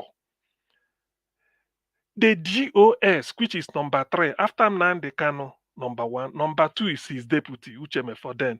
Number 3 is the head of Directorate of State, DOS, called I've forgotten the name now, but it's from Imo State, based in Germany. This guy was the person that said, as long as Nnamdi Kanu trial is going on at Abuja, those of you in Abuja area can go to the court in solidarity. You see people waving Biafran flag in those days. Those of you that cannot go, you can stay at home just to observe that day in honor so that people will know. The moment they finish, and that thing is not every Monday. Remember, Nnamdi Kanu is not tried every Monday. It's just a case of after 3 months, they will bring it up again. After 2 months, we know what happened since maybe 2017 going on. So the day they finish the trial, even Ozekome said it, that's why we're handling it. When they said they finished trial, it's now for them to rule. They rule before they start waiting for Supreme Court. DOS said people are now, we finished, so there's no need for it. Ask anybody, it wasn't a Monday issue. So what Nnamdi Kanu is hitting at is that he will give a command. He is the person. If you are following him, you follow what DOS says. That is the meaning. If you are following in Nnamdi Kanu, you see Nnamdi Kanu as your leader, because he's not there, the deputy is not there, the third in the hierarchy is third in the hierarchy is the director of states, the DOS. That is the person you follow. If you are not that person, there's nobody listens to you. So that is the command and control. That is what he meant. That because that guy, the DOS never called for anything violent. He said it. Even election boycott. During that time, he wrote through a more powerful, who is the PRO. He said IPOB is not interested, though, whether you are voting for B or not voting for B, it's up to you. IPOB is not holding anybody from voting. We are not involved in Nigerian election. What does that tell you? Is that a boycott? Because that is what they say. So people are free, do what you want. If you don't want to vote, don't vote. If you want to vote, vote. IPOB is not interested. So Nigerians should understand what they call. That's why Nnamdi Kanu is disciplined. Look at what he's saying. Imagine him reciting the 4 rules he gave us in those days. He said, number 1, be bold. Don't be fearless before your enemy. If somebody is challenging you, be bold and assert it, not violence. Number 2, must say the truth, even if they put something to your head and it will lead to your death. Number 3, help the poor people around you, because by helping them, that is what you want, so that you help the people with means. Number 4, be of good character. All this theft you can, if you are stealing and doing tying people up, and that is not good character. Say be of good character so that you can be, so that God can accept you. There's a way. It's like a preaching. It's like a preacher. So that's what he tells, and he said it. He said they want violence. He said, how can you, the people you want to liberate, you are even causing them harm? Do you know that 2020, during coronavirus time, people may not know this, Nnamdi Kanu was the first person to say that IPOB worldwide should contribute money. we want to buy 40 bags of rice to help our people, Biafrans, back home. Nnamdi Kanu said it during Corona when they are saying lockdown.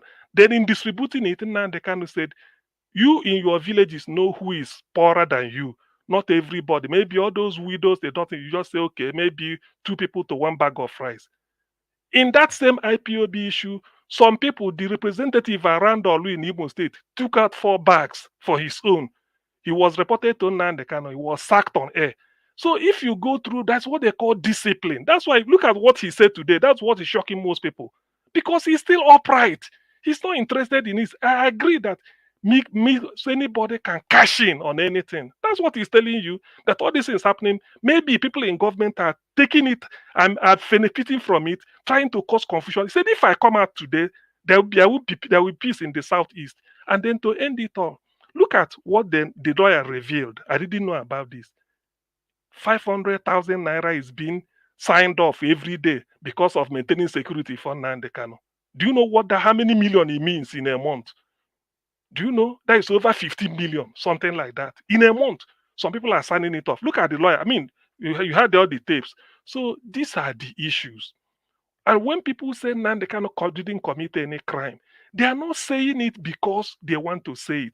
They are saying it because the court did not find him guilty as of today. They've not found him guilty. So you can say that he did not commit any crime. That's why, like I am in UK today, tomorrow I could be arrested. If I take me to court, even if it takes 20 years, so far the court hasn't pronounced me guilty. Anybody knows me will say, CM didn't commit any crime. Yes! That's why people say he didn't commit any crime. Otherwise, the only institution in any country that can prove whether somebody committed a crime or not is the law court. Police is to move you to the court, charge you, get you arrested, put you in dock, then they remove their hand. You find a lawyer. If the law court pronounces you guilty, you are guilty of that crime. But in Nnamdi Kanu's case, nothing. Even when you kidnapped, even when he was brought back from Nigeria illegally, that's what people are saying. It's not that people take interest and say Nnamdi Kanu didn't commit it. Okay, prove it. You've gone to court with all those evidence. People are alleging everything. Nigerian government has got, okay, look at the 4x10 they said the 10x10 or 4x4 room where they talk to him. They have to, what they call it, wire it so that anything they're saying, they're recording it. Is that the way you prepare for your case? Hasn't that shown defeat? For people that we say Nnamdi Kanu jump bail, Supreme Court said, chided the lower court, said you shouldn't have gone to stop Nnamdi Kanu bail. He deserved bail. That thing you did is an affront on the rule of law. The Supreme Court was against it. So that tells you that Nnamdi Kanu is entitled to bail. Today again they refuse. So when Supreme Court, if you give me this pen, if you take this pen from me, and the Supreme Court said no, you have no right to take it from me. If I now apply for have that pen back, you refuse? It means that you are setting aside the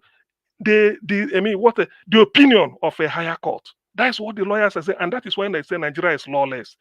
When Supreme Court has said that you should not have deprived him of his bail, now today they apply that, let him now go on bail to prepare, he still deny him, which means to hell with Supreme Court. That is the lawlessness of Nigeria. That's why in saying all these things, I know that today it has proven one thing. The world hadn't Nnamdi Kanu clear he's innocent of all those things. And then to underscore the fact I've said one day, wicked Nigerian government, congestive heart failure, you are keeping him there. Look at, he said it in his own words. He said they know what they are doing. I'm having lump here. Some people will tell you Nnamdi Kanu is living large. Wears only one distance. People will say that type of dress he's wearing is expensive. He said that is the only one they allow him to wear. He said it today. Now, by having that congestive heart failure, they are just playing a game. Maybe the guys now we give up. They opened the door. Yeah, have been freed. Maybe some days later, the man will back. He said it today on his own. With his voice, you heard it. So not when CM said this somewhere, some people will say, I'm making propaganda. I've been saying this before. But now, let me end on this. If the intention of the wicked Nigerian government is to keep Nnamdi Kanu so that the Biafra agitation will die, everybody want to keep Nigeria together by force, it won't work. What will make Nigeria stronger and keep Nigeria together is dialogue. You call a dialogue, we draft a constitution, everybody say what you want, we now move on. But if you just play this rigmarole, if Nnamdi Kanu goes, another person will come up. So doing all these things won't help them. They had better leave him. If you want Nigeria together, call a meeting. People, Urobo, Ichekiri will say what they want. We draft a constitution and obey it. Failing it, all these ones won't work. Thank you. Thank you, Augustine. Thank you very much. Before I call on Mr. Jonathan, with the name called Abia the Best. Abia the Best, I can see you are writing, we love Samuel, but I don't have any problem with that. You can write that 2 million times, that's fine. But you calling anybody on this platform, Mumu, if you say that again, you'll be blocked on earth and heaven. You know, on this platform, in case you're not aware, nobody insult anybody here. Not even you. Nobody can insult you. You must respect the rules of the platform. I'm not here to make anybody smile while you are doing the wrong thing. You can write, you love Samuel Ekpa, is your right. I don't have any problem with that, and you can never be blocked because of that. But you calling any other person's submission Mumu or insulting anybody on this platform, whoever you are that is watching us right now, you insult anybody here, you'll be blocked and you'll never be unblocked again. That is it. You must respect. And if anybody insults you, the same thing will do to the person. Thank you very much. I would like us to listen to this short clip quickly, although I didn't have the time to bring more in because of time. But listen to what Samuel Ekpa have to say here. I want everyone to pay attention attentively to how this particular sit at home will be followed. The 2-week sit at home will start from the 31st of July to 14th of August 2023. Now, first, most especially, Madam, look, I would like you to respond to this after all. You asked people to sit at home for 2 weeks, but you didn't make any alternative how they will feed for that 2 weeks. At this particular moment of the hard economic hardship in Nigeria, a lot of people are starving to death, even though they are on the streets. They are still starving to death.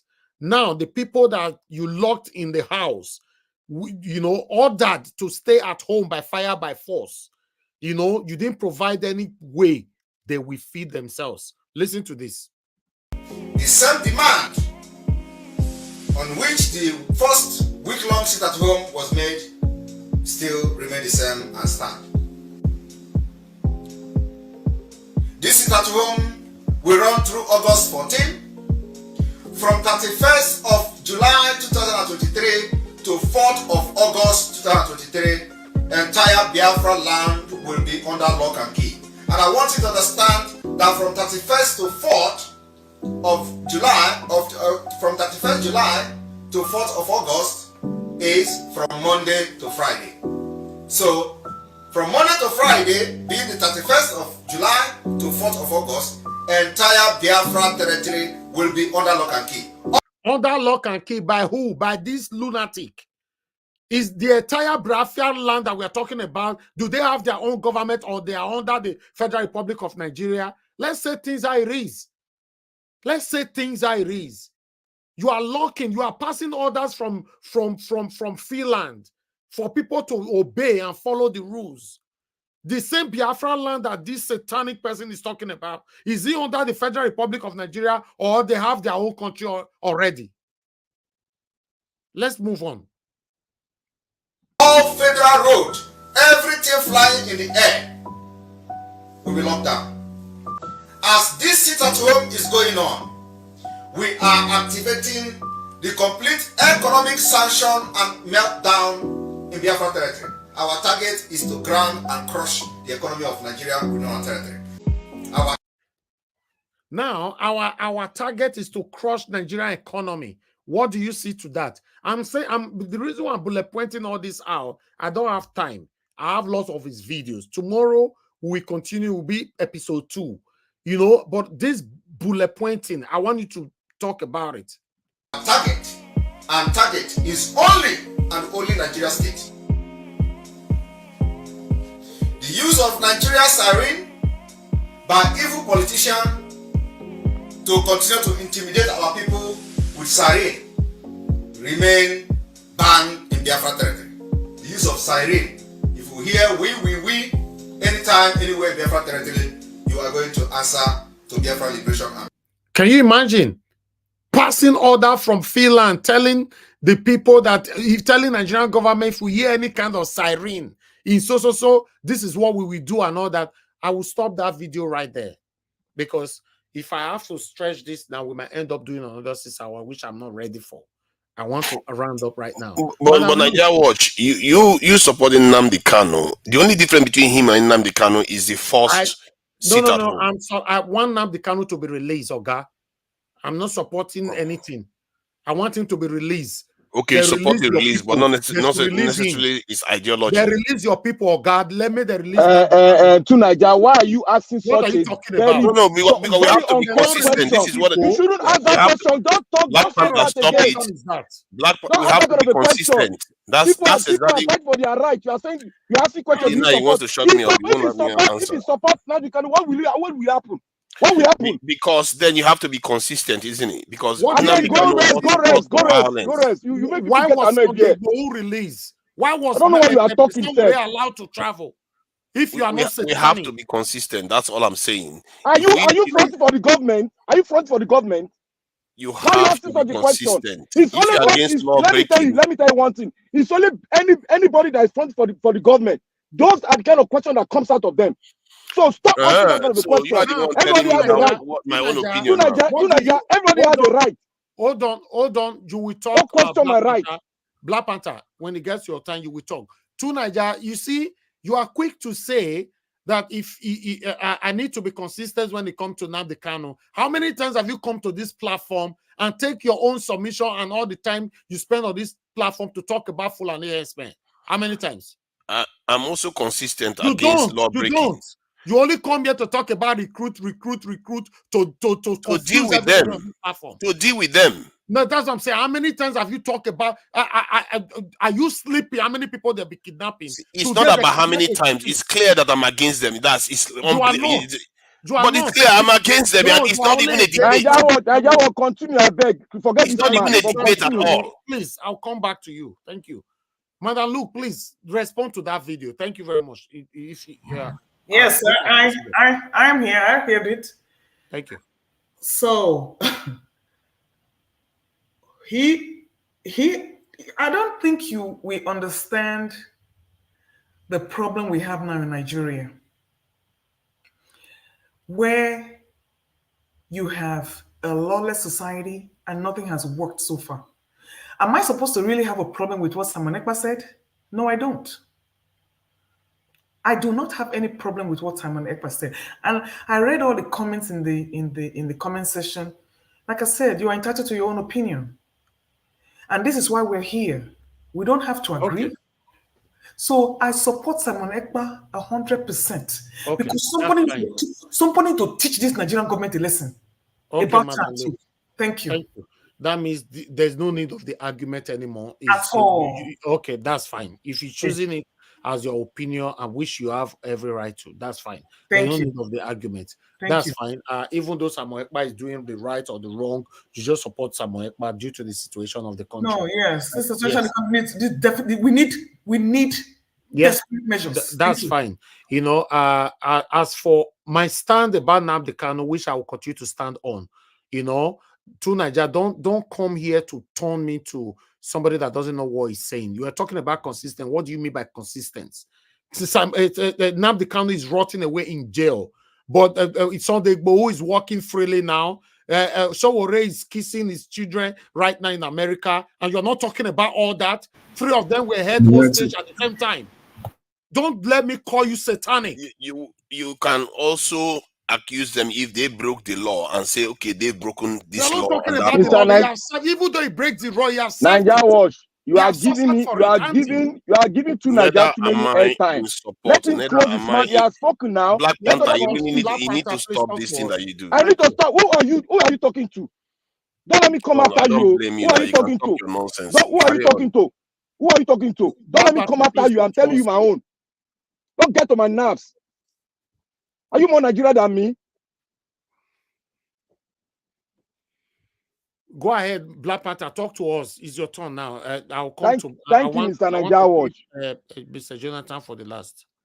Thank you, Mr. Nigeria Watch. Thank everybody for speaking very eloquently well and you know, people are speaking their minds out, and they have the right to speak whatever and whoever they want to support.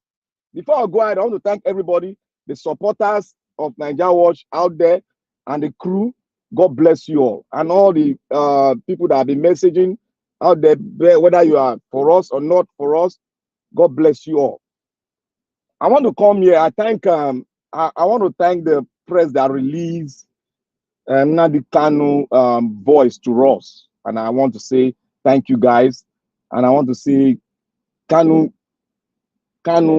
your name, your struggle, and everything you are fighting for will remain in our heart forever. And we'll keep on fighting for your release, because you are not fighting a selfish cause, but you are fighting a cause for every Nigerian out there. It's not for only the Igbos. You are fighting for us, for the damn government to listen to us, for the damn government to listen to us. And Madam Luke, you have the right to support whoever you want to the right to support. But one thing I want to say, in as much as you have the right, but the man there in Finland don't have the right to stop people from going to look for their daily bread, from going to do their business. He doesn't have a right to stop the transportation system in the country, but he has a right to fight for his freedom. And I heard somebody saying the method. What kind of an absurd question is that? Did they write a book on how to make a rebel, on how to form a rebel movement? Did Oxford, where they are, the Oxford Dictionary of the World, did he write the methodology of going about to fight for your freedom? The answer is hell no. Why should somebody in his right sense of reasoning to come here to ask such a question? I look at that person as the person fronting for the government, because that is how Nigerian government always asks questions. Is the method right? Why don't you look into what they are fighting for? And when you look into it, you will see the entire Nigeria are fighting for the same thing. How do you go about it? It's for you to gather them together and sit down. Let's talk on how we're going to forge ahead with peace in this country. What is the problem of the country? And solve the problem of the country. I want to say here, I will never support the right of a people or a nation or a tribe be taken from them. That is the reason I will not support Samuel Ekpa for that. But he has a right to fight for his own freedom and the freedom of his people. But for him to isolate his region from a country, my brother, you have not got there yet. You have not got there yet. And when you talk about freedom fighting, in Liberia, I don't know if anyone of us have forgotten Liberia. Liberia had more than 3 groups that were fighting for the soul of their nation. And they had to do what? ECOMOG had to do elimination process. So when we all, because we are sitting where we are, comfortable, and you don't thank your God that Nigerians are not violent. This problem of Nigeria has been happening for over 50 years, and the Nigerian people has tolerated the crap coming out of these politicians, coming from every corner of the earth of Nigeria. And you are not thanking your God. You think they are pressing the Nigerian people.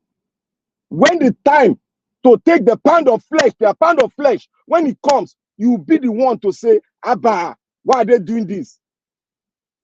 I pray when you are speaking that kind of, when you are saying that kind of somebody that is a freedom fighter is at your back to knock your head. Now, we talk about the military perpetrating their stupidity all over again, all over again.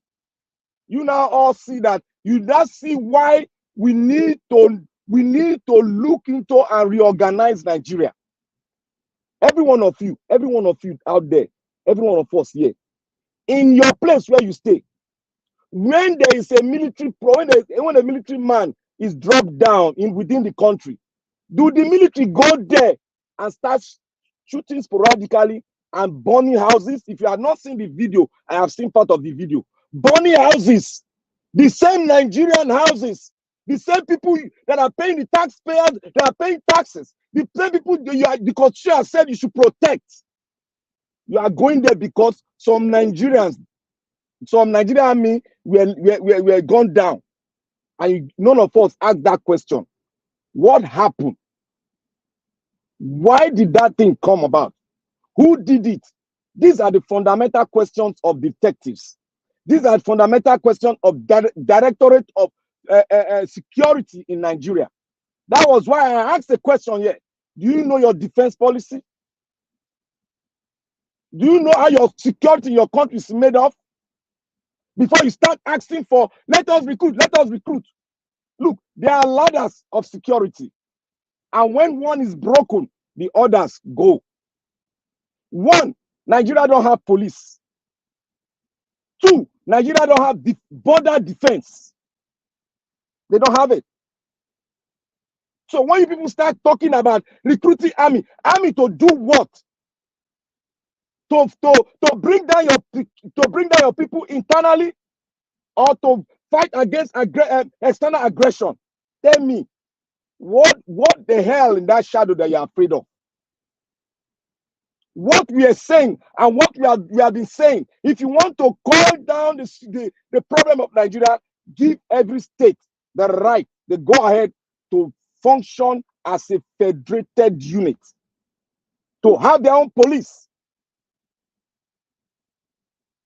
to set up their own security network, and the federal government should make a law so that we know the boundaries of each and every one of us. The police are there to give intel to the DSS, and the DSS, if they cannot move further, they will not invite some other, other arms of government, the NSA, and some other bodies that they have in there that are doing internal policing on the ground.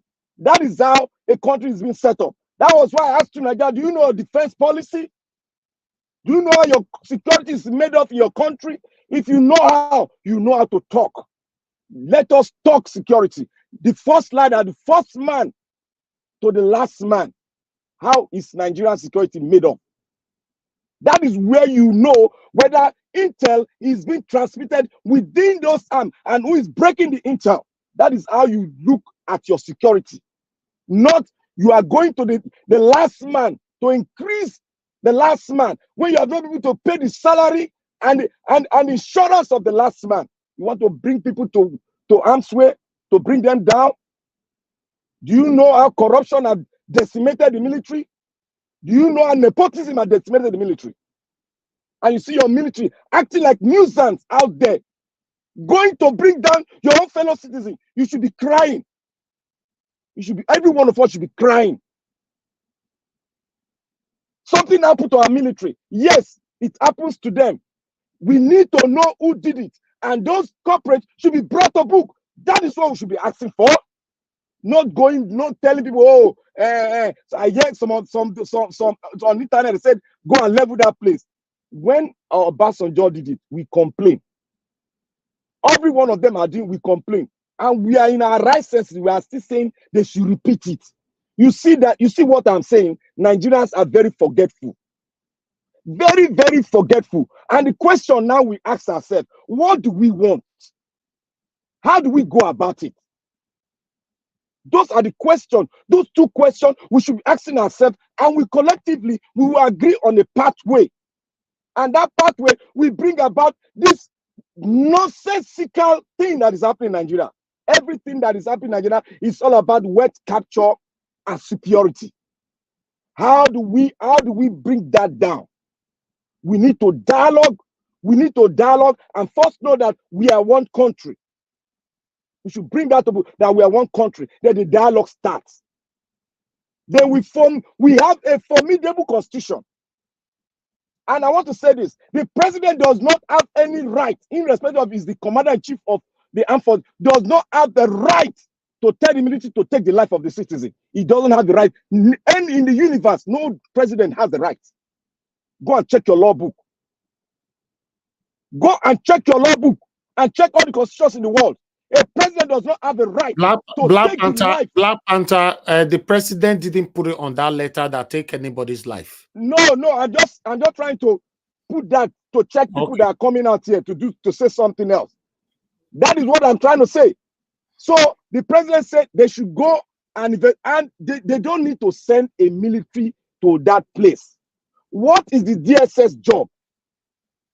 What is it to carry handbag for the politicians, or to secure one person that they are paying over 15 million every week for?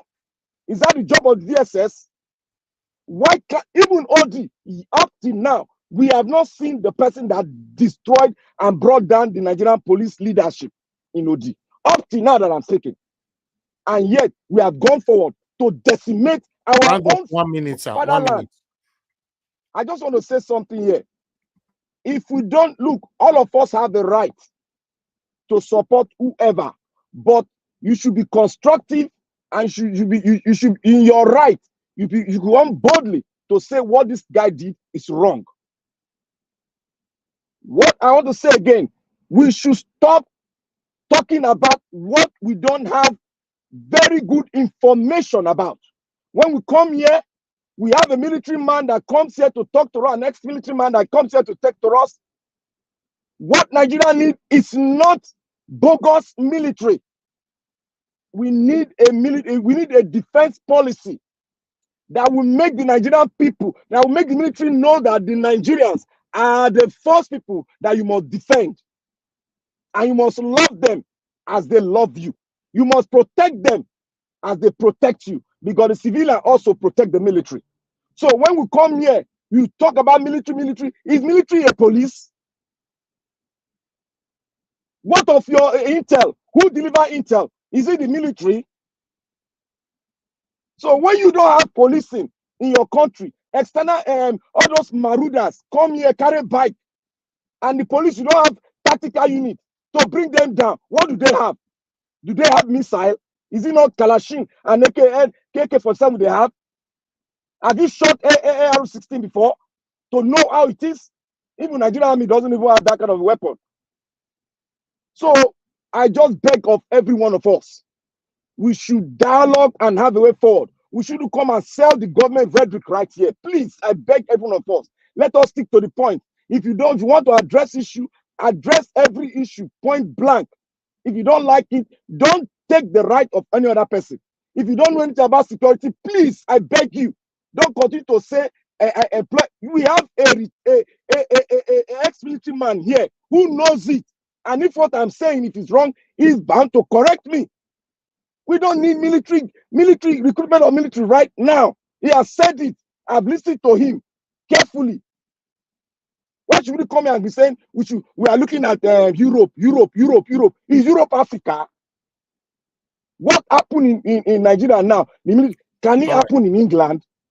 Thank you. Thank you, Mr. Nigeria Watch. I'm very furious for people to come and represent the government right here.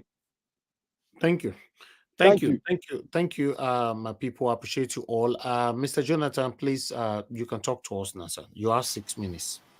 Oh, thank you, Mr. Elvis. You have been able to cut my time today. Very well. Because the time you're supposed to have better time, you didn't answer. So 6 minutes. Okay. All right. So I will just, I won't dwell on the Simon Ekpa issues for so long, because I've listened to all the submission on that. Has been exhaustive. But however, I will say this with respect to Samuel Ekpa. One thing that, intrigued me today, is the fact that the interview,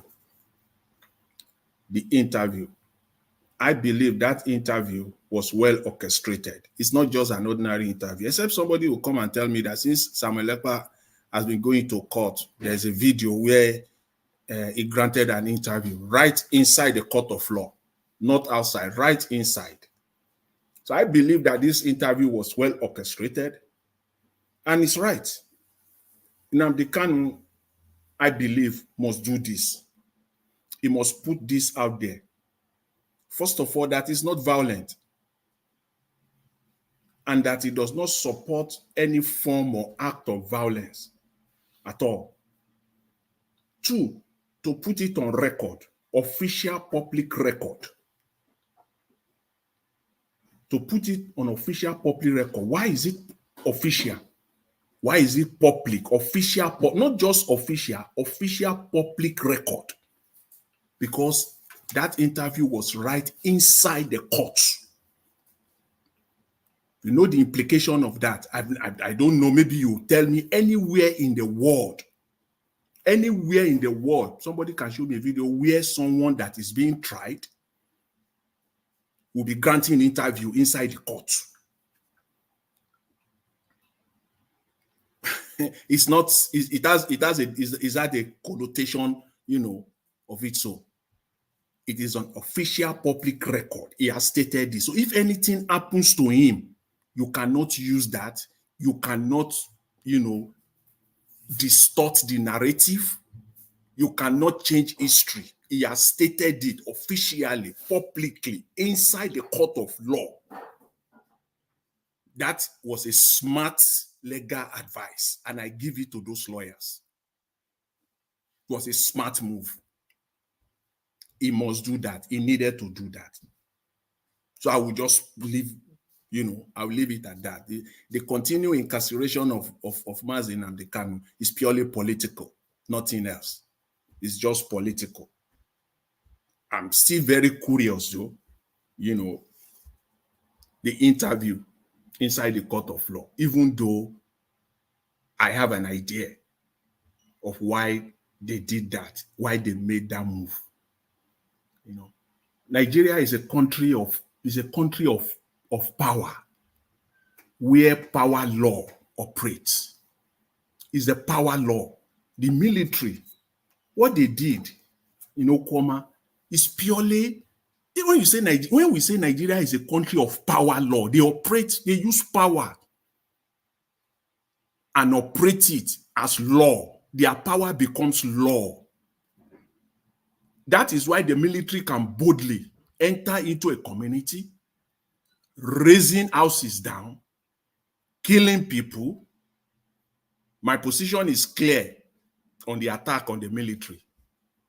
Is on call for, and it should be investigated, and the people that perpetrated it should face the full extent of the law. However, it is not in the military place at all. If it is only a country of power law where that operates. And for anybody henceforth, any argument that Nigerian military is overwhelmed, I will just say the person must be perpetually unconscious. That's how mild I can describe it. If I go further than that, it might be counterintuitive. People, it might be construed as being insultive. But I would just say the person is perpetually unconscious, unredeemably unconscious. You tell me that Nigerian military is. Didn't you see the video today? Did you see the display of power? See all the armored vehicles the Nigerian military display there. The kind of manpower. Are we at war? If Nigeria is at war, come out and say so. So we all know that Nigeria is at war.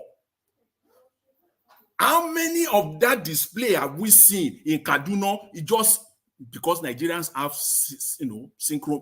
Stockholm syndrome. So let's just give it at that. They have Stockholm syndrome. So at least maybe the last 4 or 5 days alone, perhaps their Stockholm syndrome symptoms is not taking effect yet. At least for the last 4 or 5 days, they can remember that. How many display of the Nigerian army did we see in Kaduna when 287 children were kidnapped? How many display of power did we see there? Nothing. And somebody will come and say Nigerian army is overwhelmed. You can say that to the Marine. And you can continue to say, because it's a country of lie anyway. The state is a lie. It's a country of lie. Can anybody now who is a right-thinking person with a right mind come and say that the military is overwhelmed with that display of power that they still playing? And furthermore, they stop the media, and then you want to believe their own narrative. How? If you are a right-thinking person and you are with your right mind, for crying out loud. Any news, I don't care whether from the mainstream media, from newspapers in Nigeria, I don't take it. Because now it is only their own one-sided stories, the pictures that they want you to see, the videos that they want you to see. That's what you are going to see, because Nigeria, because a lot of people, they just can't think straight. As of now, the media is not allowed. They have not allowed the media to enter into that community so that we can get balanced story. What are they afraid of? What exactly are they afraid of? That it is only their narrative so that they can display power. And then they can lie to Nigerians. And Nigerians will take it. Because they think people are stupid. Tomorrow now we'll see videos. They will come out with videos, with press releases, and you want people to believe that. How? Isn't that stupid? So when you look at that, it's so sickening. You see them, they blockade the entire community so that they can cook their own, just to cook it, manipulate it, and come out with their own narratives. That is a country where power operates, not law. It is power. It is power that operates in Nigeria. It is not law. But to them, it is power law, because their power becomes law. When they exercise their power, it becomes law. That is why it is power law. That's what operates in Nigeria, whether you like it or not. Well, at your own peril. 1 minute. So let me just round up with this. The governor of Nasarawa State, calling Peter Obi to support Tinubu. When you showed that earlier, before I, kind of a signal of earlier today, I looked at that and I laughed as you are showing the video, calling Peter Obi to support Tinubu. Support what? Support criminality. Work for criminality. Work for budget padders, people that their preoccupation is to pad budget. Work with them. Work for what? It's just endless question. Work for who? Work for reckless wasters and spenders of national resources. Work for who? On what terms? On what benchmark? On what criteria? Work with Akpabio, because if you have to work with them, if you have to work with Mr. Tinubu, those are the people it's not like you will wake up in the morning and then you will report to Mr. Tinubu's office. No, these are the people you will work with. Work with Akpabio, the current Senate president. Are you kidding me now? Work with Tuji Ojo, the current internal affairs minister. Because these are the people you will work with for Nigeria to thrive. Work with the current Attorney General of the Federation, Lateef Fagbemi, who was the champion of Mr. Tinubu's defense at the Election Petition Tribunal up to Supreme Court. What do you want to change? Then you are not only clueless, as I said earlier, you are perpetually unconscious. Work with the Attorney General.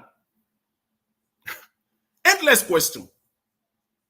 Work with Gajami Amila, right? Because that's who you are going to work with. Tinubu, Chief of Staff. Then you still want to come out with bold face and face Nigeria. Anybody that is working with Mr. And then you are transparent, uncorrupt, competent. You will say that to the Marines. Not a right-minded person. Because you are going to work with Gajami Amila. Is that the people that you want to work? You are going to work with? So it is to me, it's a question that is uncalled for. It's a game. It's a gimmick. It cannot happen. It can't. Work with who? Work with the Economy Advisory Committee made up of Dangote and Elumelu. Those are the people you will work with to transform Nigeria economy. You have to sit on the same table, inside the same room with these people. People that have double standard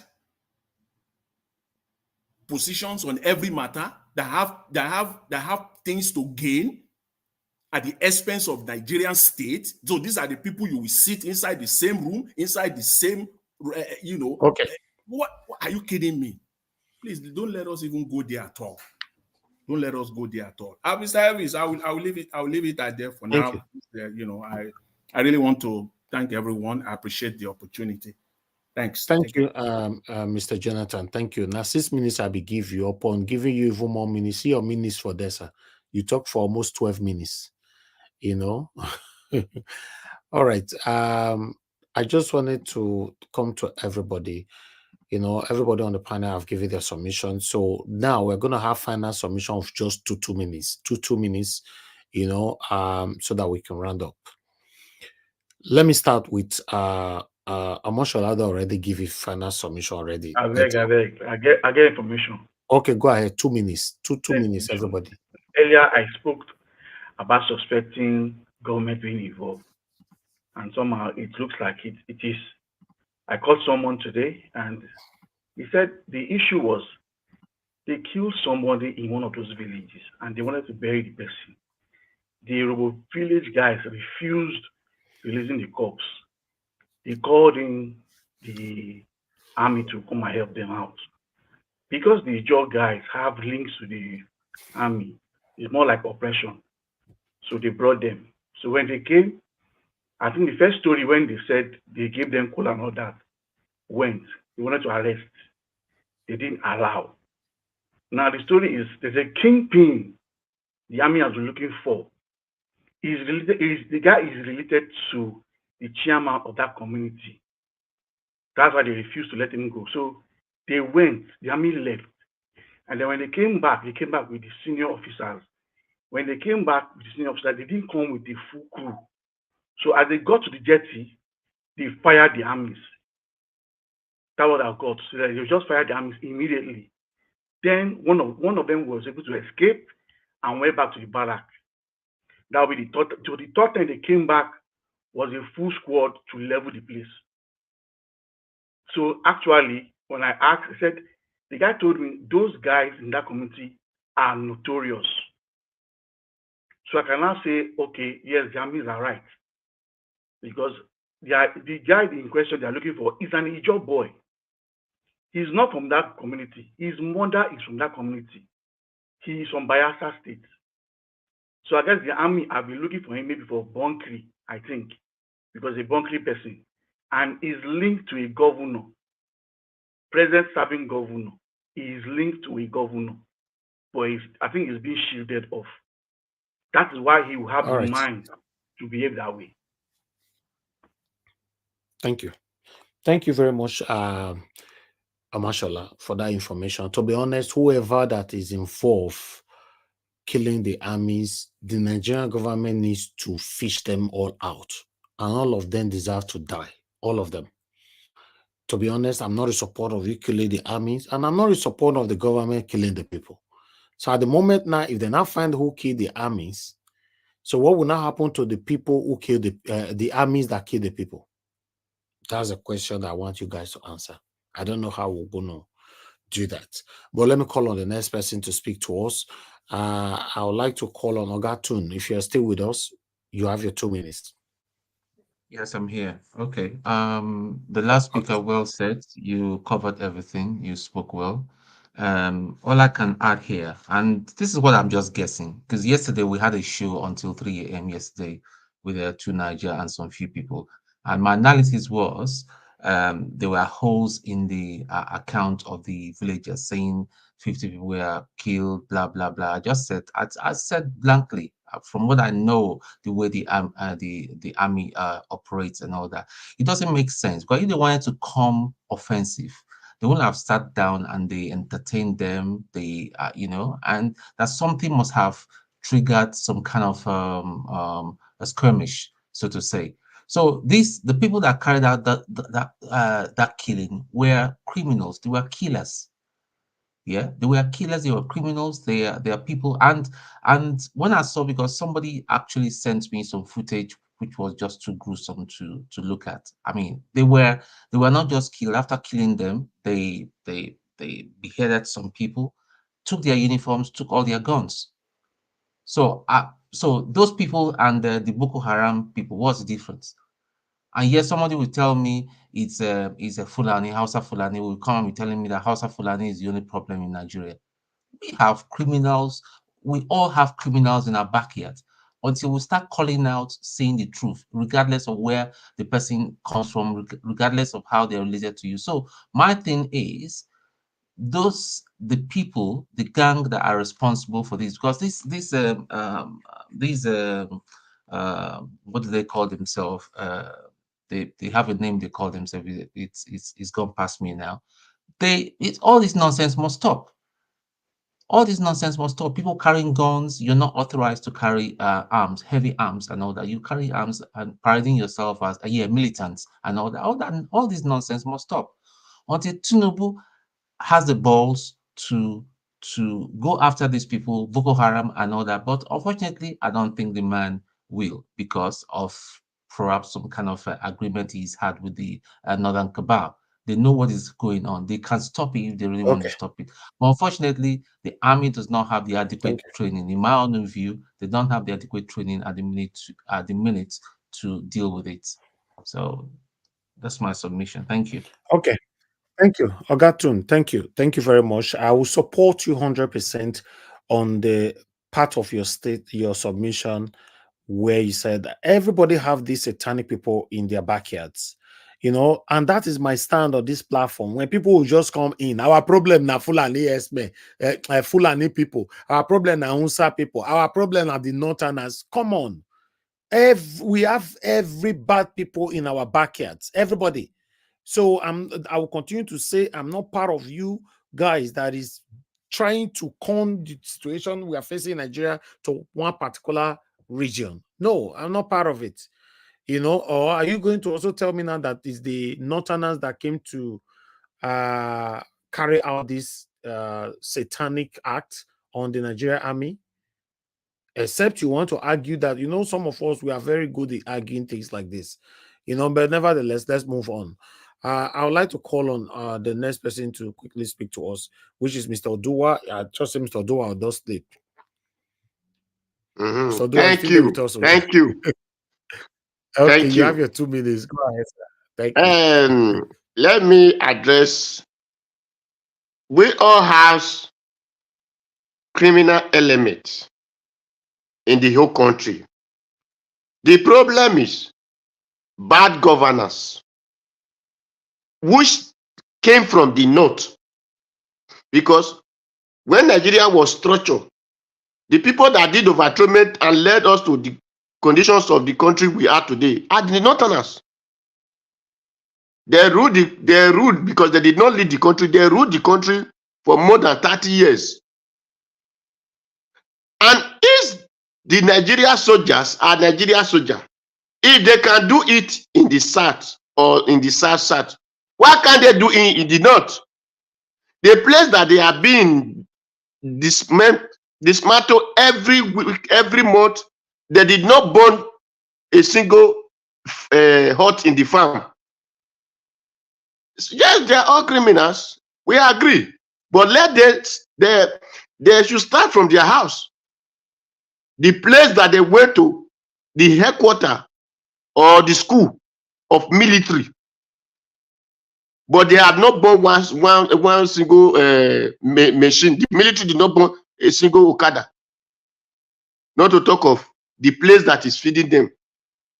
So, according to, they say the media said, it was peacekeeping or peace mission. What do they we know that it is where war are found, the military go for peace mission. If not, the military is supposed to be in their barrack. Thank you.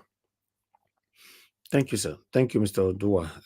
Don't late for where you stay for that side. So make we go sleep. Thank you, sir. Anyway, let's move on to the next person quickly. Let me come to Mr. Elvis. Mr. Elvis. Yes, sir. You know, it's because of time. This Nigerian military thing, you know, I hope I have time. This rubbish they are doing in Delta State. Do you know how many Nigerian army officers have been killed in the northeastern part of Nigeria in the last 16 months alone? I talked about it yesterday.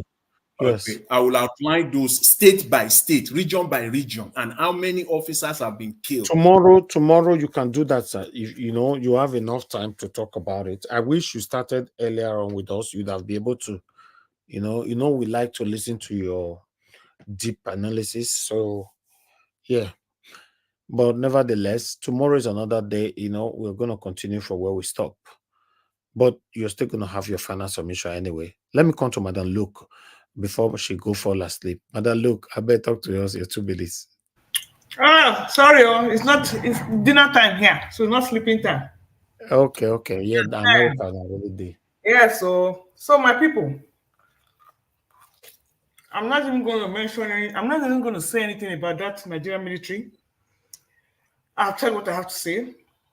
And that's another Bajue Ruga affair. Because like I said, if you cannot identify, if you cannot put a name to your military men who you claim are serving your country, I don't believe anything that comes out of that place. Did Hope Uzodinma not have fake military vehicles during the election? Were they part of the Nigerian military?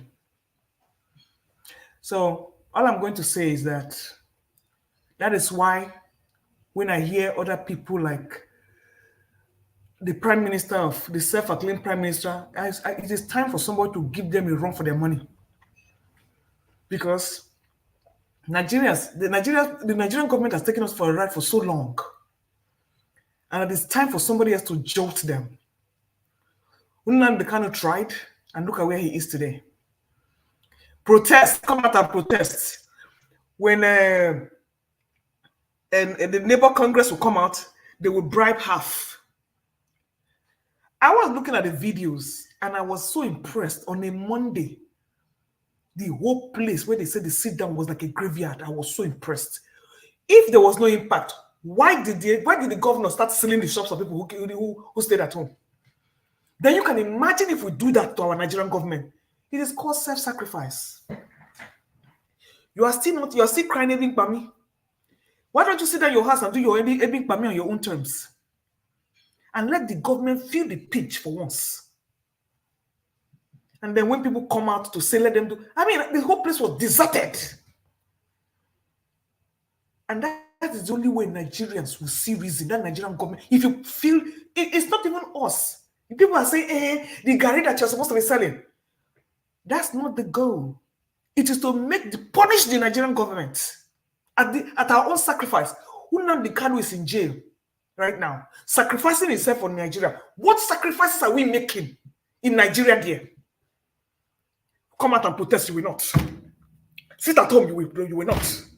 Do this one, you will complain. So which one? Now, when we sit down for Nigeria, what they talk from morning till night, that is the best way out, Tabi. Well, if I was in Nigeria, my own self go be sit down at home Monday, Wednesday, Fridays. Because it's not only me that is going to feel it, but the Nigerian government will feel it. He was purposely targeting the oil producing areas. Shut down. So if it was not effective, why were they going to seal up the shops? So please, you need to find out exactly how you're going to tackle this, your government. And right now, we don't have any solution. People who have solution, let them breathe. Thank you. Thank you. All right, Madam Luke. Like I said before, I can see where you're coming from. You believe we're talking, everybody's talking, and the Nigerian government continue what they're doing, Anybody that want to handle them in a hard way, they should continue. I know what you're talking about, so I need to make it clear to the people. But if I have to add to that, what is wrong is still wrong. What is wrong is wrong. Supportive violence is not what I stand for. Unfortunately, our government doesn't listen to this kind of talk. Yes, I understand you. I totally understand what you're saying, but unfortunately, I cannot stand with anything to do with violence. Anybody, for me, I wouldn't have any issue with Samuel Ekpa for anyway. But telling your people to sit at home, you didn't provide food for them. Then those of them that sneaked out to go to the market to fetch for how their children will eat and all that, you started beating them up. No. That's it. That's a no-go area. If you're agitating, we have a lot of agitators everywhere. If you're agitating because the government is doing the wrong thing and you're agitating to get their attention to do the right thing, that's a different thing. When you go out of your agitation and now start doing something that is against the law, then it becomes a problem.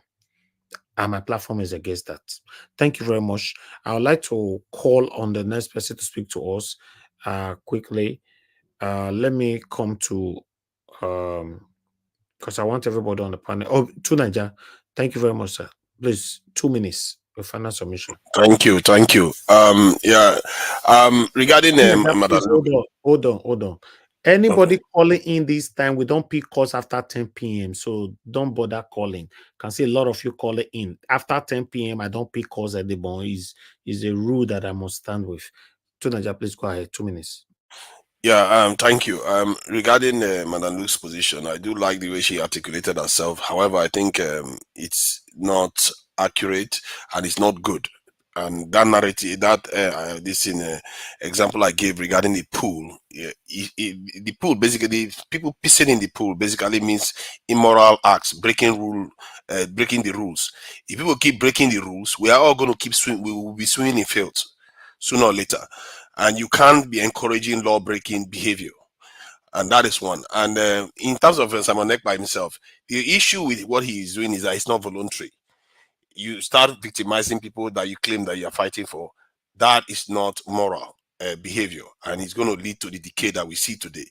Regarding the village, the reason why I completely, somebody said that the military is showing their power by attacking a stationary village. It's like stalking a vegetable. What is the use of stalking? Go and stalk a proper criminal. You go to people sitting in their own village, civilians, you go and destroy the property. That's showing of power. That's not power. That's abuse of power. It should represent the exact opposite. Those people are the ones you are supposed to be protecting. Innocent lives are supposed to be protected. And this again is one more immoral act that our people perpetrate that keeps us in this mess we are in. And regarding this security issues in terms of why they are doing this to this village and it's not happening in the north, because the nature of crime in the north is different. These people are mobile. The people that do these things, they don't reside in one village. They show up, attack a village and disappear with people.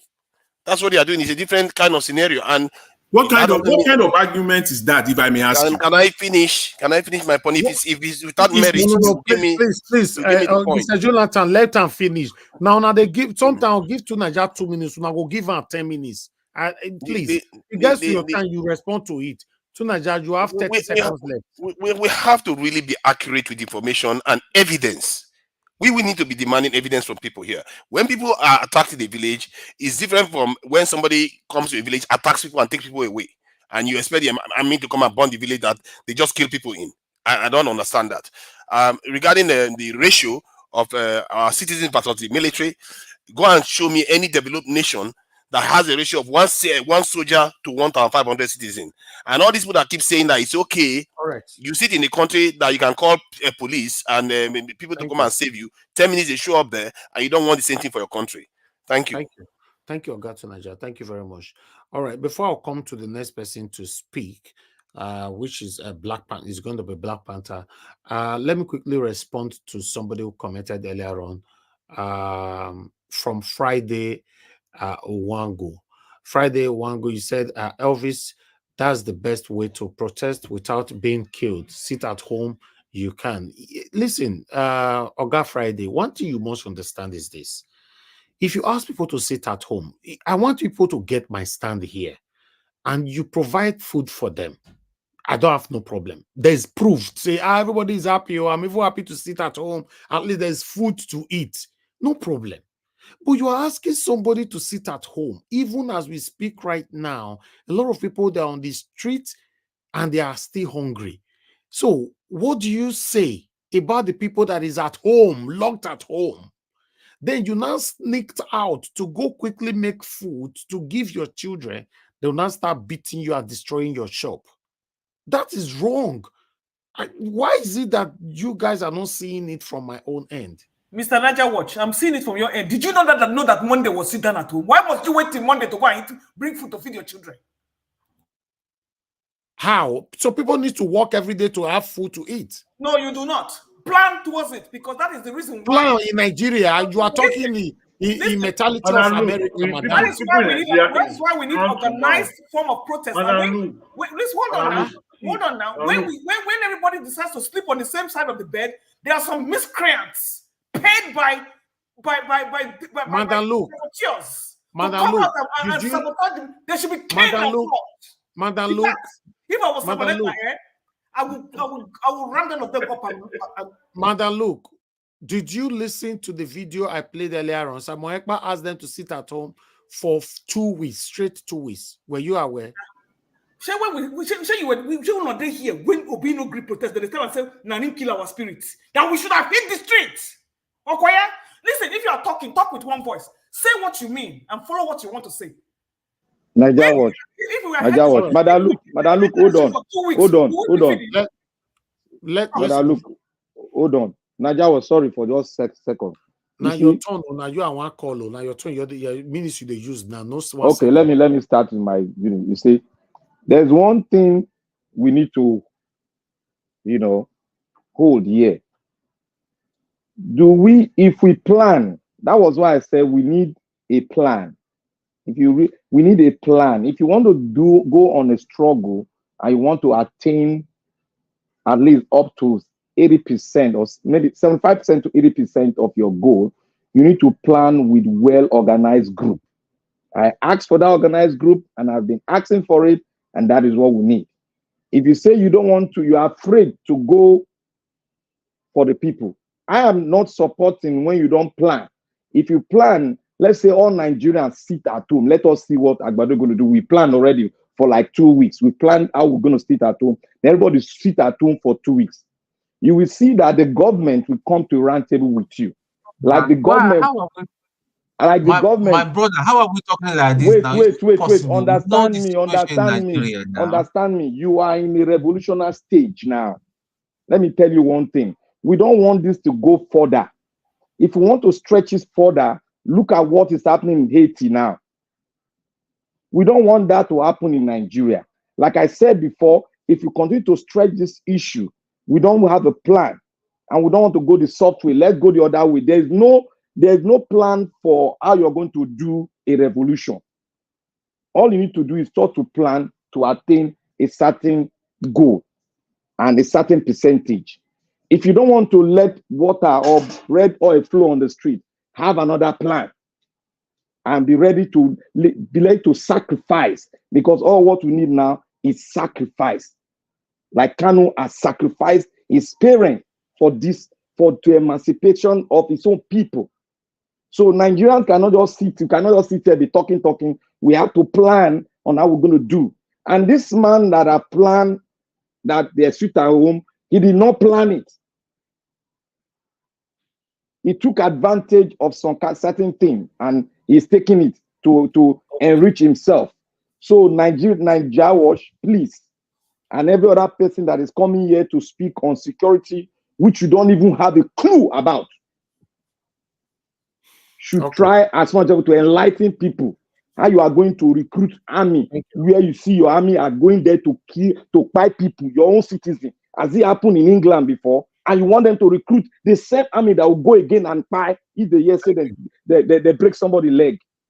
Thank you, Mr. Naija Watch. All right. At least you dey fear to Naija. Fear not let you mention in name. Yeah, So can it's I good. can I come No, in now, no, Mr. not I don't want Najawa? to mention his Will you name. allow Not me? I don't want to mention him. I don't want this. I don't want to make anybody Can come I destroy me. can I come in, Mr. Najawa? Because If you allow me. if wait first. Let me tell you one thing. I'm a very stubborn person. All right. Look, That's fine. That's Naija, wait. I'm I'm a joking. very Just stubborn fine. person, It's and not a I can bad. be liberal, but I'm highly conservative. No, I'm just joking. That's fine. That's fine. If I'm in same country Everybody with knows that's Naija, what to we're talking. Naija, you know go they talk all this mess for front. Okay. Thank you. Thank you, Can Black I? Panther. Thank you. Mr. Alex, Yes. you have to wait. You have to wait, sir. You have to wait. Okay, I was thinking it's my turn. No, it's not your turn. You are you are the next after Mr. Jonathan. Mr. Jonathan, please give us your final submission, sir. Mr. Harris. Yes, sir. 2 Thank minutes. you. 2 Thank minutes. you very much. For the sake of time, I will not have time to actually deal with this today. No, you'll deal with it tomorrow. You'll beat her tomorrow. Because I want to, but I will Okay, just sir. kind of talk briefly on it. Anybody that is coming out to tell us now that there are differences between the way the military or the way they could have reacted or the way they are reacting now between the way they are reacting in Delta State and the way they should have been reacting, or they should have reacted to all the military officers and soldiers that have been piled in the northeastern part of Nigeria, then I have a lot to say on that. Please, there is no comparison. It is ludicrous for anybody to want to make us to believe that.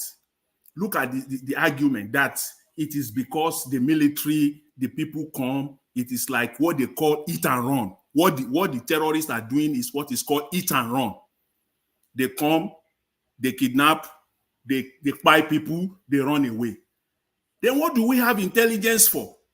What do you have the National Intelligence Agency for? What do we have the DSS for? In cooperation with the Nigerian military, the Nigerian army, the Nigerian Air Force.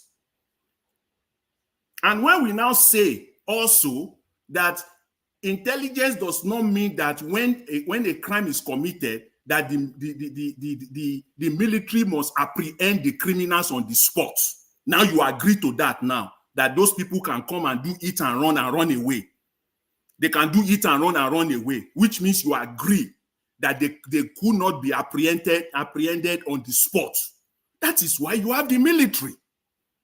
If they are not apprehended on the spot, then what happened 1 week later, 1 month later, 2 months later, 1 year later? Nothing. And then you say you have military with trillions of naira budgeted to intelligence. Are you kidding me now? The military deliberately are not performing, period. They are not performing. Those people are out there. That is why they have the audacity to come over and over again to perpetrate the same, and even at a larger scale each and every time. Because the military refuse to do their job in the northeastern part of Nigeria. Nobody should come here and tell us that it is because they are doing eat and run. So they just come, they eat and run. Then that means you subscribe to the fact that when crime is committed, you don't expect the police or the military to apprehend them on the spot. Then they have to do their work. So what are they still doing? We can outline, at least I will outline six cases between 2020 and 2023 of Nigerian military officers, soldiers that have been killed in their numbers. 25, 36, 27. Thank you, sir. Thank you very much, Mr. Elvis. I'll leave it at that. Thanks to all the panelists. I really appreciate it. Thanks. Thank you very much, Oga Jonathan. God bless you, sir. I appreciate you always. All right. Let me come to Mr. Alex. Mr. Alex, it's good to have you on the show. I'll give you 5 minutes because you're just coming in. Please work with your time. Thank you, Mr. Najawash. I'm grateful. I greet my fellow panelists and viewers worldwide. Of course, our enemies across board. Thank you for your time. First of all, I want you to know that Nigeria is built on lies. The country Nigeria was a forceful amalgamation of people, kingdoms, different tribes in 1914, not by Nigerians, but by foreigners, by white people for their personal interests. This was what led the Juku to make sure they dissolved that 1940 amalgamation. But there was sabotage. It would have been a peaceful dissolution because the white people had no right, the British had no right. So the problems that we are encountering today is because a set of people made a deal with the British that they are going to continue to be in charge of the government, one way or the other. That is why they falsify census figures to suit them in the north. So from what I'm saying, where was the military when Deborah was burnt alive? In Sokoto, let's say the police could not handle it. According to the Nigerian Constitution, the police can beckon on the military.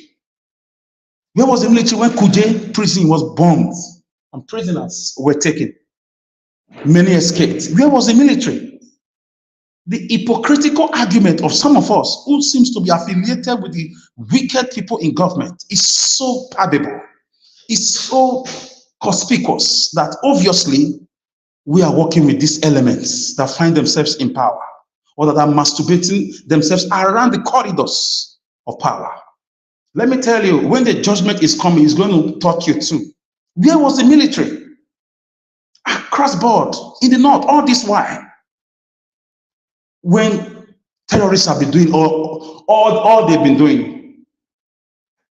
So the military, they suddenly vanished. When the defense academy was broken into, a whole defense academy, and you are telling me it's not the same? Deborah, the people that killed and burnt her alive just did it and ran away? Really? Because it's the northern side, the matter was squashed up till now? I say cabo to the jetamenta to that. Please, gentlemen and ladies, we are not wasting our time here. We are sensitizing people. We are conscientizing people. We are teaching people. This is how Big Daddy movement spread like wildfire. Yes, election was rigged, but this was exactly how it spread like wildfire. Other platform copied. In fact, we had the Friday debates. We merged it into everyday debate and conversation. Nigeria is not for everybody. That's just the fact. It's fraudulent amalgamation. The country is biased. Till today, the glitches in INEC has not been explained. A whole presidential election was manipulated, and you say we have military. Judiciary did what they did. The military could not say anything, isn't it? You tell me it's not their purpose, it's not their duty. They are made to defend the territorial integrity, but they've been interfering. Why will the military be seen in a city in Delta State? Are they not supposed to be at the borders? Who invited them? So why the quick harsh reaction when their colleagues were murdered? Is it today we started hearing that they are being murdered on a daily basis in the north? Abuja Kaduna train was kidnapped for 6 months. Citizens were paying ransom. Abuja Kaduna train with 960 passengers. Where were the military? And we had a commander-in-chief of the armed forces. Where were the service chiefs? Where was the FCT minister and his, security apparatus? Where was the military? Because it's in the north. If it was in the south, military would have been coming up to come on a rescue mission. Because the criminals in the north are affiliated with and the ruling cabal, which some of you come here to argue for. You stylishly come here to argue for your paymasters. It's obvious. We know. We are not enemies, but we know those who seem to be paid amongst us when we argue like this. Yes, yesterday it was Deborah. Tomorrow it could be your own daughter. It could be your sister. It could be your mother. It could be anybody. I don't wish it. But let's be careful the way we take sides because of dollars. People have owned these dollars and they died and left it. You're not going to leave this world with money. Nelson Mandela said, we are not going to be friends with your friends. We are going to be friends with those who stood by us, not with rhetorics, but to the heat. So Nigerians are listening to us. The same way they listened to us about Peter Obi's message and it caught fire. They came for their PVCs. They voted against all odds. Many were wounded. They still voted. It was the social media that brought the awareness to them. So, Madam, look, we are not just talking, wasting our time. No. I stand to correct that. No. Back it up with action is what I'm saying. Back it up with action. Yes. Action will come. Okay, let me ask you a question. Do you think the Nelson Mandela movement started in 1993 when it was released. No, it started in 1950 something. Alex, I don't 1957. understand you. Alex, I don't understand you. Are you saying that it is right for them to have murdered those military men? Is that what It's you're not. saying? It's not right. I don't like killings. But the point is the action of the government now. Why is it not co-equal with the actions we see in the north? All these days. Why was Deborah not a human being? Was she not a citizen? Why the sudden reaction? So we have all these forces. My God, gentlemen and ladies, most of us are very hypocritical. Very, very hypocritical. And God will judge all of us according to our works. We can deceive people with rhetorics, but you cannot lie to your conscience. So is this how they've been reacting to insecurity problems in Nigeria since 3-4 years ago or 7 years ago? Chibok girls, where are they? Let's stop fooling ourselves. Nigeria is not for you. It's not for anybody. It's for the cabal and the British, and we must find a way to boot ourselves out of this gang of criminality going on. They are borrowing money left, right, center. But you do understand that the security issue in the north is different from the one that they have. It's not different, my brother. It's a lie. You lied there, my brother. I'm sorry. Okay, I'm now sorry. tell It's a me lie. why they are the same. Okay. Yeah, okay. Let me give you a scenario. Mr. Alex, AK-47 is different. The AK-47 they are carrying in the north is different from the one that those people. Yes.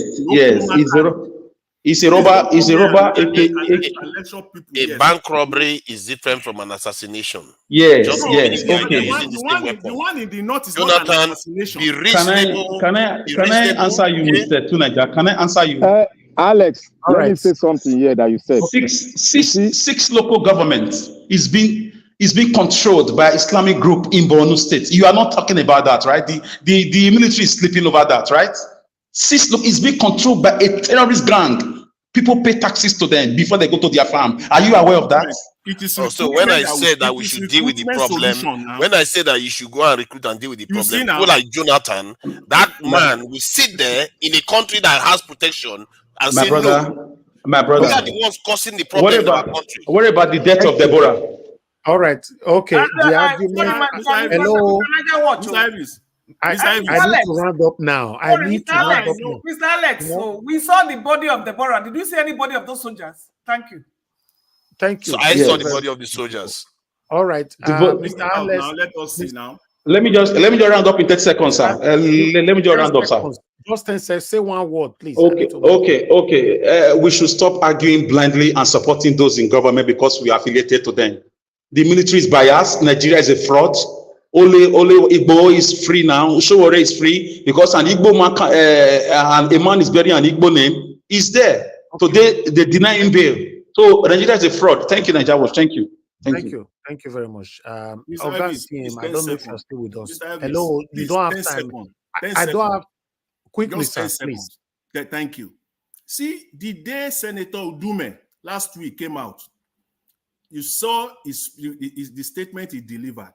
What was coming out from his mouth, it is exactly the same script that some people on this platform are bringing out on a daily basis. So we know who their paymaster is. Exactly word for word. What was coming out from Udume last week. All right. So the beautiful thing about it is that this same platform have people that will counter you before you land. They don't pick you. So that's the beautiful thing about it. So Nigeria was information. Yeah.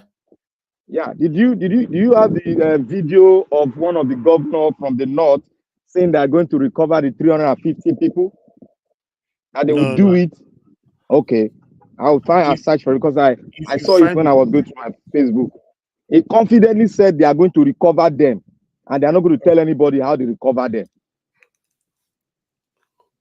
Is it in the same country, Mr. Najal? El-Rufai said he knows the terrorists. He was going to talk to them at the time. El-Rufai, not governor. Not only El-Rufai. No, Gumi came out with that thing now. He said all of us know the terrorist leaders. I'm telling you exactly. Nigeria Watch, you can get it on channels because our friend, the lawyer, was the one that interviewed him. Shehu interviewed him. You can get it on Channels TV. How does knowing them make them complicit? America knew Osama bin Laden. Oh God, the North is in charge of Nigeria. Forget it. Leave us To alone. Niger, those people that are go and collect your money for the work. Go and collect your money for the work well done today. You are not even making sense. We know, Tunaja, I want to ask the question. I want to ask you a question, Tunaja. Let me ask Tunaja a question, please. That they are terrorists themselves. America knew Osama bin Laden. How do we make sense when some people are paid? Alex, I want to ask Tunaja a question. Why are you comparing America? Alex, I want to ask a question. Ask the question. Thank you, sir. Tunaja, those people that are doing their own in the north, are they coming from the sky? Or they are coming from underground of the water? Because you said they are not living in the village. They are attacking a village and disappearing into the wilderness. They are not living in that village. So there is no wilderness in the north. It's a desert land. Oh, they disappeared, and American rescued their. There's no forest in the north. From their. Let's say there is forest. Let's say there is forest. That forest, is it in the village or in the sky? My brother, we are not fools. We are not fools, my brother. We are not fools. We are not fools. Okay, please stay mute now. Everybody stay mute. You know I don't like pressing that button by myself. I don't want people to say I'm disrespectful. So please, everybody stay mute. I don't know if Ogaciem is still with us or if you have left. Okay, Ogaciem, I'll assume you are not with us anymore tonight. Thank you very much, everybody. We've come to the end of this broadcast. We're going to continue again tomorrow from where we stop. But I'd like to quickly give this without any interruption. Everybody just stay mute, please, with all due respect. I appreciate every one of you that came to the panel today. I would like to appreciate Ogaciem, Mr. Jonathan, Madam Luke. God bless you all. Ogatun, thank you. Tunaja, thank you. Black Panther, thank you. My brother Alex and Mr. Oduwa, thank you very much. Mother Rita was with us earlier on with that wonderful submission. Thank you very much for coming in. And every one of you that came in that have left already. A lot of people called in today. Madam Origin, Madam Love, what is my strength, Brother FA, and many others called in. You know, and I would like to quickly say a lot of people called in that I could not pick your call. In fact, as I'm talking right now, somebody's calling in. Like I said before, after 10 p.m., I understand some of you live in America, Canada, or every other part of the countries, that the time zone is different from our time here in the United Kingdom. Yeah, but before you call in, just look at time. Once you look at UK time for where you are. Once it's on at 10 p.m., I don't pick calls anymore, and I have to stick with that. I must stick with that because we cannot just be doing something and be breaking the rules all the time, and we are fighting to have a better country. Let's start it from us by putting the example there. Okay, I would like to quickly appreciate every one of you right there that supported the channel today. Thank you very much, Jaja. God bless you. Thank you very much, Ejidima. Thank you very much, Oscar. Thank you very much, Martin, Benjamin, and Oscar once more. Now, God will bless you, my people. God's protection upon your lives. Thank you very much, my wonderful people right there on the comment section. Started with Mother of All Mommy Diaspora. Thank you very much, Mommy, for all you do. We appreciate you always. Madam Iris Finance, thank you very much for all you do. I appreciate you always. Mr. Abu Azi, thank you very much for your time with us and for all you are doing here. Thank you. God bless you. Ijidima, Tony Africa, Oscar Bond, thank you very much. Blackburn, thank you. Oga Chris, I can see you right there. Thank you very much. God bless you all, my people. I can see Tunaja there as well. Thank you, my wonderful people. I appreciate you all. Thank you very much. Yes, Jesus is my father. I wanted to respond to you earlier on. So your comment, I quickly respond to. Okay, I'll respond to that. Let me acknowledge people. Let me keep that pending if I don't forget. You know, thank you very much. Jesus is my father. And thank you very much, Prince Jejima. I can see you right there. And many others right there. If in case I didn't mention your name, please understand with us. Fumi, I can see you right there. Thank you, thank you, thank you. My people, I salute them. Yes, my people. So Stella Masemedo, Peggy Modi, and many others. And God will bless you now. So let me quickly give myself 2 minutes to say this. But before I move on, Jesus is my father. You said something that you know that I supported you 100%. Where's the comment again? Oh God, I just still lose and I beat say a whole line just now. I've opined. Where's that comment now? Because you said something about my okay, yes, I don't see him. You know, you said something about UK government and all that, say that they suck Nigeria and all that. So I don't want to say it because of the words. You know why I support you for this one? Jesus is my father, 100%.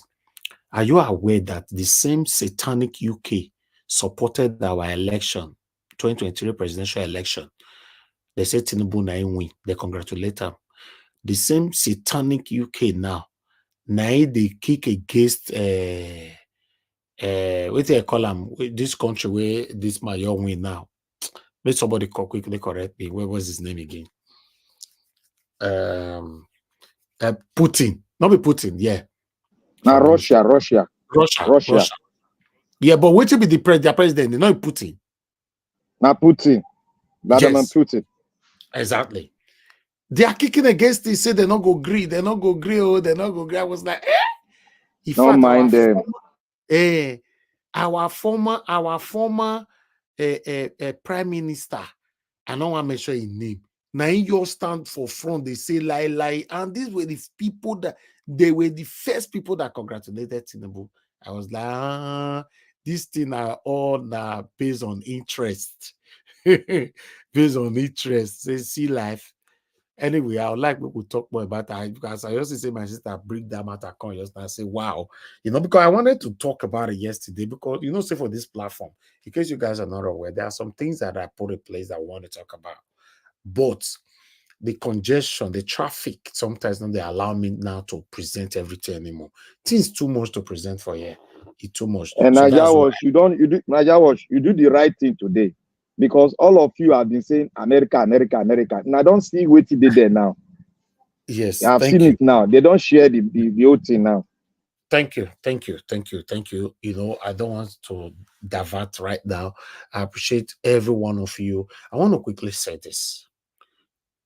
The situation of our country have pushed every one of us in different angles. Yes, it pushed me here now. I talk every day here. Every single day I talk for you. Every day. It's not easy to do. It pushed you, my wonderful panelists, every day you are here. You are talking. He pushed so many other concerns Nigerians on their own platform. Every day they talk. Then he pushed Samuel Ekpa for corner. He talk. He pushed whoever as a Nigerian, the situation of our country. Now, I'm going somewhere. You see, anybody agitating today because of the situation we find ourselves in our country, I don't blame any of them at all. Nobody. I commented on Instagram the other day where people lambasted on me. They insulted the hell out. In fact, the beat where they beat me for there, I'm still trying to recover it now. I don't drink different medicine, take treatment, take everything. I'm still recovering. They beat me where for Instagram just because say why they go push police officer for down. Nigerians beat me, but I can't look and say yes, una for not beat me like this. But I can't still look at the other way around. Everybody they vex because we live in a country where no matter what you say, this satanic set of people don't listen to us at all. That is why I was also seeing the point where Madam Luke was coming from. No matter what we say, anyhow we say it, anyhow we express it, anyhow we pour it, they are not interested. Now, when you don't try to defend them in any way, people will lambast on you. Now, let's come to Samuel Ekpa again, because the topic today is mainly Samuel Ekpa, Nnamdi Kanu, Samuel Ekpa, Nnamdi Kanu. If Samuel Ekpa was just doing what he's doing because of the country is not working, nothing is working and all that, blah, blah, blah, I don't have a problem. If he's asking everybody to sit at home, for example, and you've provided alternative how they will feed for that 2 weeks, I don't have a problem. Because yes, I will support some of you sitting at home is even more safer than going on the streets. But in the process of you telling people to sit at home, which Madam Luke agreed with me earlier on, and you make it mandatory that you must sit at home or you are gone. Now, some people who sneaked out of that order to go look for food to eat. When they are caught, you beat them up. You destroy their shops, you destroy their belongings or whatever. We saw the videos. This is not allegation or assumption. I played the videos here. How many of you can remember? Although YouTube was not happy with that video when I played it, I was sanctioned for it. So I have to delete it. Delete that particular video. But now, listen, when you are taking people's freedom away from them, then it becomes a problem. Because some of you saying, no, it's the best, it's the best. Then you have to ask yourself first. If somebody try to take 1 hour of your freedom away from you, will you accept? I'm only saying 1 hour. Not be even 2 weeks sit at home now. 1 hour of your freedom away from you. Can you accept it? It's a question that I want you to answer on your own, in your bedroom, wherever you're watching me from right now. That is my issue with Samuel Ekpa. Nothing else. If he's agitating today or he's calling the government, you must do the right thing and all that, that's what we are doing here. The only thing I cannot engage myself on is to call on violence. But calling out the government to do the right thing, that's what you and I are doing now. That's what we'll be doing for the past 6 hours. But anything more than that, when it now becomes violence, sharing of blood and all that, blah, blah, blah, I'm not part of it. And whatever the government will do to you, just take it. Yes, bear the consequences. But unfortunately, we live in a country, or we came from a country where no matter how you try to talk, they don't listen to you. They are busy sharing money. So I will understand how people go out of their lane to put more pace in their agitation. I understand. Because the government don't care about you. And it's so sad. And I talked about it yesterday. How can a child be crying? The parents will pretend, or rather pretentiously ignored the child to continue to cry. In fact, cry till you die. That's what the government are doing to us. Brothers and sisters, ladies and gentlemen, we've come to the end of this broadcast. We'll continue to talk and talk and talk and pour out our plight to see how, by God's grace, fingers crossed, if we can have a better Nigeria in our time. But the way it's going,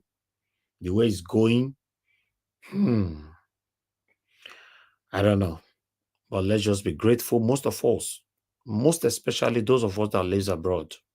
Be grateful that you have a second home. Yes, you know, when things look too good, sometimes we don't remember to tell God thank you. Yeah, because you're already there. So it's a normal thing. At the UK, at the America, it's a normal thing. My brothers and sisters, it's not a normal thing. A lot of people are crying and fighting so hard to be in your position today. In this excruciating moment of our time, of our country, a lot of people are wishing to leave the country. And you have another home. You have roof over your head in another home. For me, yeah. Me at the UK, Gidigba here. I'm good. You see? And I can decide to be here till Tinubu leave office. I say, no, I'm not going anywhere. They, you know, because this hunger, and I mean, I go follow journal and they say, this one happened, this one happened. Like what? So my friend told me yesterday that they robbed them in the traffic in Lekki. In traffic. I was like, oh, you know, quietly. It's happening. So my people, let's continue to speak. Like I normally say, stand for what is right. In the process of you standing for what is right, you will offend so many people. Yes, some people will be angry, they'll be upset. How can Naija Watch talk to me like that? How can the Naija talk to me like that? How can Black Panther talk to me like this? In the process, but stand for what is right. Just stand for what is right. That's what I'm doing here. If you don't want to be part of what we talk about, you can stand on your own lane. Like Manda Luke said, no, she wants to be on her lane. I cannot start beating her right now, like people normally suggest sometimes. block that one, pursue this one, block this one. If I just pursue everybody, block everybody, you think my voice is strong enough to carry the load of Nigeria, right? Oh, okay. Or you're not aware I'm learning from these people as well. Or you think I know more than them. Many of them are historians for this platform. I'm learning from them the same way they are learning from me. We all are learning from each others. Some callers that call into this show, when they don't finish, I'll say, oh, wow, wow. So that's it. That's it. I appreciate every one of you, my people. Now, God bless you now. Allow me to end the show. 6 hours is a long hours. You might not understand. I think it's a normal 10 years, a long hour. I started broadcasting since early morning this morning. Talk about Edo State governorship election this morning. I was on air by 6:45 this morning, I guess. I was live this morning while some people were sleeping. So yeah. We'll continue tomorrow, 6 p.m. Nigerian time. For those of you that just joined our platform, if you are just a new subscriber, I want you to understand that what we're doing on this platform, even though it's on our description, we're not fighting anybody. We are here calling it our government to do the right thing. We can't continue like this. We stand for good governance. While for those of you that's going to play back this video later, please, we beg you. Now, I beg you, like and share. Just press the like button and share. Press on the super thanks to support the channel, or click on the join button to support the channel. I appreciate you all, my people. Now we'll go draw the curtain. I'll see you guys again tomorrow, 6 p.m. Nigerian time. Good night and bye for now. I know they do competition with anybody. If I offend you, forgive me. Show me love, go there, biza. Kama bara wa lo nínú ìfẹ́ kan Akanbi. I know they do competition with anybody. If I offend you, forgive me. Show me love, I go show you love, Kama bara wa lo nínú ìfẹ́ kan. But I know they do competition with anybody.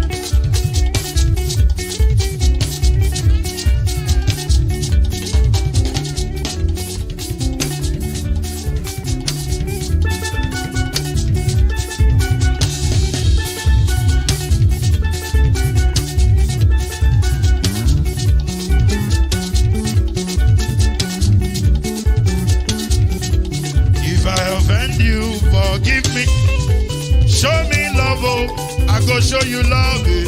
Kama bara wa lo nínú ìfẹ́ kan. I know they do competition with anybody. If I offend you, forgive me. Show me love, I go show you love. Kama bara wa lo nínú ìfẹ́ kan.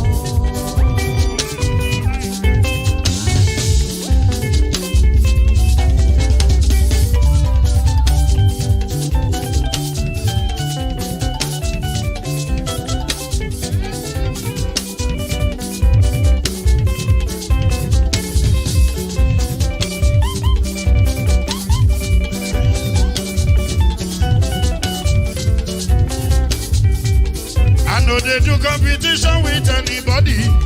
If I offend you, forgive me. Tó bá ti sanwó fún Ṣẹ́gun Nnamdi o, ẹ fẹ́ jókù. Alákọ̀bí Ṣẹ́gun Nnamdi. Alákọ̀bí Sábà mẹ́la. Anybody? Any bo.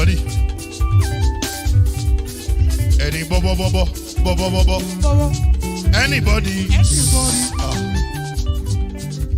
Mo ló ń fọlú, ó gbà mí bó ṣe rí mi láti finishi.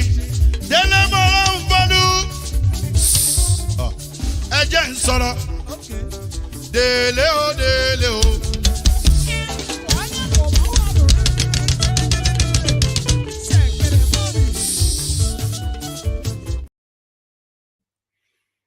All right. You can see we almost forgot this, but we're still going to talk about it tomorrow. You can see we brought out a poll earlier on. Do you support Peter Obi to work with Tinubu to rescue Nigeria? The yes is 16%. Why no is 84%? Ah, on a wicked do. Everybody behind that 84%. Hi, on a wicked do. Guy, why not they do this kind of thing? Eh? Why not they vest? Why not they vest more make una rest? Which kind of vest be this one? We need to expatiate on this tomorrow. Kai, see people they vest. The margin is too much. 84% say no, never. What did they happen? Now, wow. I see men. Men they verse over tomorrow. Yeah, but what are we fighting for? Are we not fighting for a better Nigeria? Eh? Kai. Anyway, let's talk about this tomorrow. You know, Tunaja, you voted yes, right? Okay. Kai, now wow. 84% margin. People, in fact, I will do this thing again tomorrow. And I hope you guys remind me to bring it up on time so that we can debate it, talk about it. At least to bring it during the time of giving final submission. At that time, I'll bring them up. See, I know every check and see, so I just forget. The margin is too much. 16% say lie. 16% say yes. 84% say lie. Make una they calm down. Make una they calm down. Make una they calm down. Mother Iris Finance, where you did for inside here? Tell me before you go where you did for inside that yes or no. Eh? Okay. Wow. Mommy diaspora, my lovely mother, where you did for inside that yes or no? Right time, make I know. Make I call my important, my people first. Make una talk and where una vote for here? Okay. Wow. Anyway, we'll talk. All my panelists don't come out. They don't go bed. You know, but I'll bring it out tomorrow. I really want us to talk on this. I know, in fact, I'll bring this one back again to compare with the one we're going to be living tomorrow. It's too much. No, what are we fighting for? Now God will bless our people. We'll talk about it tomorrow. Thank you so much. Mommy say like that was day your day. Day your day. Okay, but the Irish Finance, you don't talk your own. No, tomorrow I go ask you again. All right, my people. God will bless you. Good night.